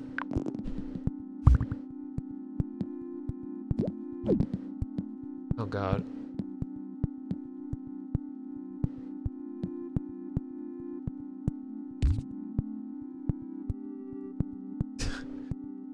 This highway spaghetti is horrible looking. Alright. They're ready to unleash hell.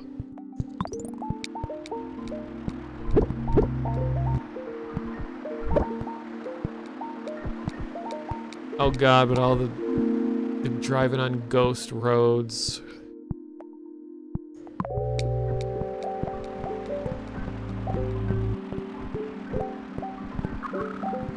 Holy crap. How is this one dying so quick?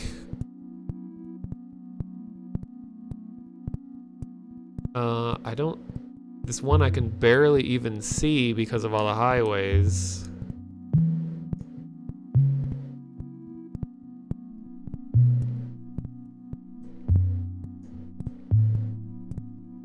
I don't think there's any last minute things I can do to crowd them all on there.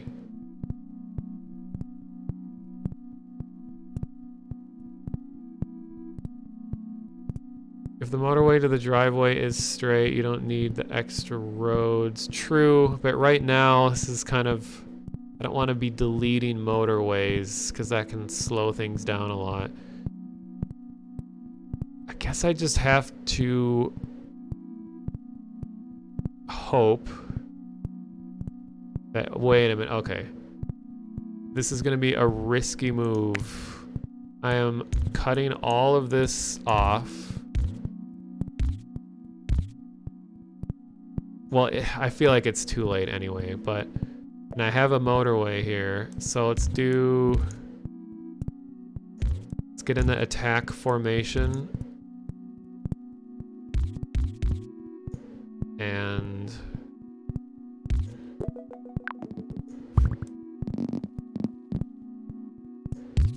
I don't think they're gonna be able to connect fast enough to save this. Oh, but wait, these still have to go there. Oh God. I feel like it's too late. Just connect it directly. True. All right, then I can leave all of these there.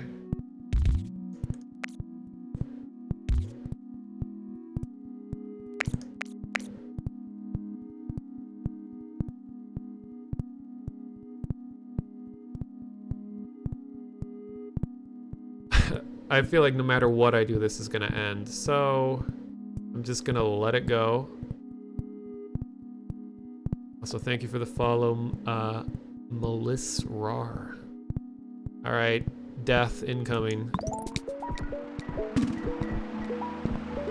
Holy crap! Go, go, guys, go, go, go, go, go, go, go, go, go! Oh my God! Oh my God! Wow, I think I actually saved it. Holy crap.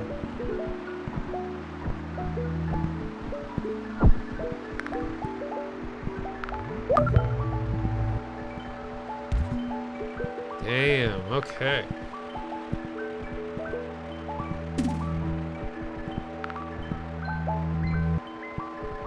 Yeah, this is a whole problem happening here with all the red cars, but I think pulling the central one out of the picture here has helped smooth things a little bit. Oh my God, and then this has to be put... Actually, hey.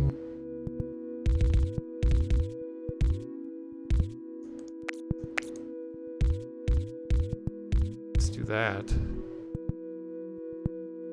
But, I mean, they have to make really bad turns to get up there, but whatever. Then no idea what's going on with this whole white compound cult thing happening down here.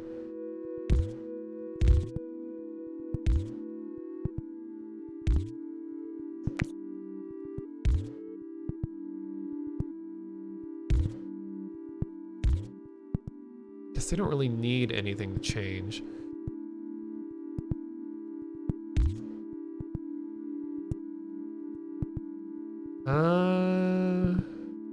Okay, I think that's good for now.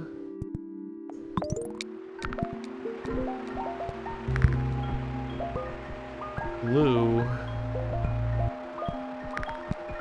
No, why'd you have to go over here? You're like right at the edge of the map.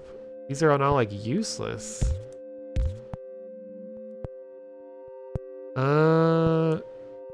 Let's just have this one house run this entire company.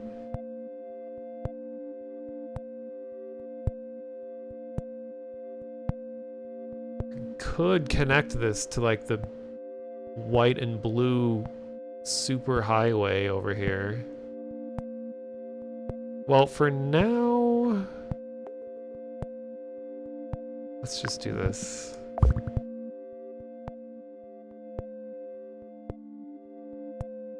You can build a direct road for yellow houses to circle.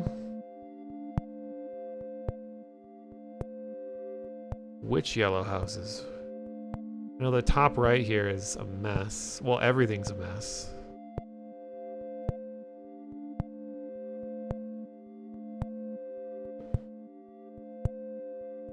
Well, here, let's just see how this works.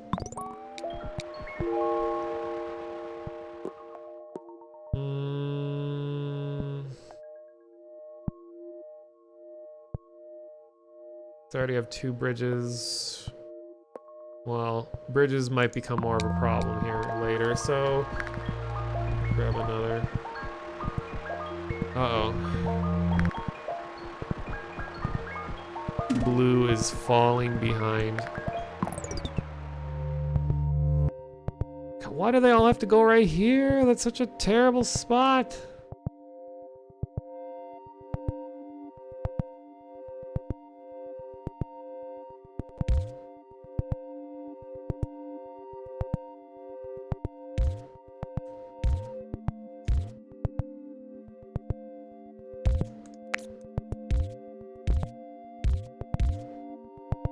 Just throw more cars at it. It'll solve the problem.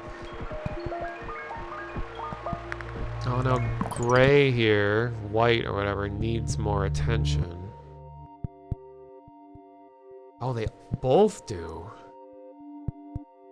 I gotta figure out this monstrosity here to make it be useful. Well, I have bridges now, so I can at least do this.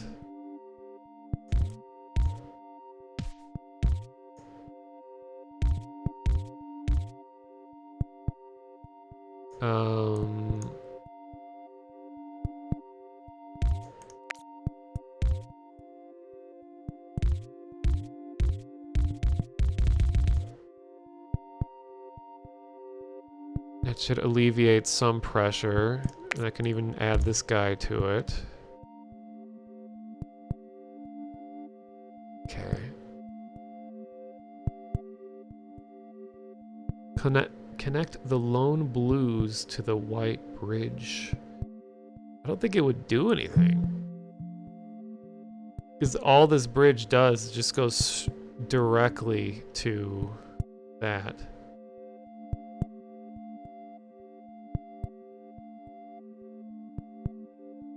Alright. Let's see if this helps anything.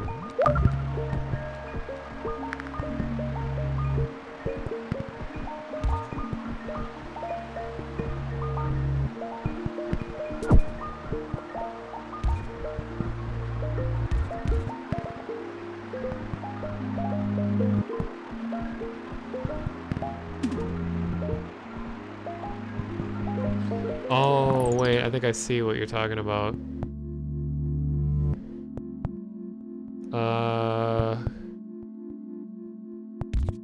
This is gonna clog things up. But I can add more to this little deal that's going on here. Oh, God. Alright.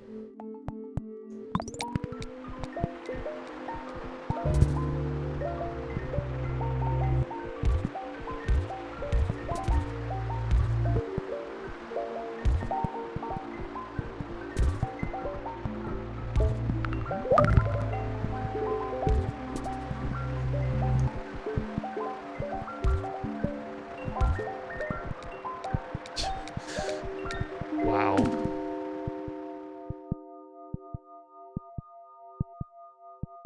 You forgot to say bye, so you tuned back in. Hope you have an awesome day in chat. Well, thank you, Dakivuja. Hope you have a good night or day, whatever it may be.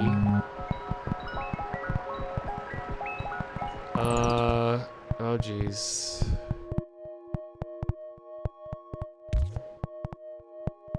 Wait.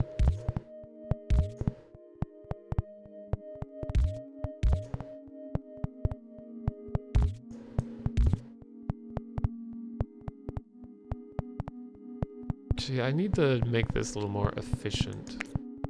Just...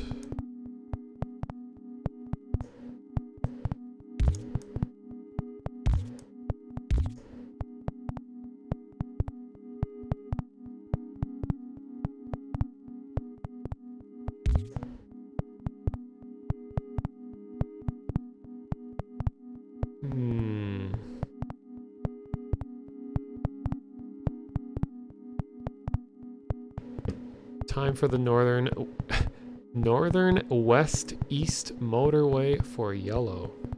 Okay, northern west to east. Well, both ways.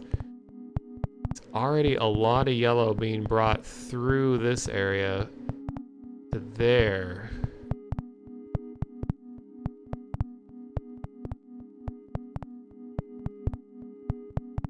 Okay.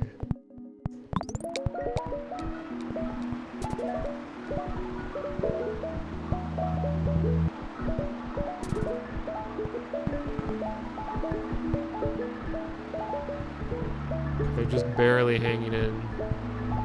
This blue is just barely making it.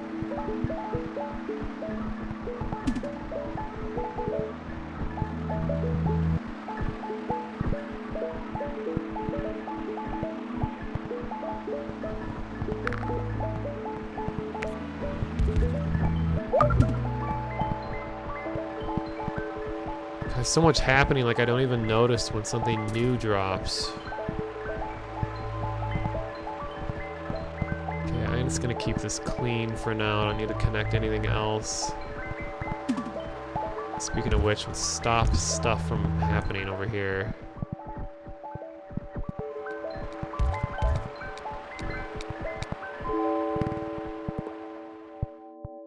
Maybe I should get traffic lights just to see if they'll actually affect anything, because I already have 2 bridges, 2 roundabouts. Just see. Some top right blues not attached.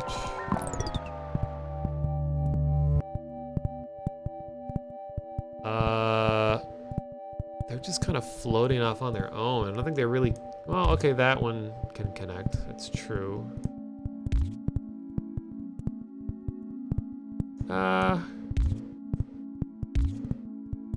Alright, I guess they all could. Alright, good eye. If I can actually just block everything off and just stop new stuff from happening, period. Well, new buildings. I have enough roads to do it.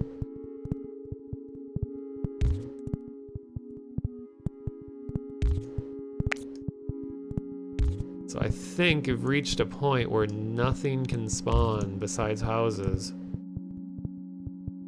What a beautiful city.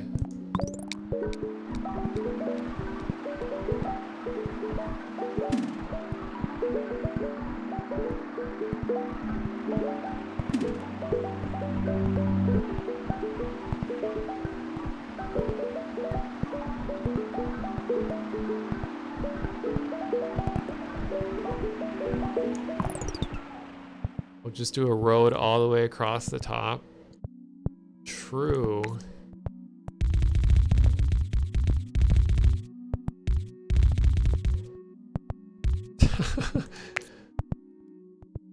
Let's imagine an actual city that just has a completely isolated road that doesn't start or stop in any particular place. It's just a stretch of road. Just far left yellow, unconnect. Ah.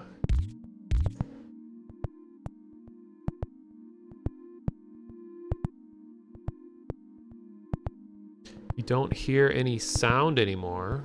It's still going through the stream. Mid left reds to top. Mid left reds to top red. Oh. Yeah, good call.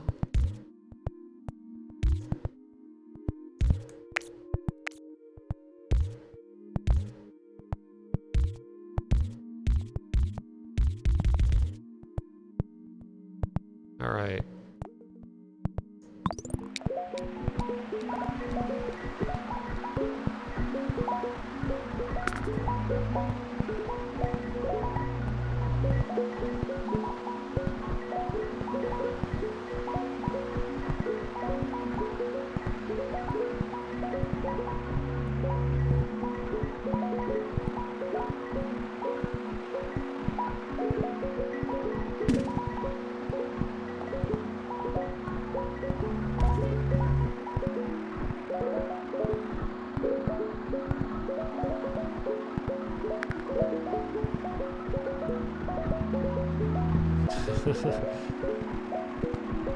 Breaking news. Oh, yellow's getting bad right there.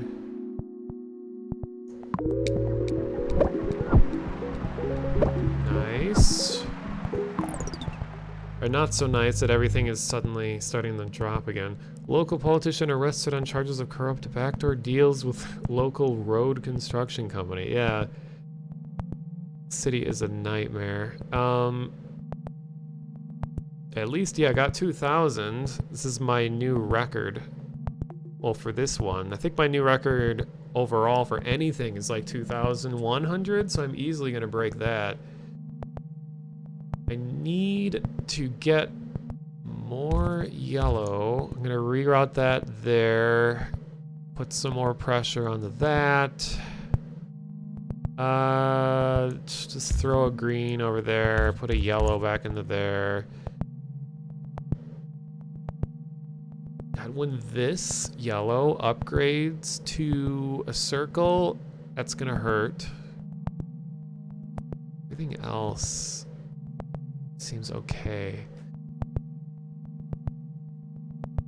West to circle.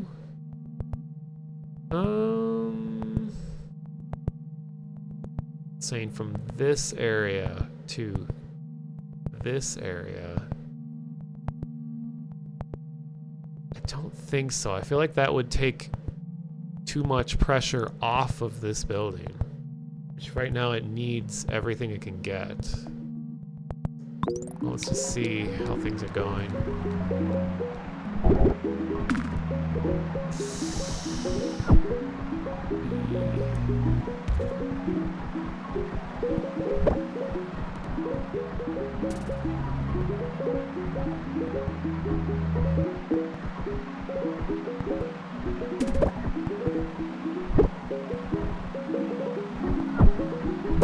Oh god, oh god. Okay, what's happening here? Not getting enough. God, I think the blue is possibly jamming this up more than it needs to.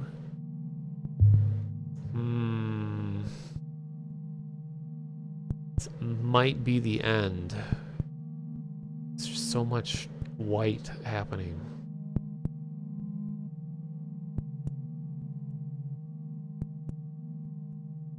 And I don't have any more motorways, so... Well, I know this isn't connected. Well, here, it's just one. But the big problem is this one, top center.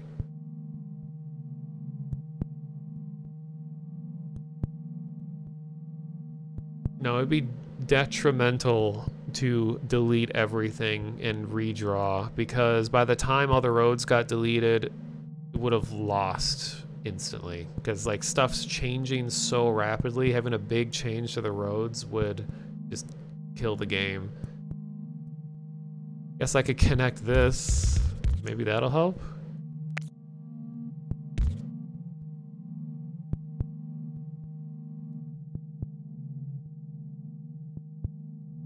Okay.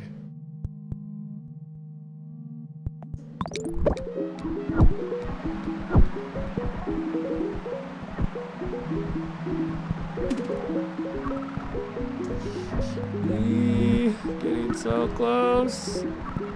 Uh-oh, bottom left. God, there's just too much happening.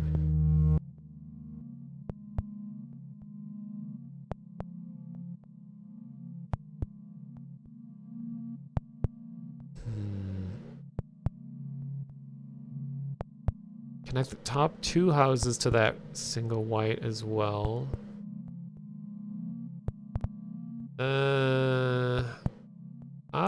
I guess it could make it over there.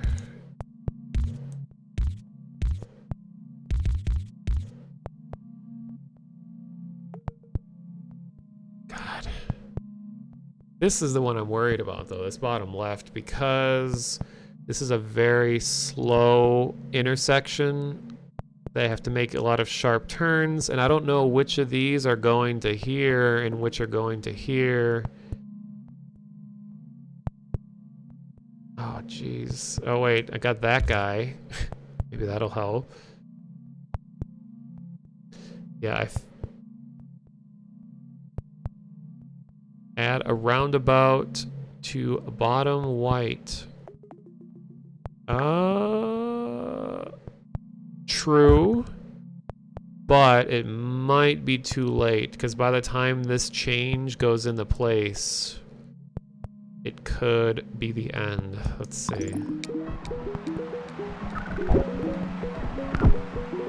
Oh my god, this is Anxiety City. Anxiety Society.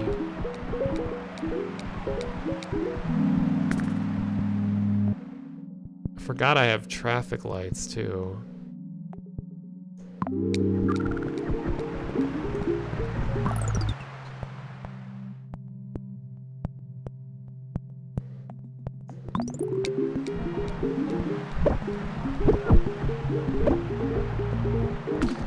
I think that roundabout really did save the bottom left, but now top center is still suffering.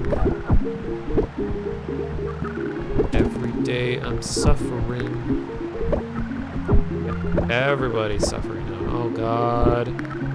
Yeah, the worst decision any residents of the city ever made was to start a society in the tiny little corner behind this river.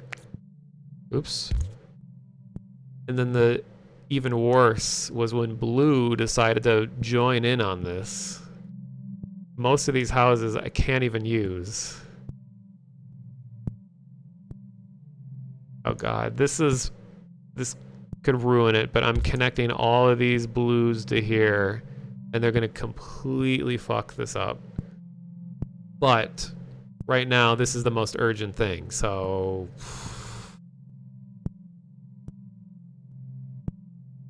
this is why zoning laws exist. Yeah, this is the message of the game.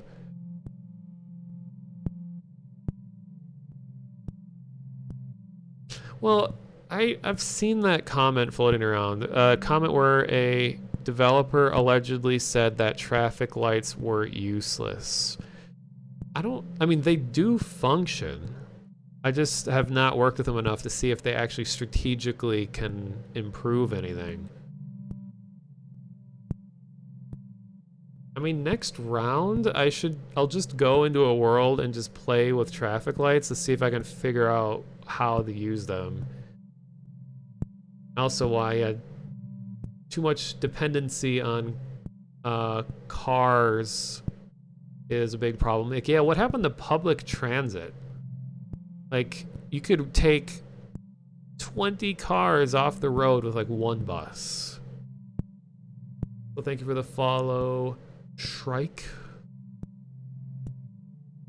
Okay, so here's what I see is gonna happen. Well, also this is gonna die up here, this top left red, but I just connected 6 cars to Clusterfuck Central, and that is going to completely cut off all of this so that this gray is not gonna, or white isn't gonna get enough to save it, because blue is gonna clog this up so hard.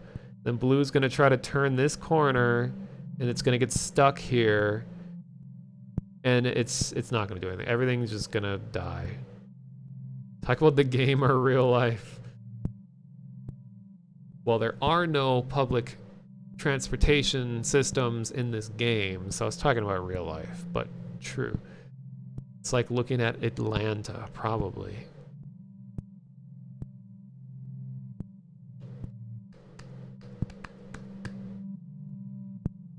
Okay, I'm just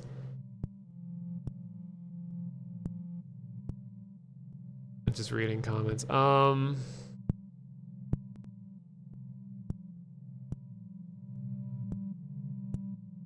don't know. I don't really think I can save this. I'm hoping I at least get to 3,000, because I've already beaten my highest score, and now it's just a matter of like running on fumes. So let's just see how it goes. All right, the blue has been unleashed, and They're clogging. Oh my god. Everything is fucked. Literally every building is on the verge of death. No, like, this isn't savable because, okay, look, now green. Like, green hasn't been a problem the entire game, and now even green is dying.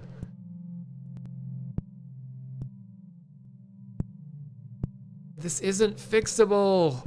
This is too far gone. Yeah, I'll let it die in slow motion at least.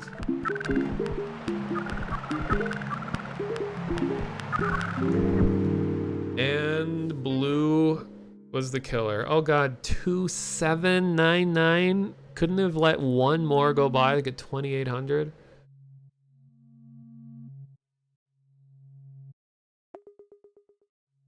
Well, I should get a picture of this one. This is now my quote-unquote best city.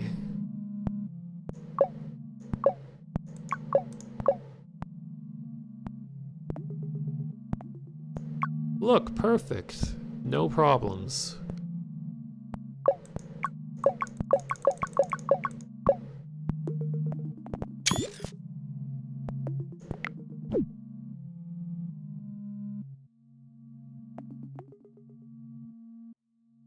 $102, my god. Well, let's see. What are the high scores on this one? 13,000? Yeah, whatever. Well, I'm 1,792nd place. Yeah, I'm just gonna play with the traffic lights, just to see if there's anything that could help out with. So...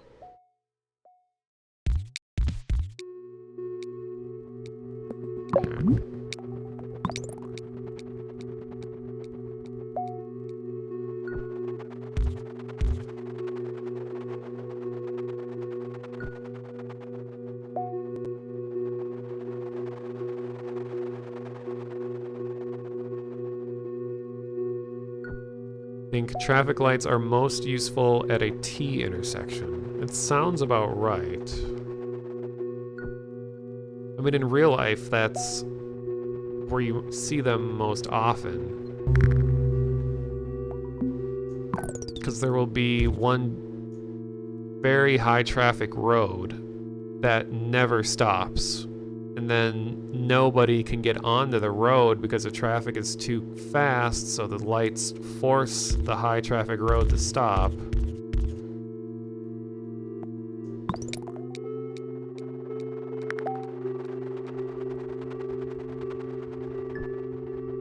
Yeah, I personally don't even have a car. Like, I donated mine, like, 7 years ago now? And I just bike, train, bus everywhere. Walk, jog.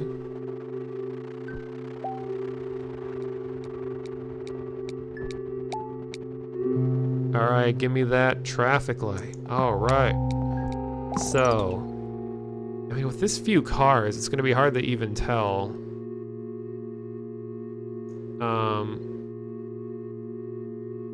You know, what's useful? Yeah. So... will it even let me... Okay, so it has to be at an intersection? But you can put a traffic light on someone's driveway? What does that even look like? Huh. Interesting.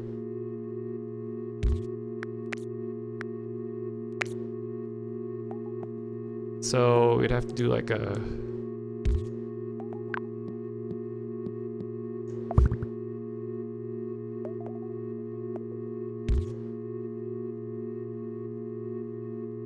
Alright, well, let's just see how this works. I'm not gonna try to win, well, do well in this one. So let's make a 4-way stop.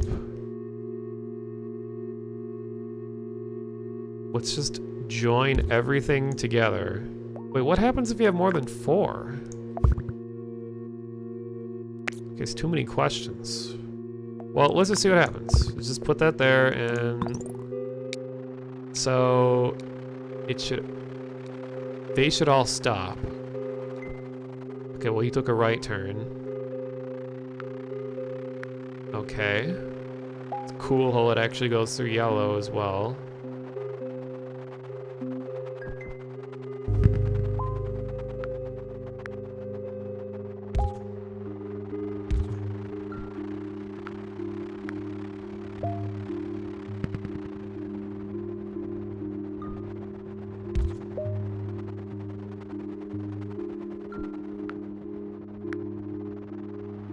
I guess a better use of this would be a situation like this. Let's connect all the businesses. Try to make it really bad. See how it handles this distribution.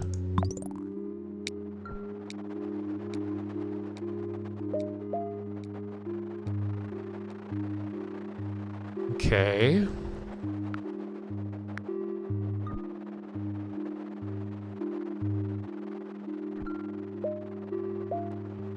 I just don't have enough cars on the road to really have it be noticeable.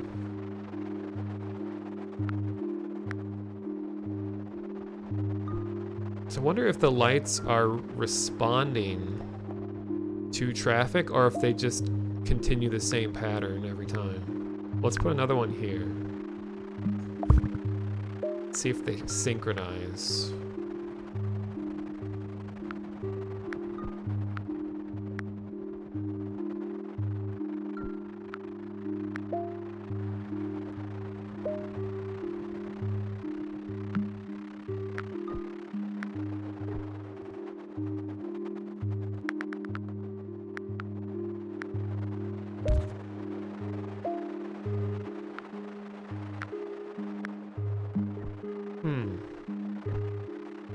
Well, they're definitely not synchronized.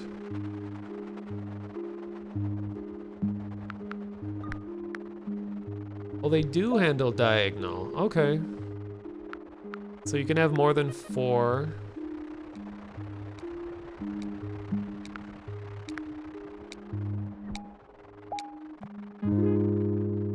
Give me more.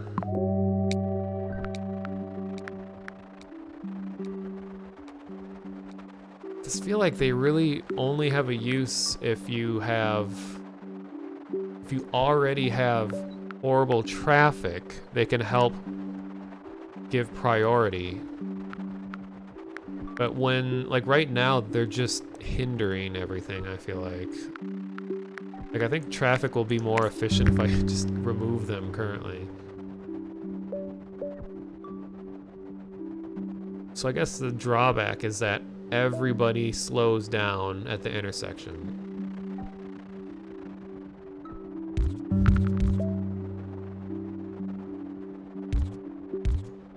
Oh my God.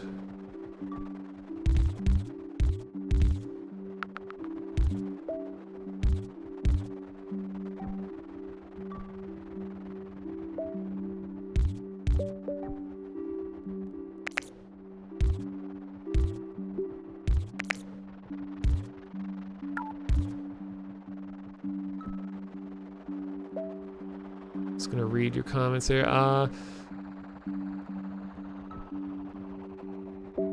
When I was a kid, I thought traffic lights worked with satellites, and I found out they were just timers. Well, there's also like pressure plates in roads. Because I know near a place where I used to live, there was a traffic light that would never change unless there was a car there. And I was on my bike, so I was at the intersection, and it just always, and it just wouldn't even detect me because I was just a guy on a bike. So they added a button that bicyclists can press to tell the light that you're there. It was cool.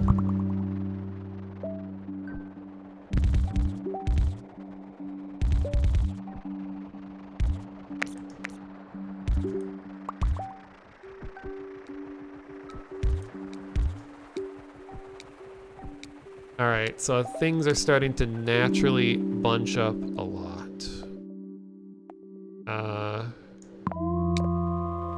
Let's go fast. Okay, so you can see that they're all slowing down everywhere quite a bit. So let's see what happens now when I add that light.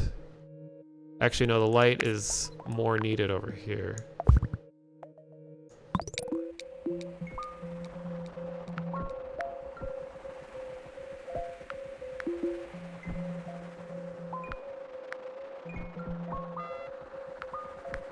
Oh, they switch so quickly.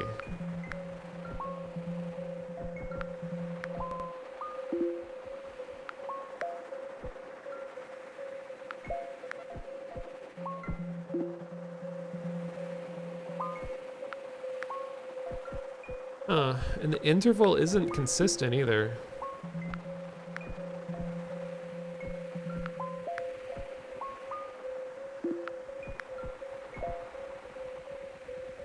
Okay, let's just do this.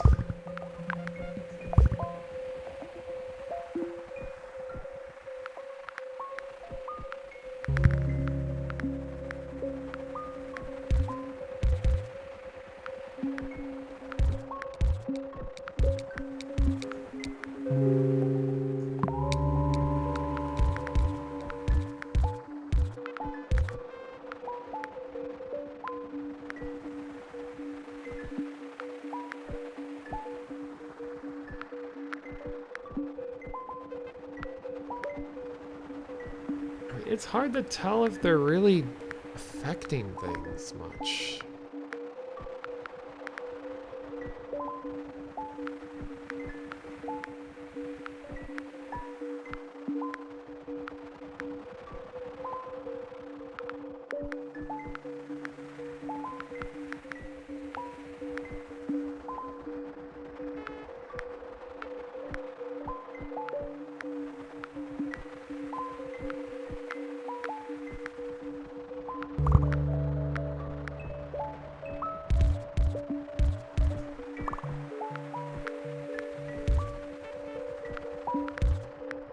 I mean, I'm not trying very hard on this one. I'm just trying to connect everything.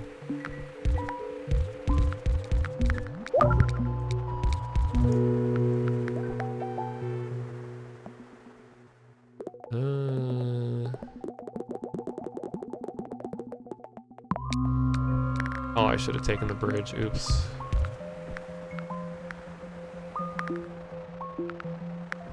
I guess that's something else to test, is how do traffic lights affect roundabouts? Can you even put one there? No. Okay.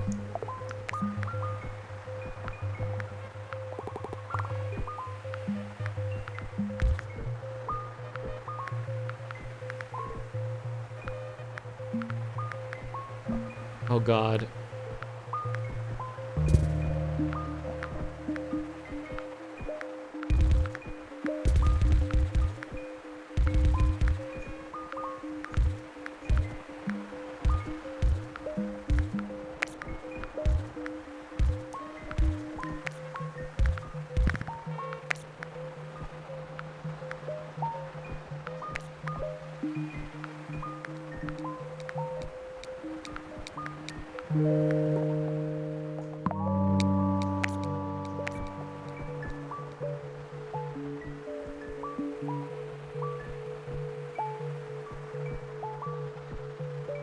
I don't know.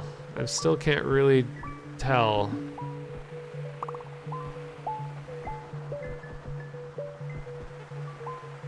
This doesn't seem worth it.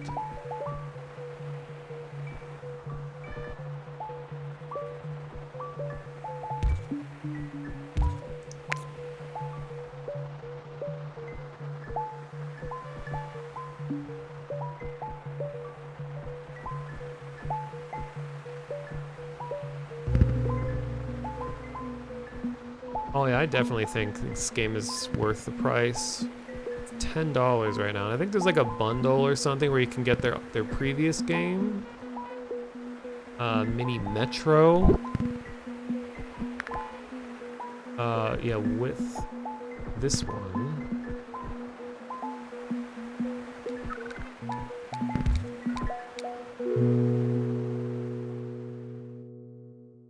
More traffic lights. All right. So let's see if I can drop 8 traffic lights.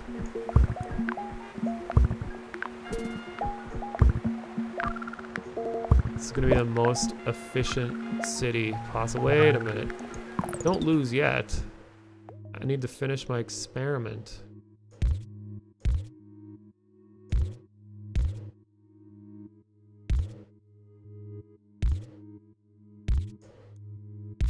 Sorry, tree.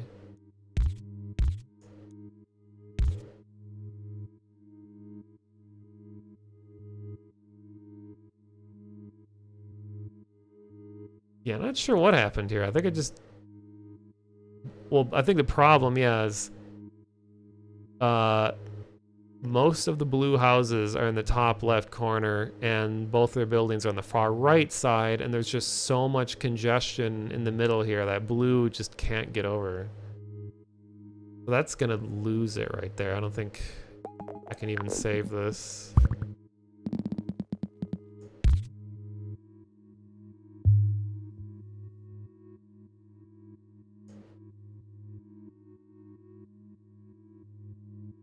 Oh, I guess I should use it. Well...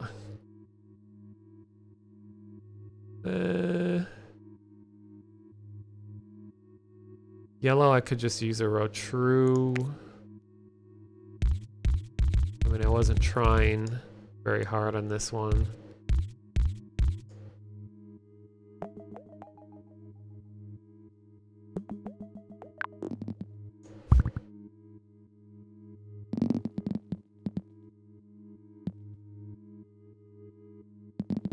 Wait a minute.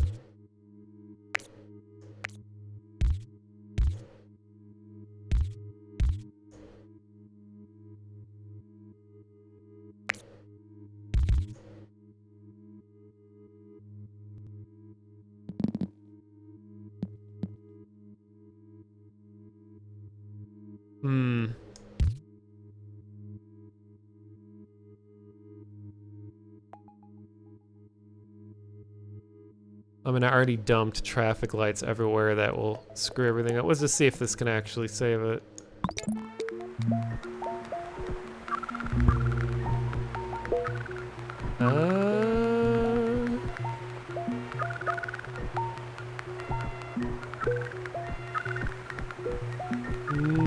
No.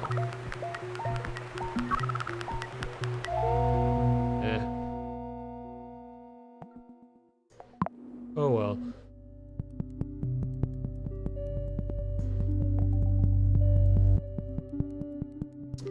Wow, what do I do now?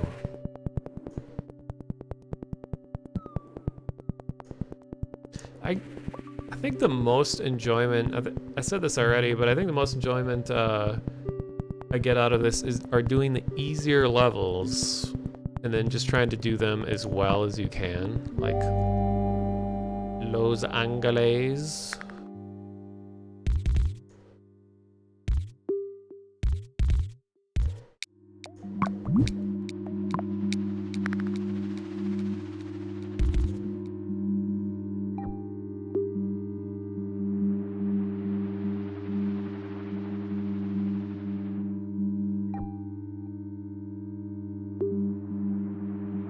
So I think for tonight, this round will be my last.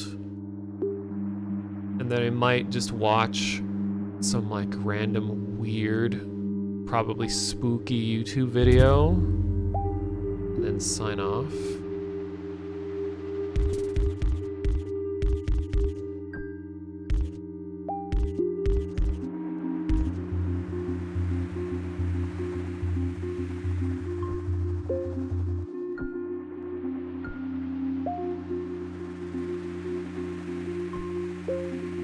Awake since 6 p.m. and it's 4:30 a.m. for you now. That's not too bad. I thought you were gonna say 6 a.m.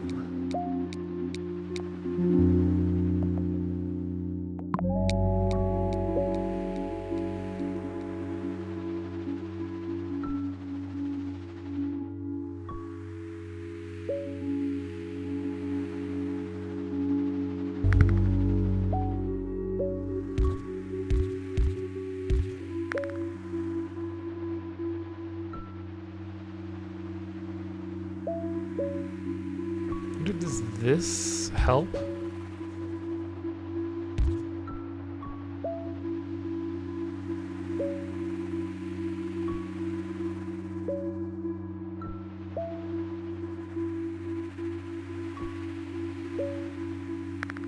That might actually help. Oh, they still slow down.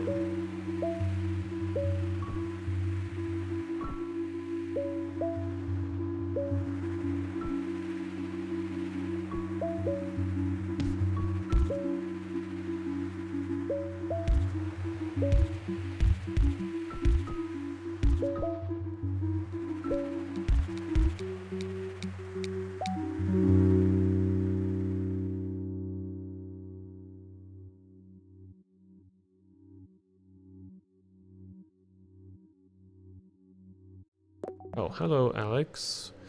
Remove the one road tile in the middle of the junction. Oh. Oh.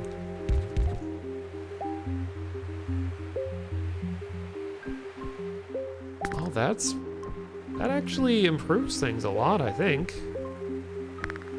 I should invest more in that type of design.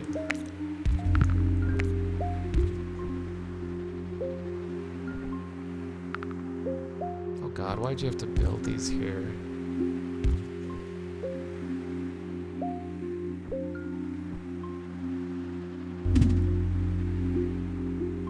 What? Okay.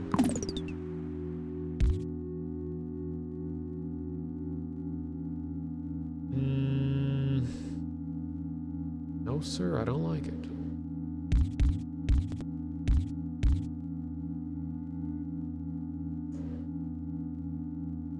Okay, let's just see. Oh, but it's not connected.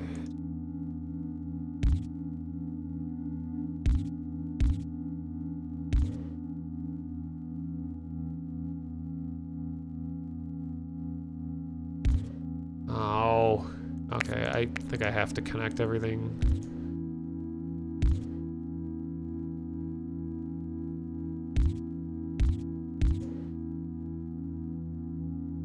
Then I have to just pray for a bridge.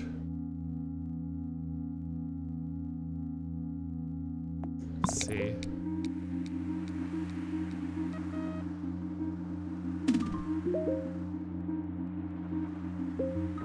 Yeah, I should have blocked the spawns.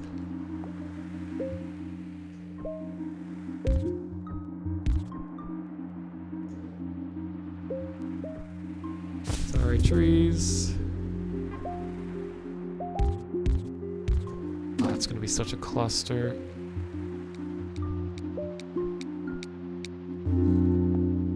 Alright.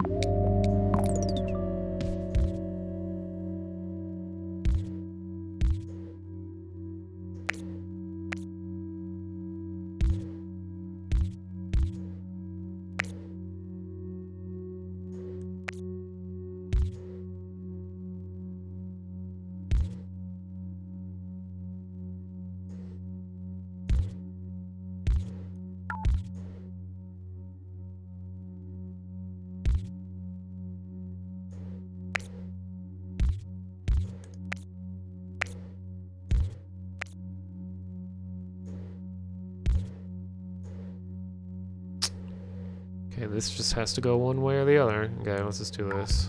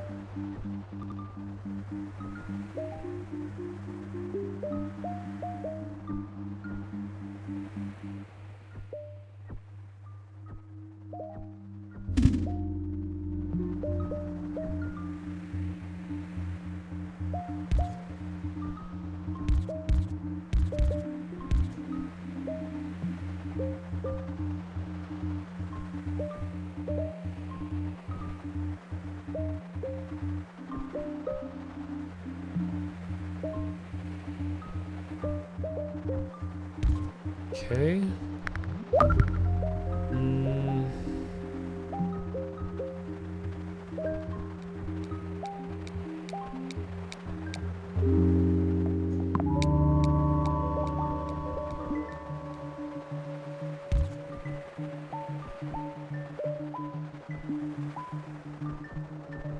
Actually, this wouldn't be too bad up there.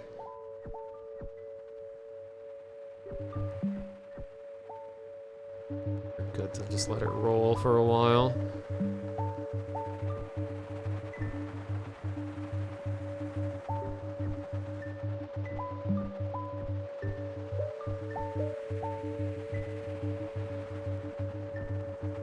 Don't think I really need a motorway yet. Just gonna hang on to it. So they're doing a good job keeping up right now. Hasn't gotten too bad yet.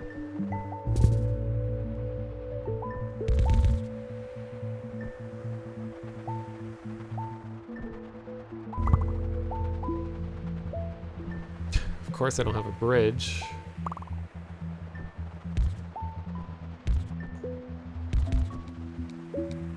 Maybe I'll get one. Nope. Alright. Private motorway time. You don't bend that way. No, bend the other way. Yeah, there we go.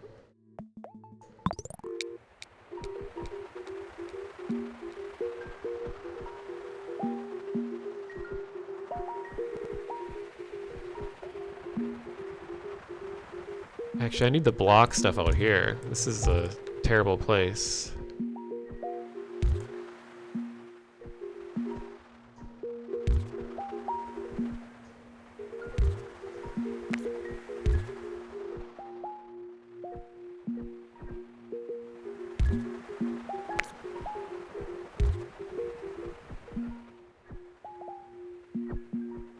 Not doing a very good job.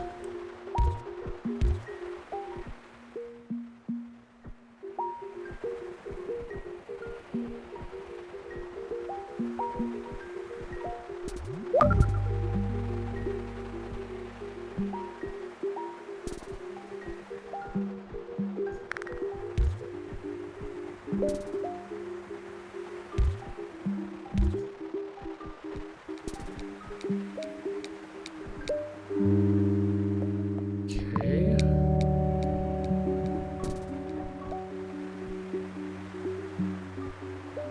I can see the pressure increasing.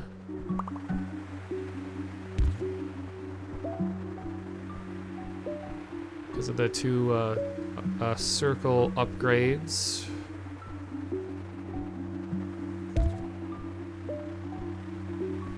Guess I can add these guys.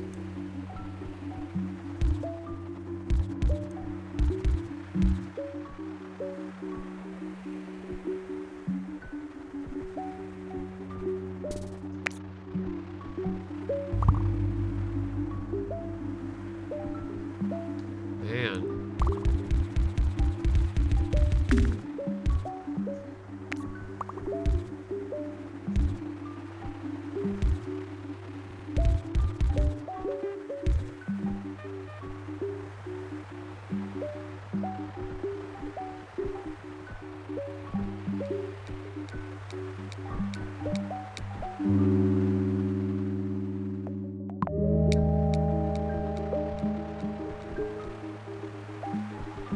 This is going well so far. Actually, let's do this.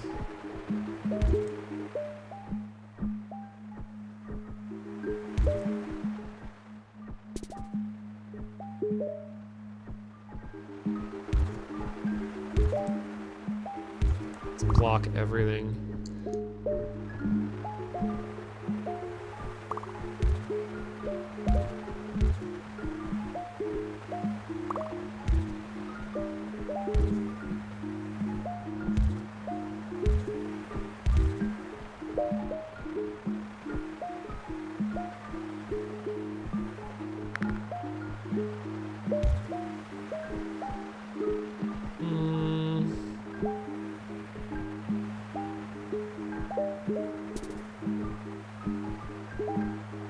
I'm gonna do this.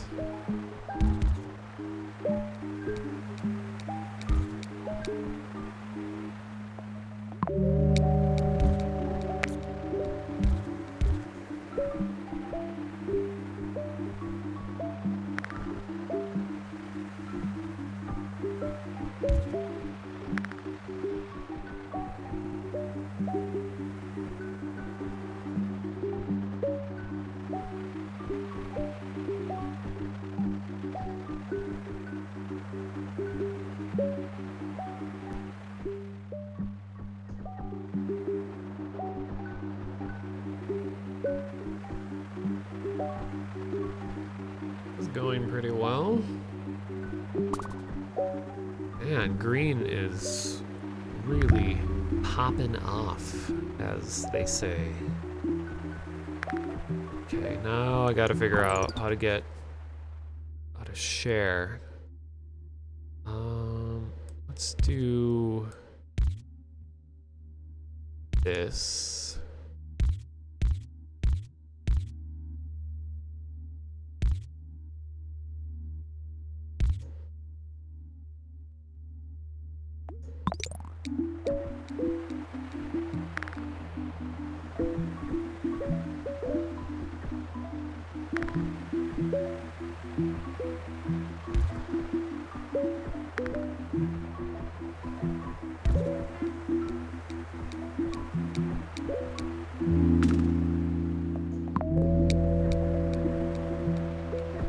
Oh, yellow needs help. Yeah, I'm gonna use these to feed into this traffic over here. No, a good spot to do it. So let's do.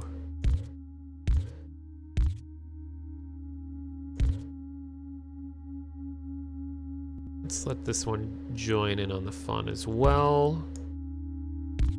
Wait, let's go over here.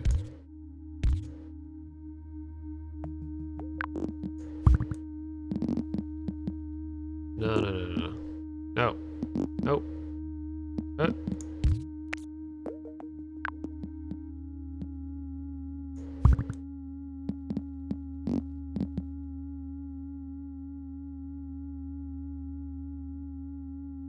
Oh god, this is gonna really jam up that spot. It's already jammed. I'll try to do what I was talking about earlier.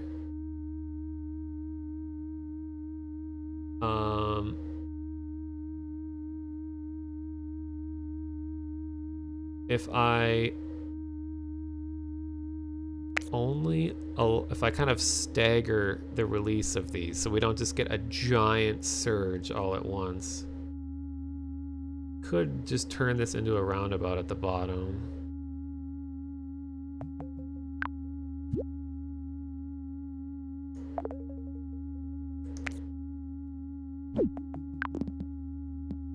Oh, not that.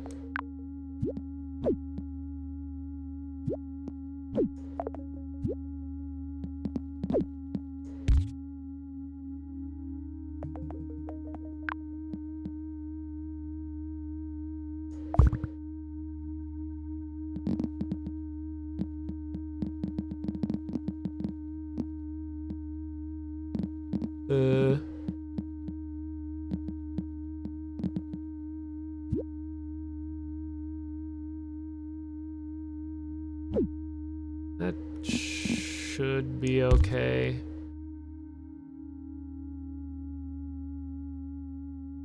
Okay, so then I'll do this.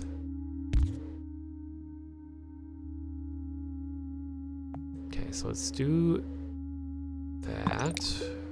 They're gonna start the move. 1, 2, 3, 4, 5, 6,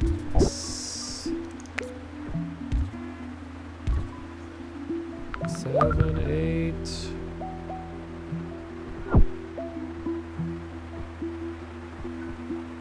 Okay. And then they're all blocking up at the end anyway.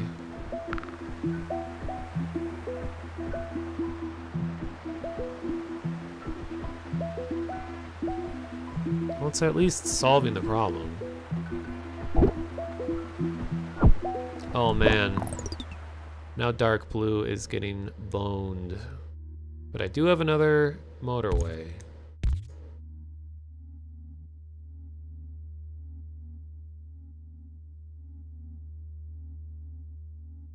More red in the southeast.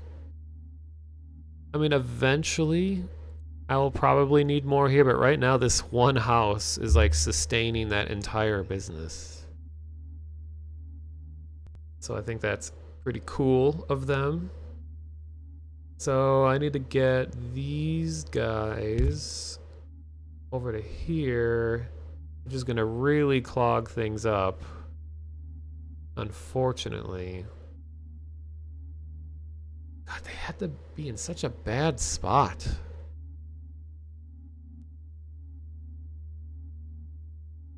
Can't really think of a way to just like disconnect all of this.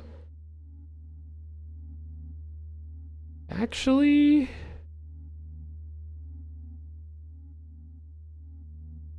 it wouldn't. I could just get rid of this and then put this here.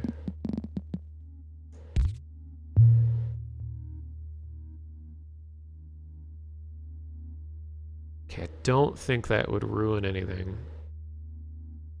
Because yellow can access everything, red can still access everything. Okay, I think it's good.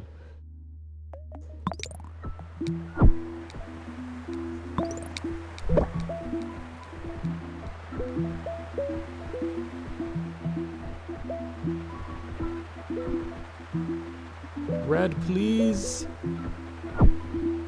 Maybe this is where this situation might be where a street or a traffic light would be useful.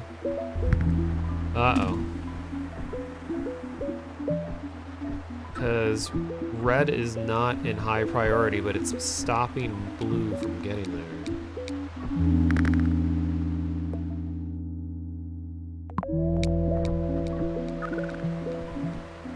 Oh, wait, I got more. Oh god, it's gonna just make it even messier up there.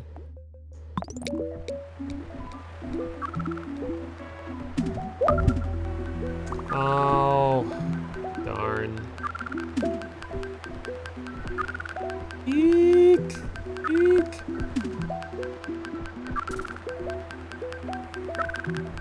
Holy crap.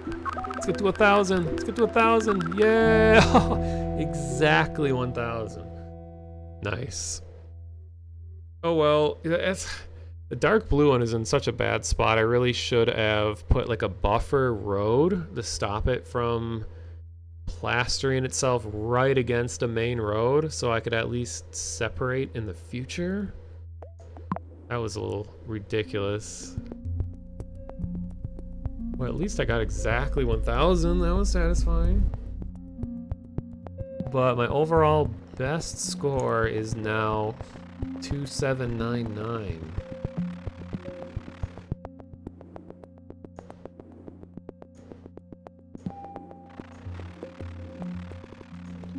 I wonder what the high score is for this one, for LA. What? 225,000? Are there any videos online of people getting these like hundreds of thousands of points? Because I feel like they must have just found a loophole and just exploited it or something. Let's see if I can find a video of one of these super high score things.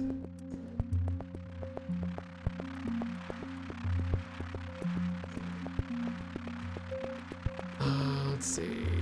Mini Motorways. Oh yeah, high score. There's a video of a 71,000 point. Let's see what the highest one I can find is.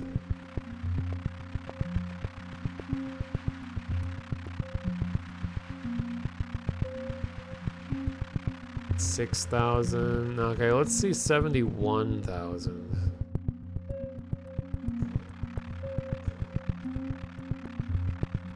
How do we do this? Okay. There might be a loud tuber voice, so brace for audio. Let's do... Alright, here we go. This is 71,000 on Los Angeles. 71,074 points on Mini Motorways and broke the high score. How I did it? Let's find out.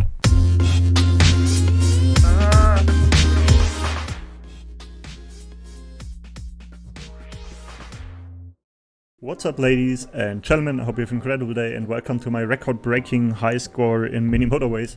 I'm gonna show you the map, I'm gonna show you the game and how I did it. I've read multiple comments on Reddit if these kind of scores are hacked, and at least I thought so because I couldn't find any video evidence or something about it. All the high score videos I saw were around a few thousand. Turns out they aren't hacked. It's 100% possible without any forbidden tools and simply with a well-planned street net. The weird thing though is you could as well score 1,000,000 points. Just like that. Why and how? Let's find out. So this is my map, my winning map, the top high score that is there right now. I wasn't recording but simply playing a game. Of course, I followed all the rules of my tips and tricks video. Trying to build color exclusively, to control the spawn and so on and so on. Definitely watch the video first because it contains the absolute basics that I usually use and apparently it works. The most important part why this worked out so well was that I always saved space in the city center, like placing more streets than I had to. That gave me space to react to everything that happened in-game, really. Especially between buildings, you want to have the possibility to squeeze through with the road. If possible, I looked for a plan B, like if more spawns over here where I have a lot of space, what could I actually do and where could I go with the streets, how could I connect it? Like finding diagonal spots, like from west to east, from north to south. Also, I'm not a huge fan of using too many bridges if not necessary. I personally want to keep the rivers quite open because they still give me room to operate. Because bridge is bridge. It doesn't really matter if the bridge is 1 field long or 20 fields long, it's always one bridge. And especially in late game, this is crucial basically, at least I think so.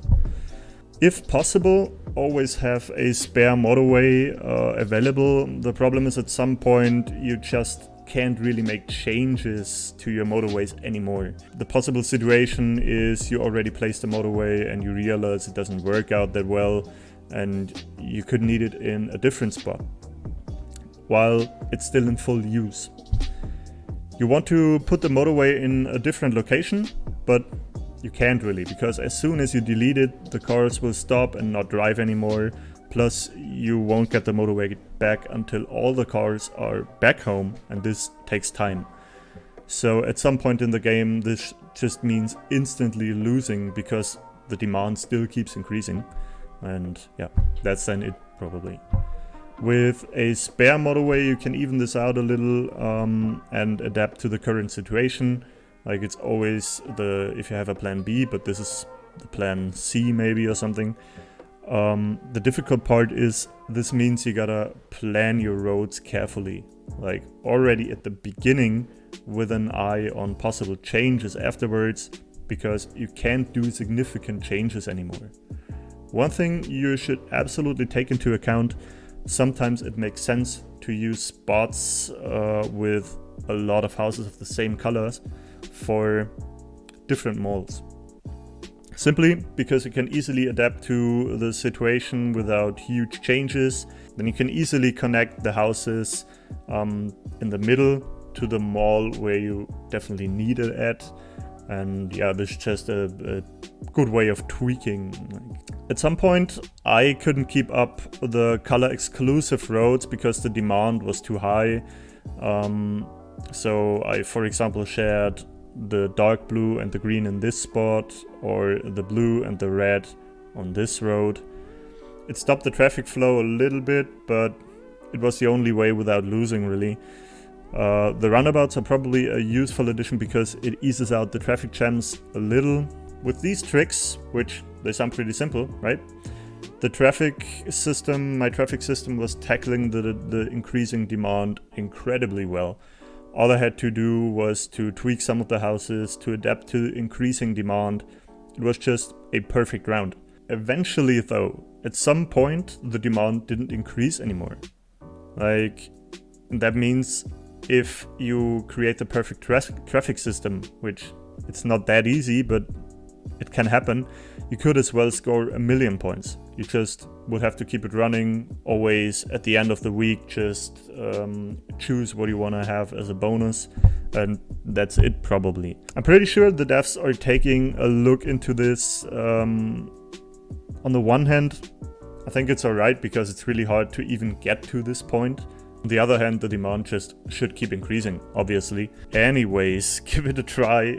It's not that easy. The tips and tricks definitely worked out for me and made it even possible to be on top of the leaderboard and break the record.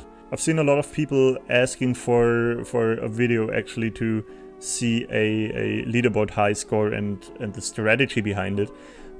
If this actually helped you, then please consider subscribing. It's free, it really helps me out, and I would appreciate it. Yeah, until then, see you very soon, guys.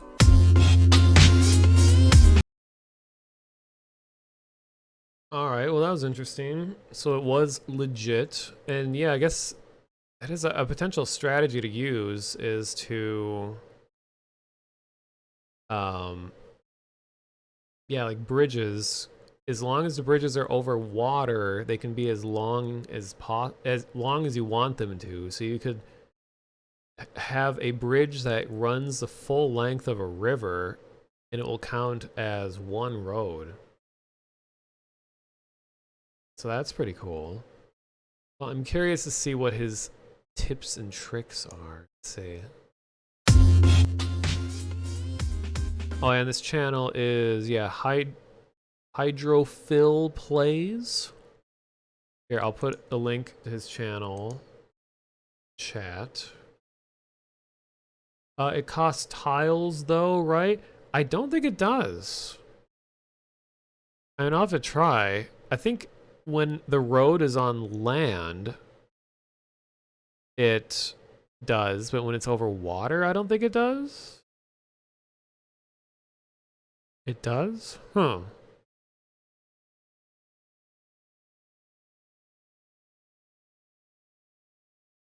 Well, let's see what he says in this video.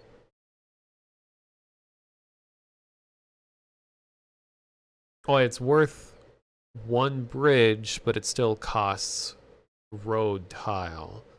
So you don't need 3 bridge pieces to make a 3-tile bridge. You just need 1 to initiate. Well, yeah, which is just like tunnels as well. All right, let's see what he has to say here.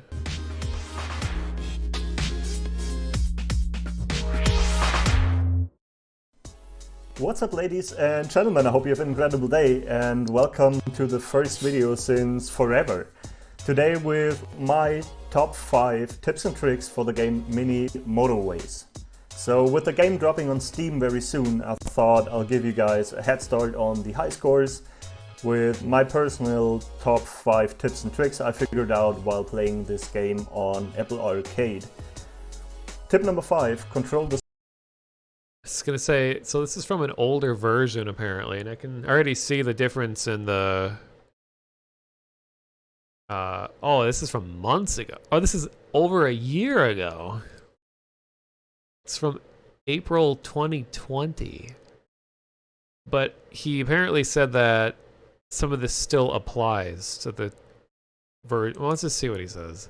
Spawn, and this one, I can't really stress this enough, is one of the most important tips to this game. Because let's say you're at the beginning of the game, just like this. So you're connecting your roads. The thing you 100% should do at least is place streets around the exits of the mall, because the last thing you would want to happen is to spawn another mall right next to this one. As long as you got streets, you might as well want to use them to create space, right? So you probably should put streets around the mall as well, so this does not happen and you have plenty of space for the future, because space in the center is really key. Tip number 4, split the houses. So after the second red mall spawned, you might just connect everything to the system, right?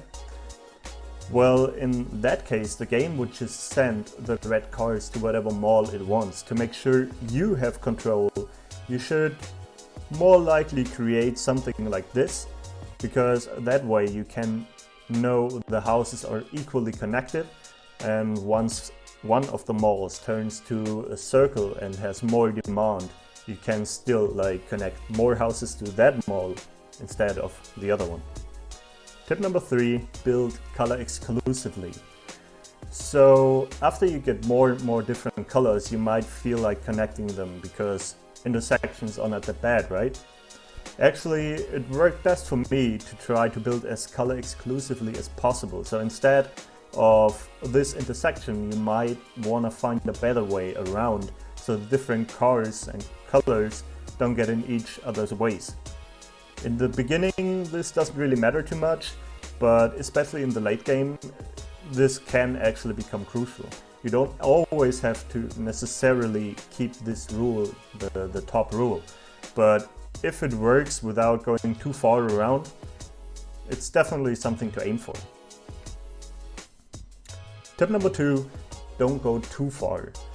So with houses spawning further away of the center, you shouldn't necessarily connect all of them to the street system, to the infrastructure, because sometimes it's just better if a car nearby drives 2 times instead of one car that's far away, goes all the way and maybe even blocking the center with roads that don't really have to be there.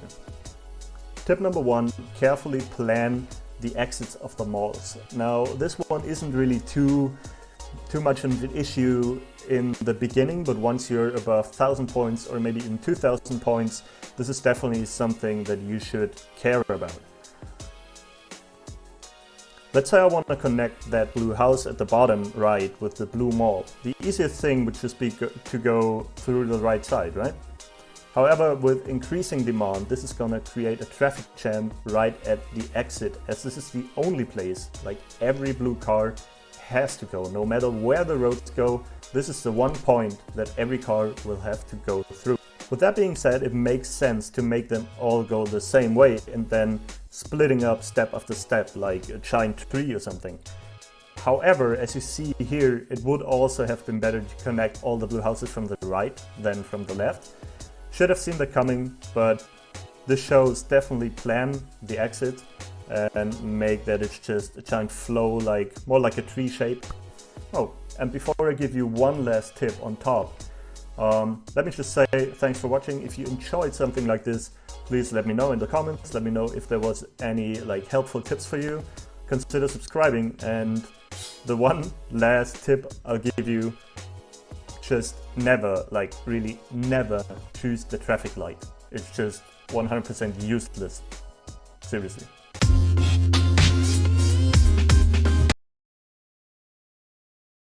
Man, everybody hates the traffic lights. Even a year ago, it was still hated. So hello, Vladimir. Yep, I'm still going. At about 6 hours stream, which usually my streams go to like 10 hours. But I am feeling more tired than usual, so I'm kind of winding down early, quote unquote. Isn't the game called Mini? Oh, it isn't called Mini Traffic Lights? True.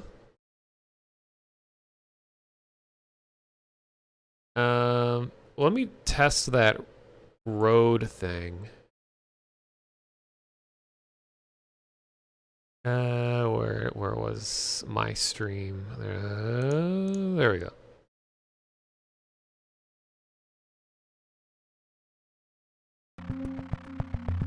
Or not road thing, the bridge thing. Wish there was just like a sandbox mode. Where it just starts with like full zoomed out and you just have unlimited everything.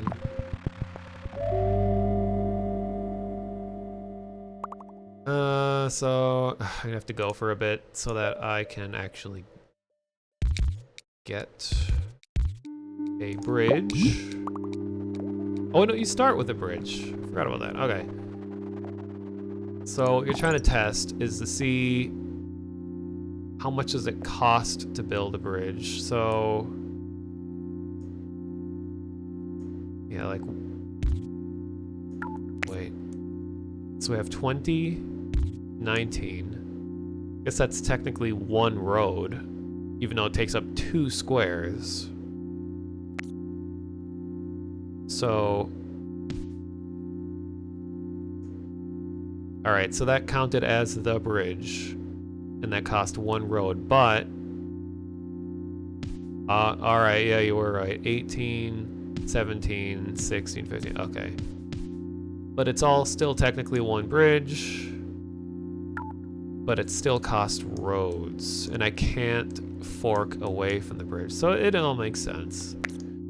I was hoping that you could utilize that feature to be like, all right, well, I'm going to connect this thing up here, and then I can save a bunch of roads by like going down like that. But it doesn't really seem to be an advantage in any way, except if you're like really pressed on not having much space.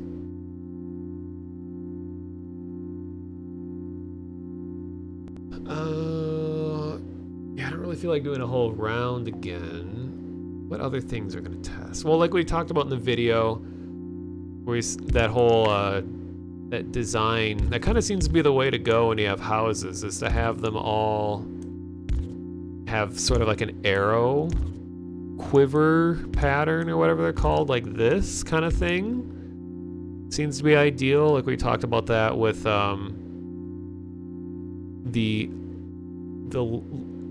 the shallower the turn a car has to make, the faster it is going in and out. So that kind of design compared to, you know, like this kind of thing.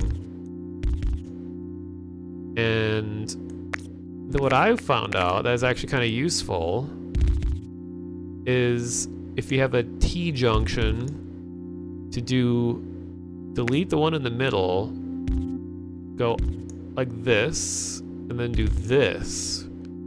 So that way, cars that, you know, are just going straight can just keep going. And then ones that turn don't have to stop, and they could just keep moving. And that was pretty efficient. So I'm wondering, I know someone in the chat brought this up too, that you can have like a poor man's roundabout where you just do like this. I've never actually made a structure like this in the game. Usually stuff is too crowded to actually pull off a structure like this. And then also in the video, he was kind of pointing out how to put roads and block the entrances to places like this so that you don't get things spawning right up close to it.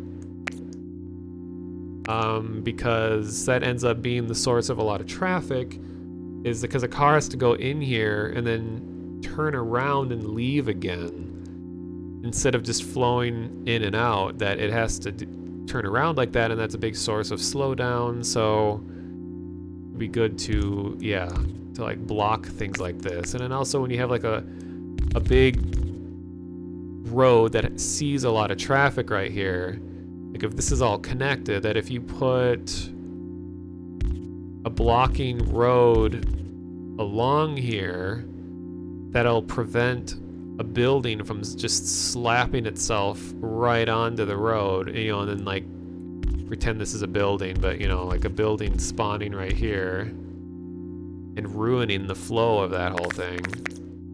So I'm wondering what happens if you just manage to block everything the whole game.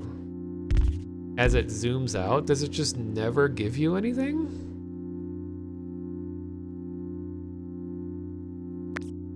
Like, I don't think I'd have enough roads to pull that off.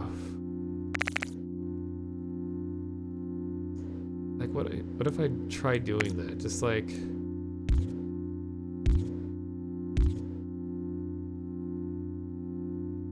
the block in the entrance you haven't thought of.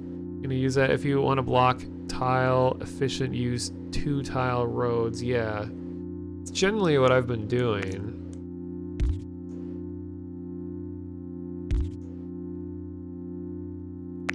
Since 2 tiles counts as 1 road. But then 3 tiles counts as 2 roads. So that's kind of confusing. I mean, it makes sense, but it's just like... Okay, so I'm trying to look for... to block all 6 tile groups to make sure that they can't exist.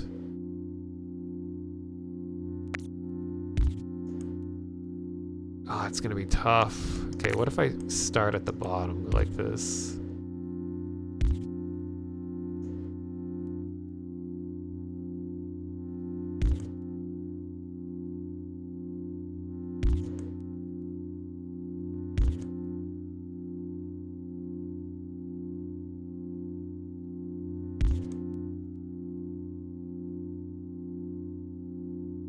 Okay, I think this is fully blocked, so it shouldn't spawn anything.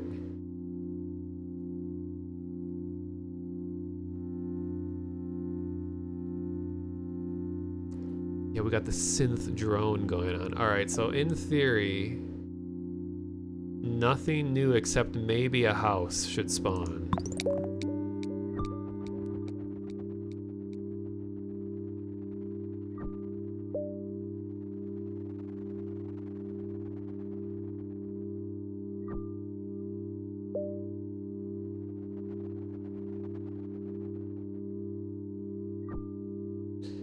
Miércoles, jueves, viernes. Okay, we got a house.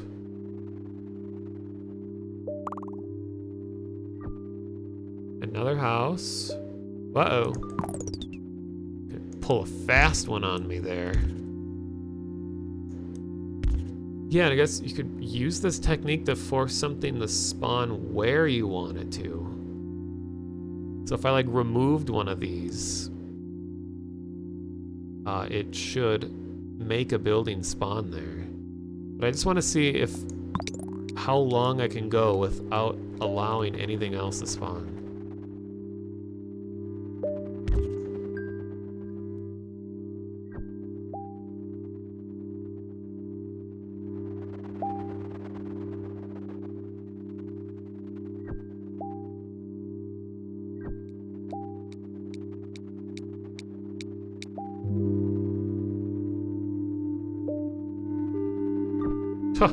Oh, there it goes. Okay.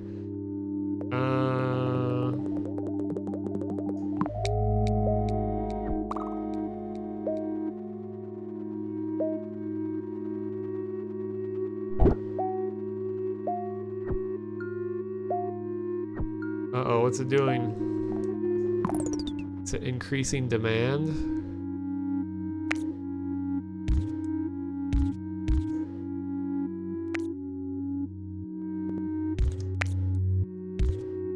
Alright. Uh-oh.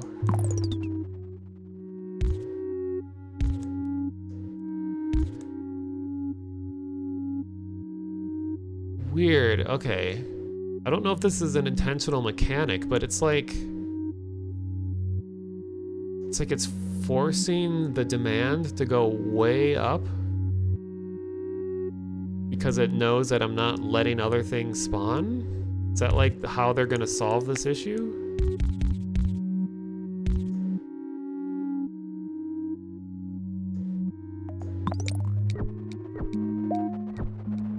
You have no idea what's going on. Well, this isn't how the game's supposed to be played. I'm trying to mess with the system because it's supposed to be randomly placing buildings, but I'm preventing it from happening.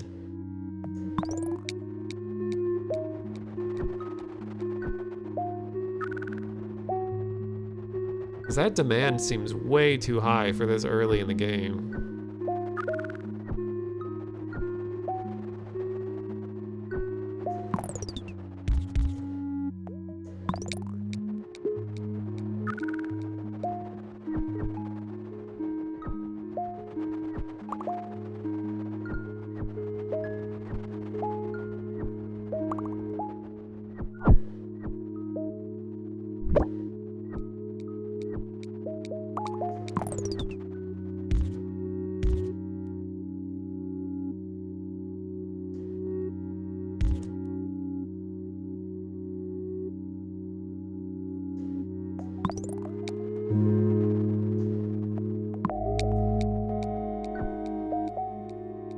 Okay.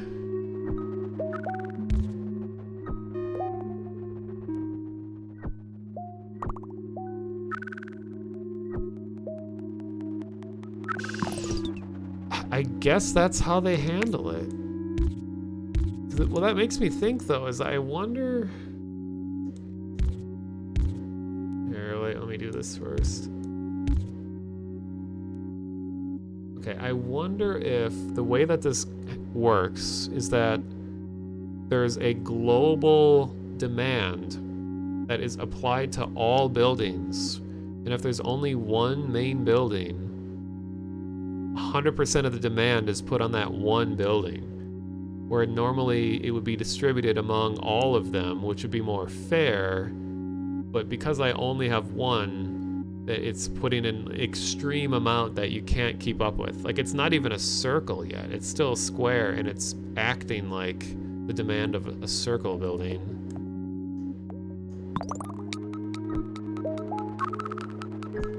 Oh, jeez. Shove more cars at it.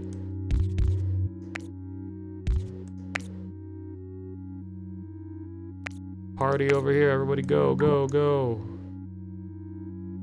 Can't put a house on, oh, come on.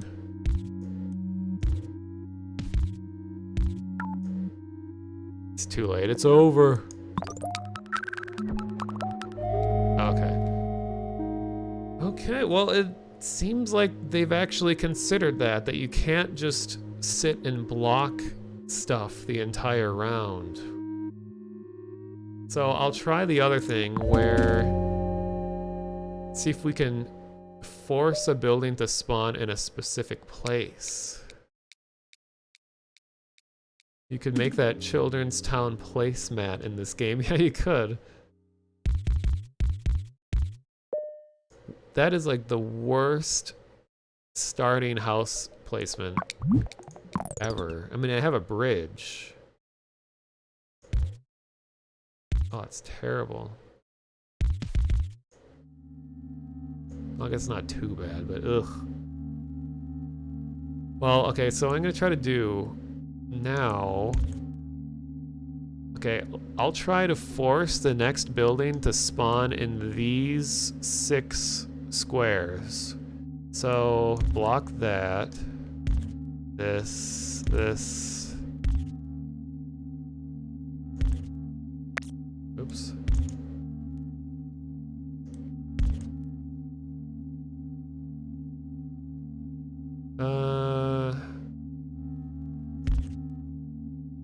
And then for safety, I'll just do this. Okay, so let's see if it will spawn right there.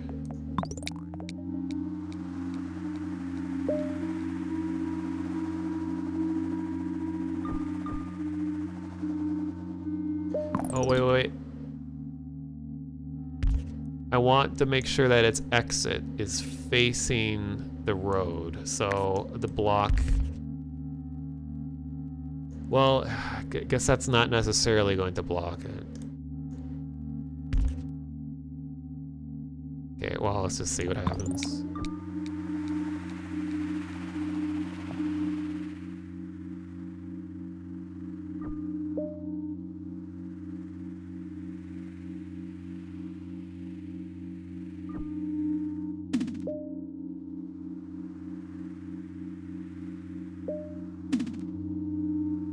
Wonder if there needs to be a buffer. that it's not just exactly 6 tiles. It needs to be 6 plus an exit. Or maybe it can't just be placed right next to it.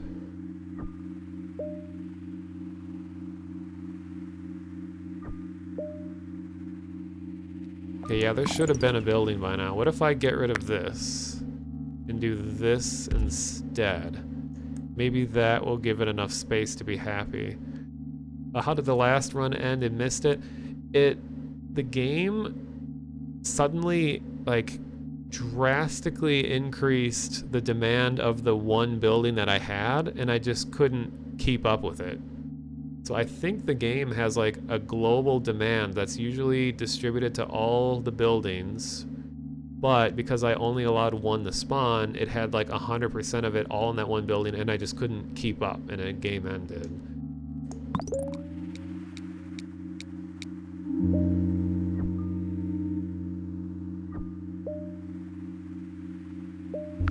Ah, there it is. Yay. All right, so it looks like you need a minimum of 8 tiles to force, or 8 open tiles to force a building to spawn in one area like that. I mean, there isn't too much benefit to doing that unless you're trying to do like the most efficiently designed city possible.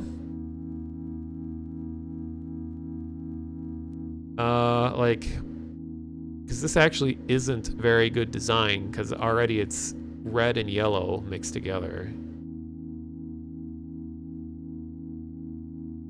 Oh, and I haven't really been watching. Is there a certain count of pins or whatever where it will like always drop a building on? Or is it like a time limit? Like, I don't really know what determines when it drops.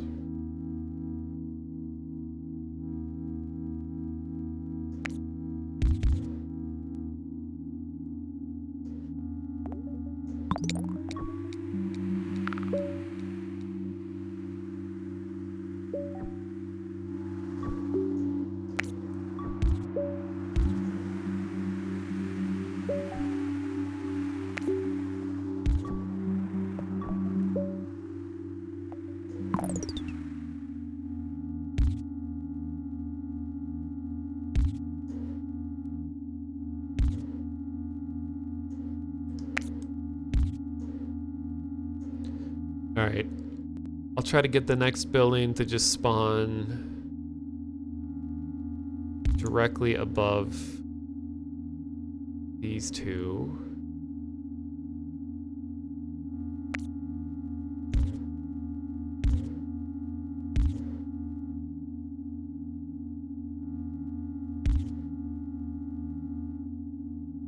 Yeah, the bigger issue is that you can't control the houses. So even if the building's in the best place, houses will be, yeah, in like really terrible places. That's true. And there's no way to have enough roads to block every tile to determine where a house goes. That's true. So this isn't really that valid of a tactic. And it kind of takes the fun out of the game. I mean, the whole idea is that you're trying to deal with chaos. And I mean, still when I'm playing seriously, I block like the worst places things could go, like dropping a building right in the middle of a dense residential area that would mess with like the flow of things. Thank you for the follow, Vanu Monty. Okay, let's see if the next building I can get to spawn up here.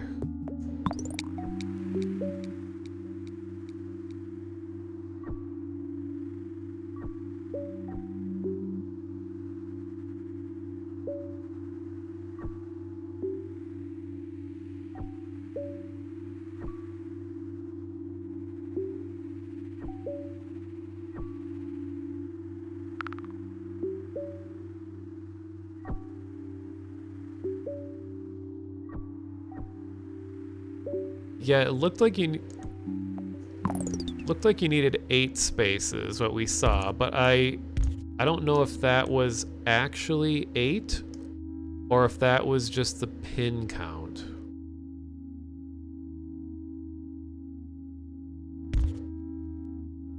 Because it was going really slow. So I'll let it go a little bit longer. Just, oh yeah, there might have to be a one tile gap barrier between each building. Oh, well that answers that. Okay, so I think that that is the set of parameters, is that it's can't talk. So 6 total tiles, 2x3 or 3x2, but it needs at least to have 1 tile distance between the nearest buildings. And in this case, it's the road is the gap between all of these.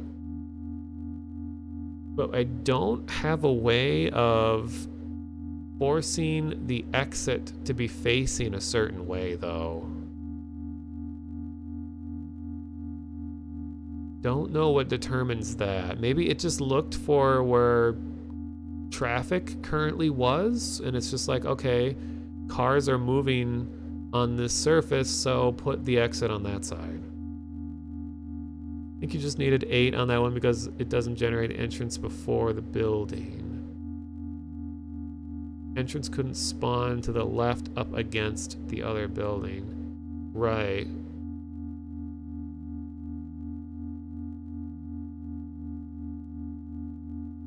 Don't forget the stray yellow buildings. Oh yeah, I'm not really playing seriously this round. I'm just trying to mess with stuff. Oh, unless you're saying maybe the houses also have to do, like it has to have at least a 1 tile gap between houses in addition to the bigger buildings. It's possible.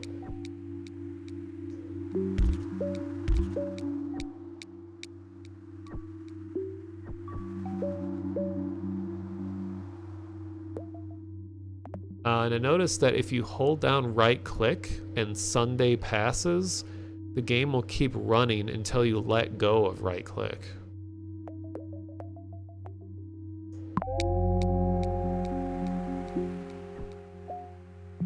Try to do 3x2 so it's vertical.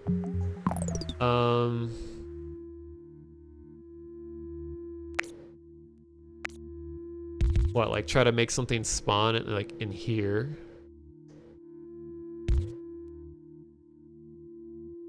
Don't think the gap rule is a thing. Let's see.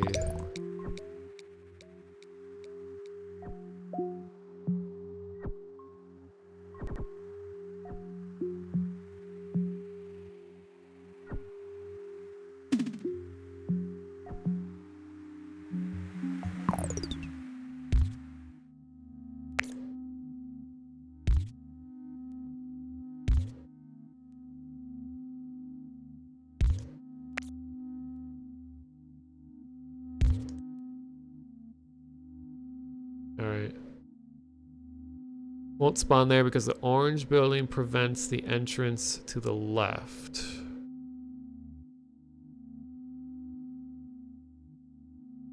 Well, it's... But entrances can be on either side, though. Like, when you look at this building, entrance is on... Like, if this were to be vertical, this entrance is on the right, and then this one is on the left. So, like, it can either be on either side. Yeah, it, in theory, should connect to this road.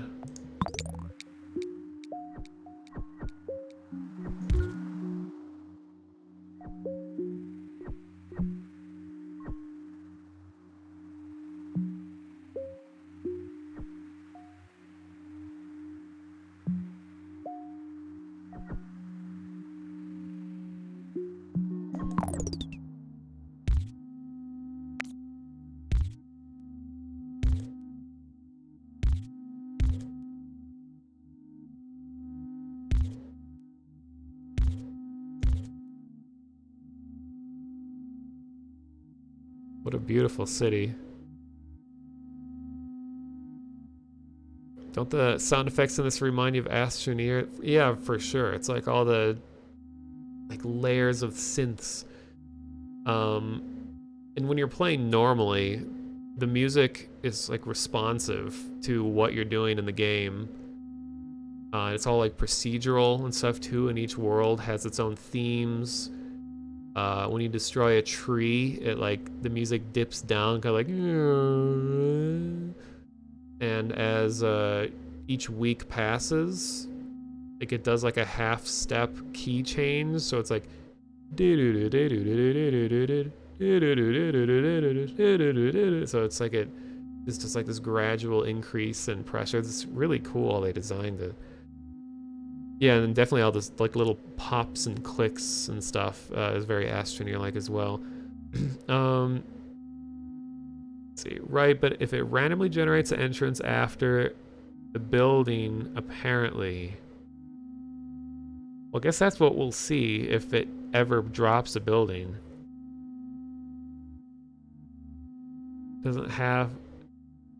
If the building doesn't have open space or road on all sides, it won't spawn.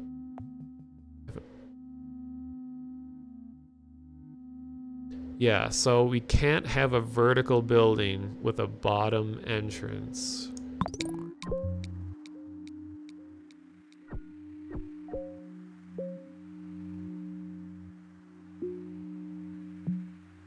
Uh-oh.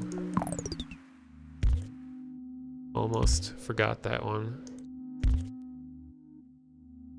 Oh, down here too. Sorry, trees.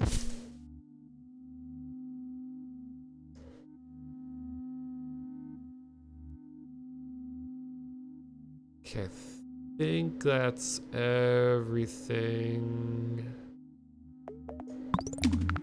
Oh, oh no, those are houses. The game's gonna end before we find out.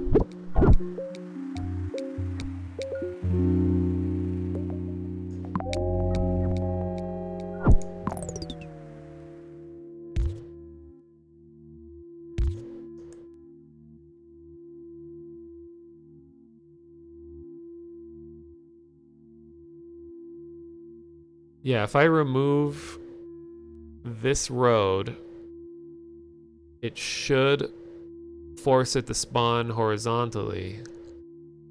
Alright, so I think we can agree that this vertical building will never spawn because there's no valid entrance for it.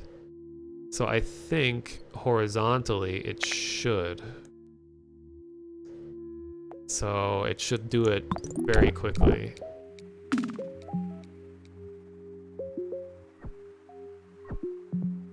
But I can't. Oh, whoa. Okay. So it's spawned vertically. I should have blocked the top off. Shoot.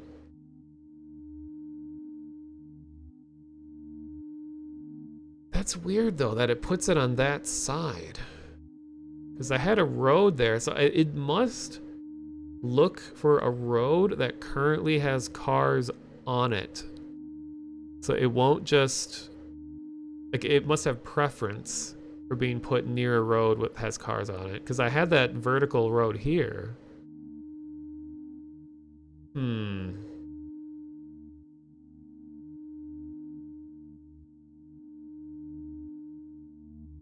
They can spawn to roads because roads allow traffic. It won't spawn if there's not a valid entrance on all sides. Well, there is no valid entrance into the river.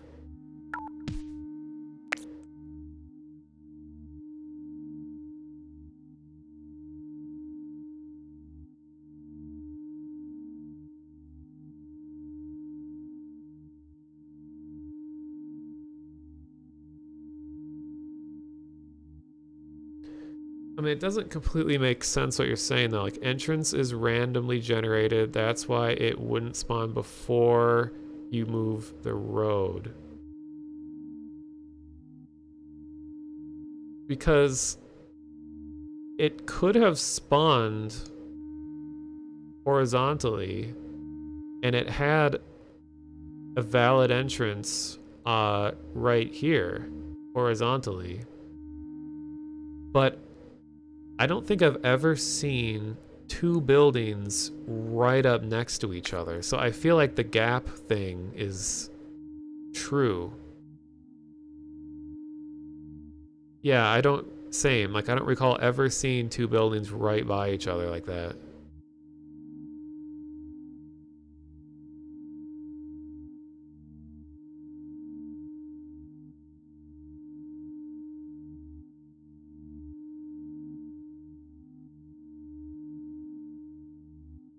It's programmed to prevent the possibility of a building generating next to another building. Uh, and the entrance randomly generating inside the adjacent building. I mean, it should have technically been valid when it was horizontal, but I wonder if we just happened to get a vertical one, if it was considering a horizontal or vertical, but because I forgot to block this top area off, if that was the reason. So maybe it could have valid. That had a valid position. Yeah, beat drop. Pretty much. We're just trying to figure out if you can manipulate it into placing things where you want it to place things. So you can force entrance by doing 3x2 plus 1 square, so you could possibly force direction with an L shape. True. Think. Like if a building was... Like if this is a building, and you block this off, this, it should force a vertical building with an entrance right here, as long as you leave that gap open.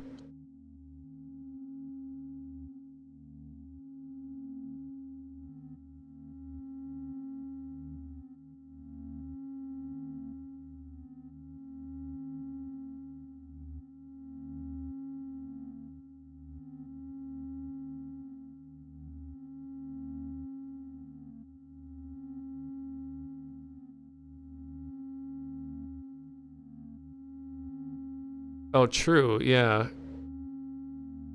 Like, let's see what happens. Well, the round is gonna end because I can't keep up with the demand unless I, like,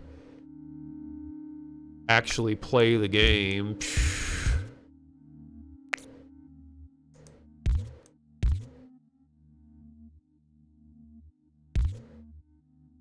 Oh god, I hate it when it does that. Oh geez, and the blue house is way down here.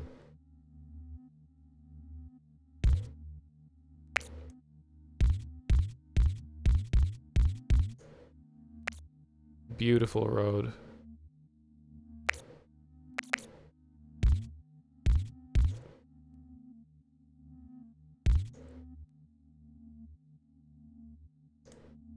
Oh man.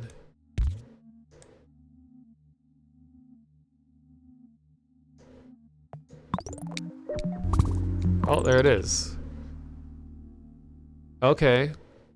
So you're right that it just connected with that road. So it didn't open, it didn't use the open gap, it just connected to the one that was there. Okay.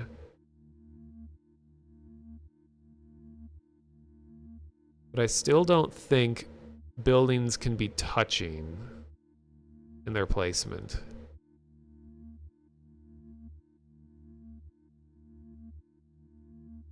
And I don't think there's enough time left to force spawn another building.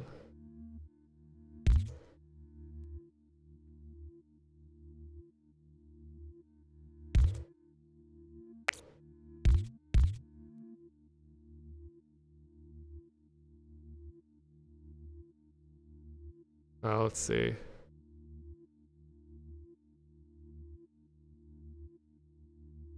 Oh, did that refund a road tile? Oh, I didn't even notice.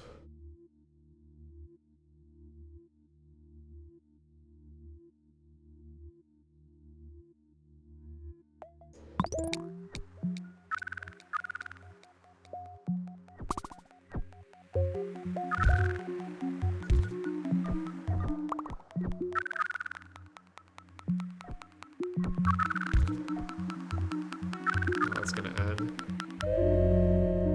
Oh, we're learning a lot here. Okay.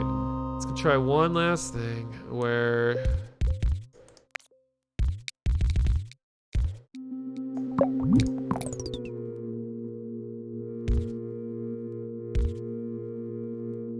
Just want to see if I can make a building spawn right next to another building.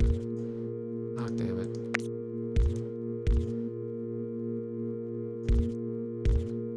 So... we got the suspenseful synths. Wow, that's a mouthful.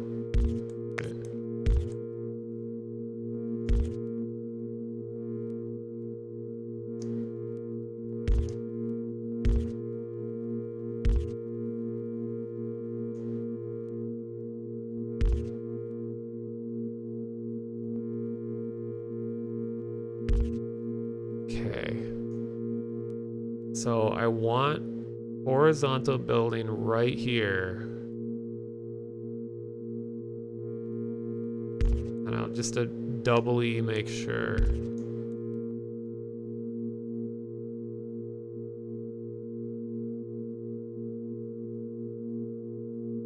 Well, but this should be accessible.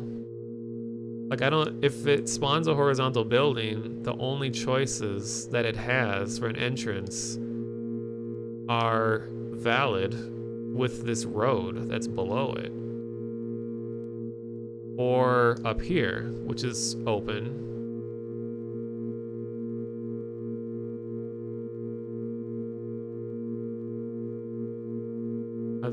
This game and the hex-based city builder set off your OCD. Yeah.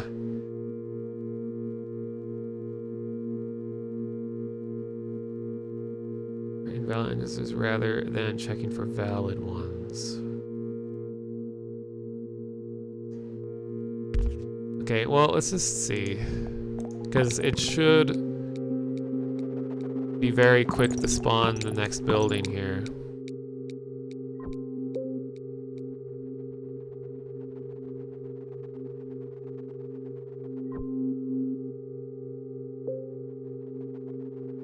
I keep worrying about that. I don't know why.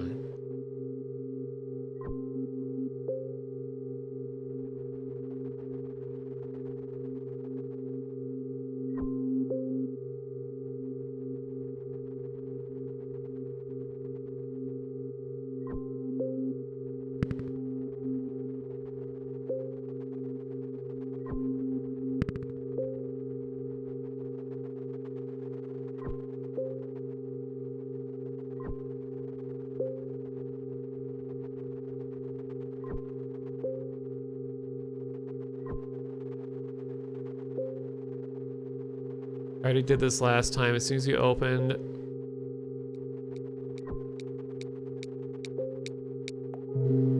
Well, I know that if I delete this road...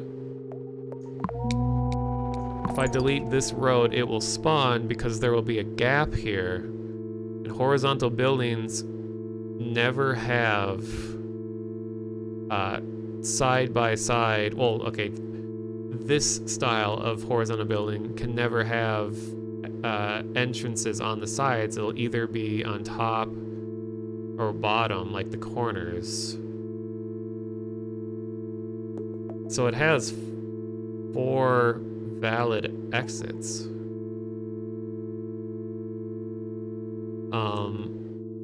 But I don't want to delete anything that would make it turn into a vertical building.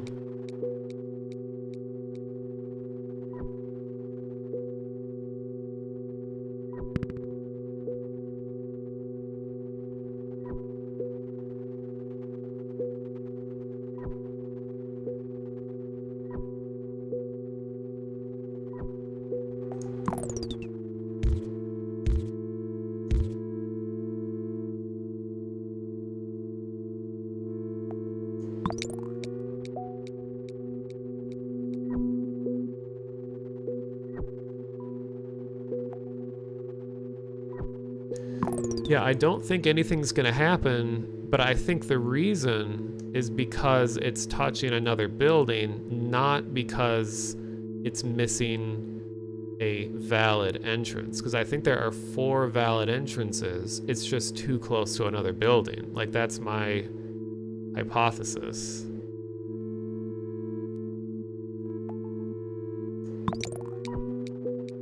Oh, jeez.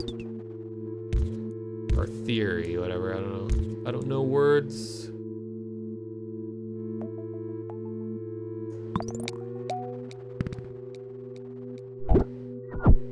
Oh yeah, now it's gonna do this.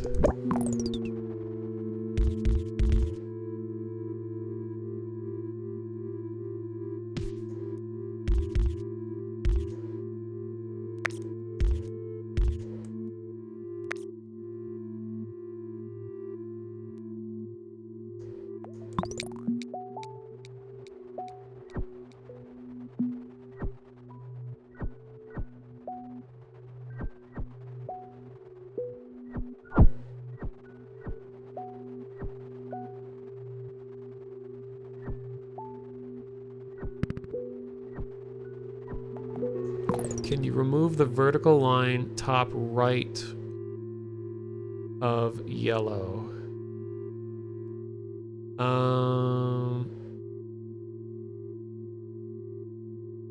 Oh, you mean this square where my cursor's over right now? Because that would technically open a gap for it to put an entrance. Hello, Hexen. Owen Bobber, hello. We're doing science. This is not how the game's supposed to be played. We're trying to figure out how to force randomness to bend to our will. One over to the left. So you're saying this road delete? I won't move it.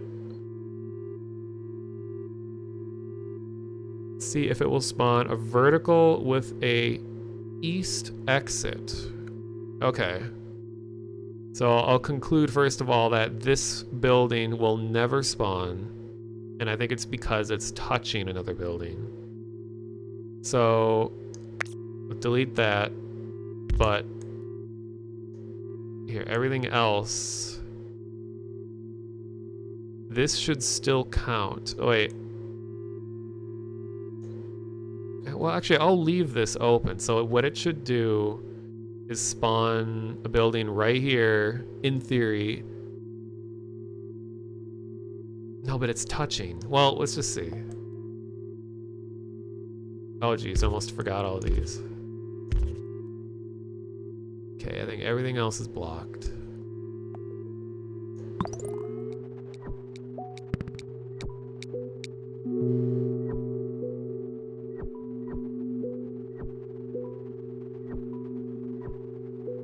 I mean, it would have spawned it already, yeah.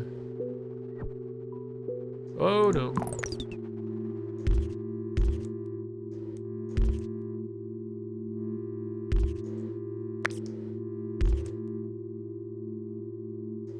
Tricky.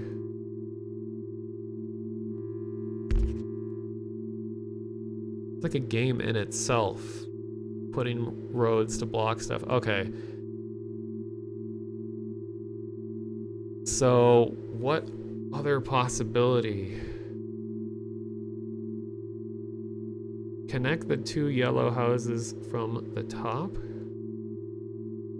Or connects the 2 yellow houses from the top? Oh. Huh. It's Tuesday and it just decided to give me upgrades then? Turn it into Minesweeper, right? You need a 6 tile rectangle for it to spawn and you don't have enough. Well, that's the thing you're testing though, is that it seems to be that it, even when there's space available, it won't spawn one if it's touching another building.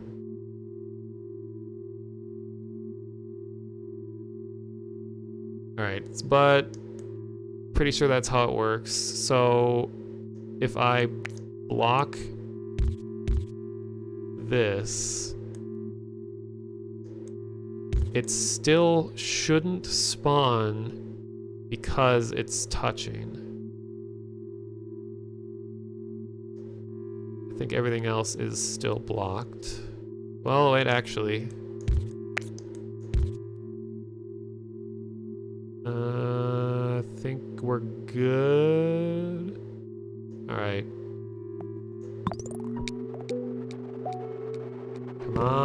Come on, prove us wrong.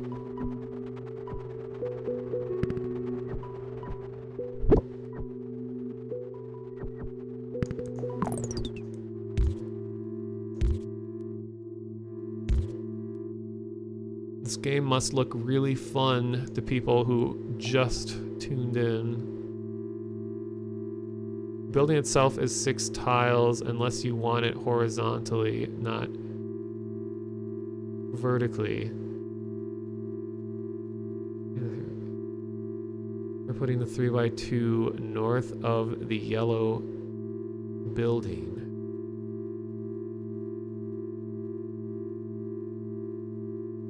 Oh, you mean try stacking them on top of one another instead of side by side? Well, pretty sure this one here isn't going to spawn. Oh, round's gonna end.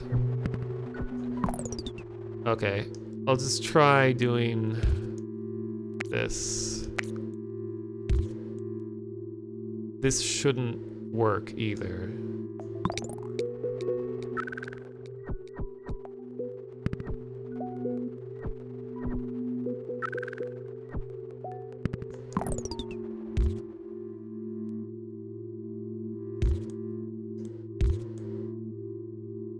Alright, so now... Oh, true. Yeah, a side effect of this is you can force every house to be the same color. That's an interesting thought. So well, it's gonna be too late to make anything of it, but like...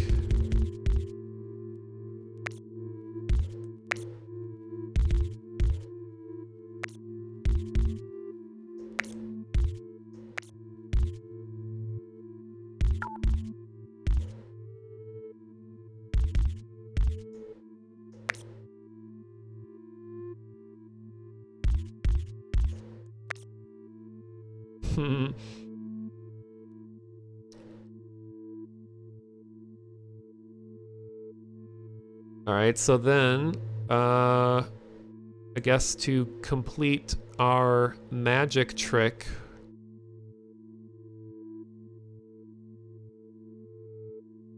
is...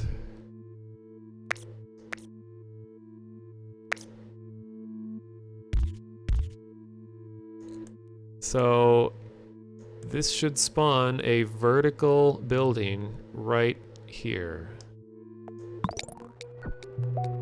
And there it is. All right. Ta-da! And it's yellow. That's interesting. I thought it would have been red.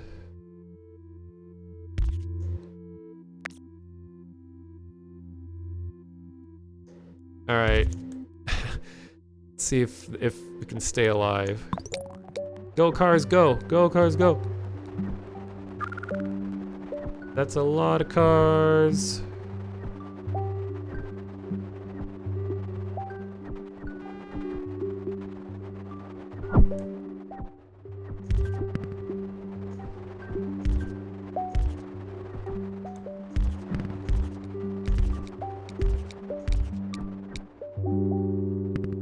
We're still going.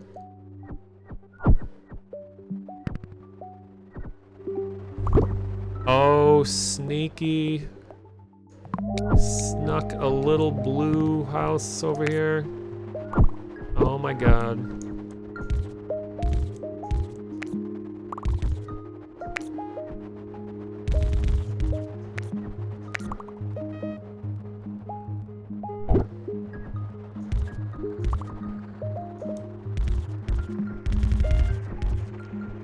Beautiful city. Everyone wants to live here now.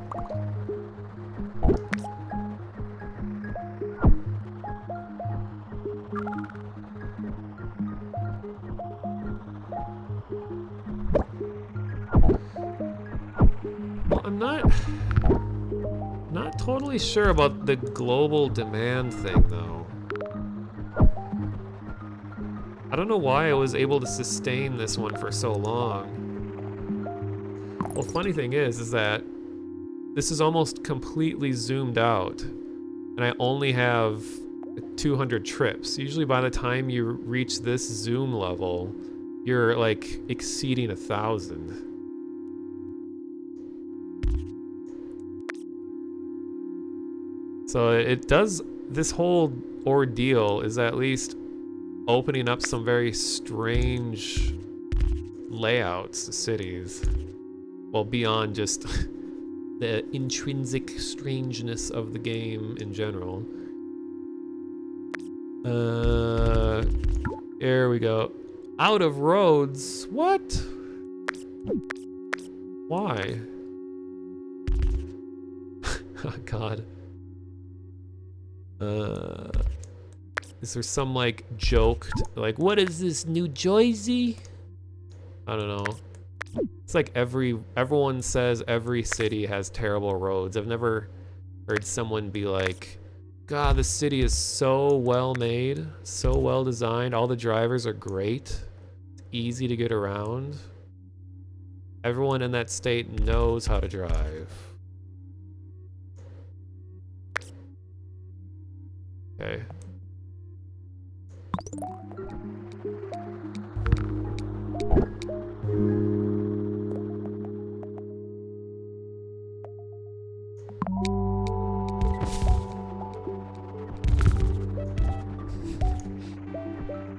This is really ugly. Oh geez, it's just laying it on hard right now. It's like, how dare you manipulate me, player. Think you can guess my tricks? Or even is dark? Oh, there it is. Kind of amazed that I haven't failed yet. Well, but see, I think the global demand thing is true because now these buildings have like no demand. It's very low. Well, I'm gonna lose. So it definitely changed as I was adding more buildings.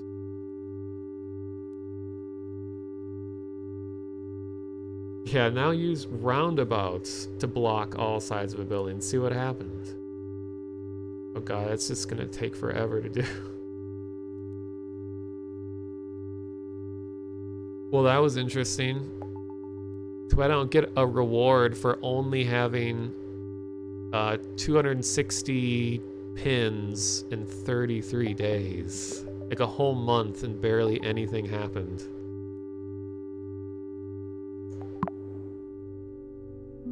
Well, see, the thing is about this game is you always fail. You never win.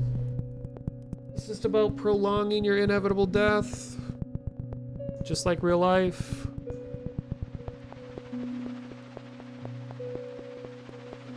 So I think all we really learned is that, yeah, you can choose where you want buildings to go, but it doesn't really change the game that much. It makes it less fun, but you can at least prevent worst case scenarios.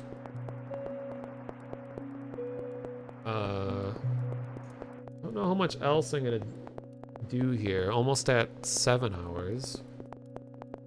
True, you could at least be off to a good start. And then that video we watched, the guy said it was really helpful to have a lot of space in the center of the city. So that he had room to like quickly reroute things if there was a sudden change that had to happen. And he kept calling things malls, which isn't really in American English We don't really call certain road formations malls. Unless we're we're talking like a strip mall or like shopping mall. But he was showing how you can have big tangles of roads that are all really close to one another, but you still want to have enough of a gap between the roads that you can quickly change the routing of all of the houses if there's a sudden shift in demand. So just breathing room is important. You don't want any buildings to be... You don't want the exits to buildings to be crowded. You want to have extra space so that cars can get in and out without having to do too many tricky maneuvers. And also block area that require bridges or tunnels to avoid having to choose them. That's true. Yeah, like especially in Mexico City, where the map has lots of mountains, you could just throw a big tangle of roads in the areas that would require you to have a tunnel. I don't think you can actually master this game because of the randomness, but then you've seen high scores. Yeah, we watched a video of a guy that got 70,000. And he said that, yeah, it's possible, and it's really difficult to get there. But the game is never in like a satisfied state. Because even when he had 70,000, every building was on like maximum urgency, like flashing red, and it was just like a millisecond away from failing at all times, and it eventually did. So you can never have a fully stable city, and that's like by design. I'll give you the link in chat to the video we watched. Let's see. 71,000 high score. I scored 7. Here. Yeah, here's the video where he goes through how he got 70,000. That's really the only video I can see of that. There's no video of how someone gets like 500 million. Like, let's see if there's any BS looking scores right now. 83 million, or 1,000. 16,000?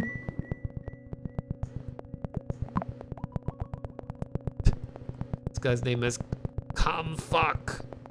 60,000. 351,000? That's kind of suspicious. Only 9 for Zurich. 16. 15. 6. 13. Okay, it looks like... Hey, Goromatic. Is that Giromatic's cousin? Goromatic? They must have wiped the like billions of points that were on here before.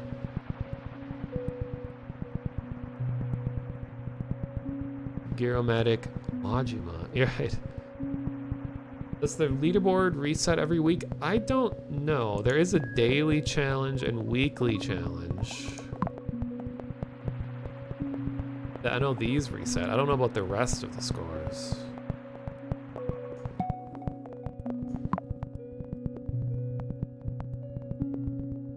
Yeah, I don't... Oh, here, you can change it. This week, last week. Wait, was that always there? Friday. Oh, that's cool. Oh, yeah, here we go. 987,987,572. I guess the scores are still there.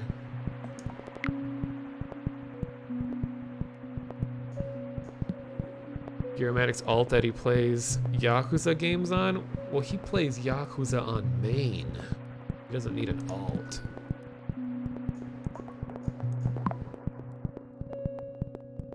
Oh, it only preserves that on a daily and weekly challenges. So I think these are all-time high scores. I don't think they reset.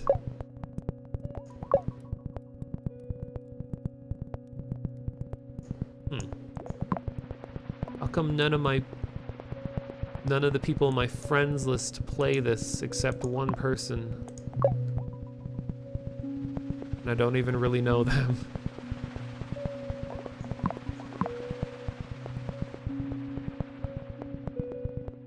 Yeah, I know Gearmatic is aware of this game for sure, because I shared it with a bunch of people who I thought would like it. I have friends, no. A weird thing about, like a weird UI thing here is that, like how far have we come where, you know, this is a desktop game, and I am clicking and dragging to do what looks just like a swipe on a phone. It's like interesting how mobile design, desktop design influences mobile and mobile influences desktop.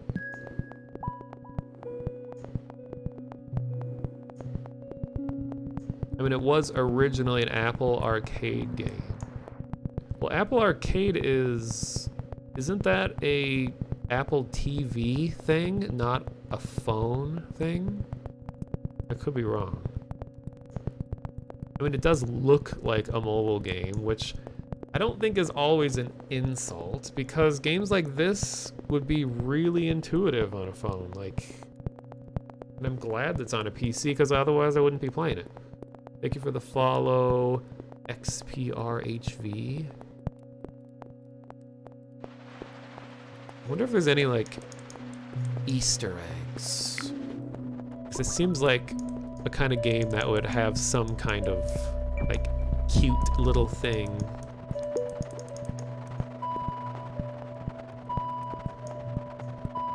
Okay, that sound is just playing on its own. It's not...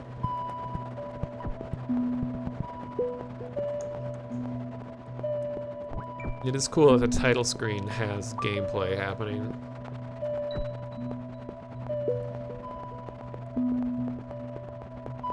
This music has gotta be procedural, because I have never heard a consistent theme throughout playing all of it. It is procedural. Well, that's great. I mean, because sometimes people can just compose such a wide range of soundtracks. Oh, there is an interview with one of the devs out there. Oh, okay. Well, that confirms it then. The clicking is driving you insane. I don't know, I really like this, because like a lot of music I listen to called IDM uses this as its form of percussion.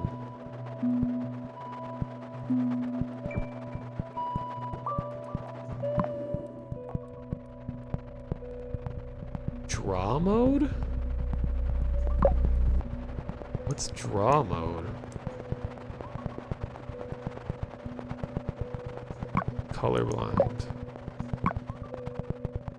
Okay, I won't blind everyone by turning off night mode. Language? Oh, a lot of different languages. That's cool. But it's the Korean, Dutch, Portuguese, Russian, Turkish, traditional and Mandarin Chinese? Japanese, Italian, French, Spanish, German, Arabic. Google Pixel Shift episode 175. Okay, that sounds interesting. Oh, credits. Look at all these fine folks. Disaster piece is the audio person.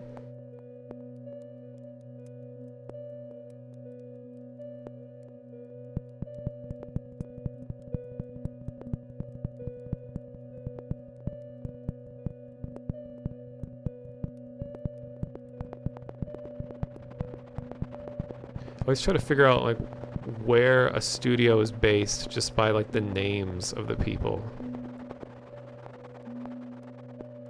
hard to tell.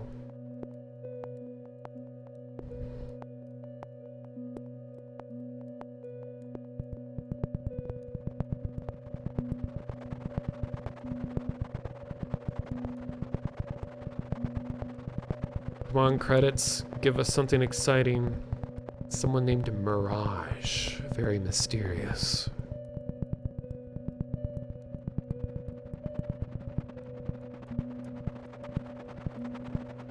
This is a very big team.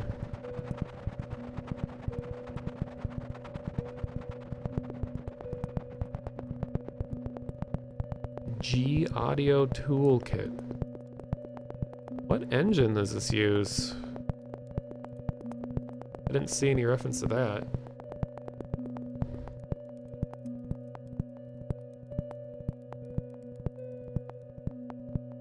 EPS Geometry Library.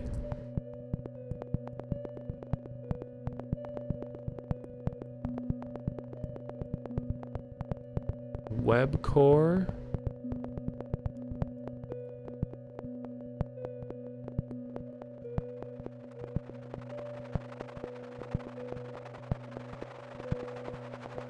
I know this is very exciting.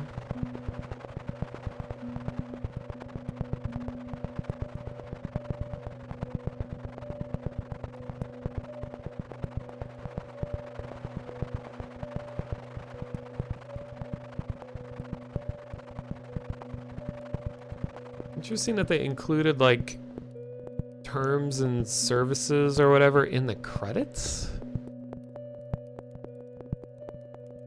It's like that would be its own separate thing. Oh, I can manually scroll through. Oh, geez. Okay.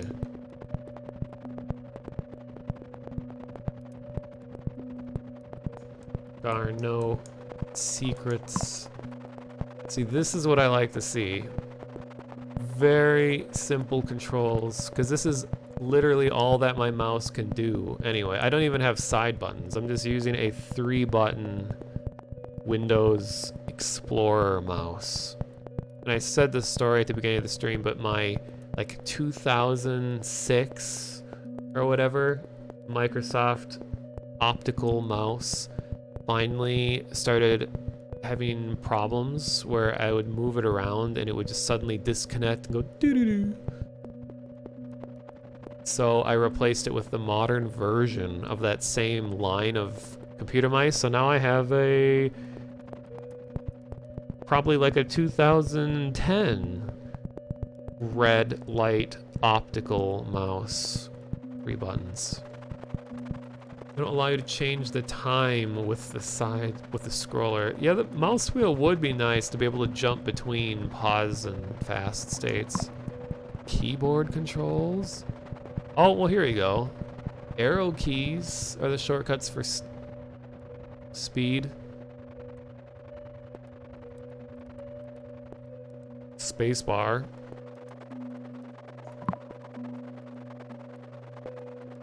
This would not be fun with a controller, I don't think. It seems like it'd be really obnoxious to try to play with a joystick.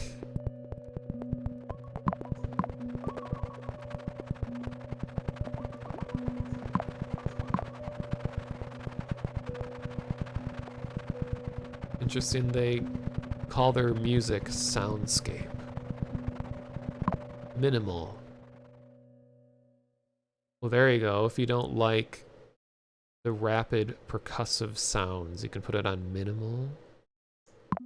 Silence.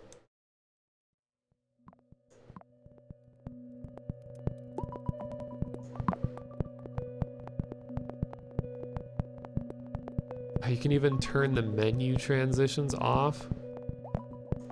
And they've thought of everything. I don't know what draw mode toggle is. Oh, that's... okay. That just like brings up the grid. Pretty sure you can have it on all the time if you want, probably.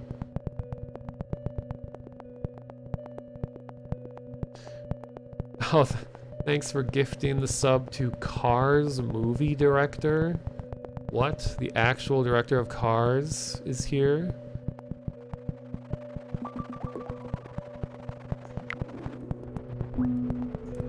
Yeah, they can get some ideas from watching this game.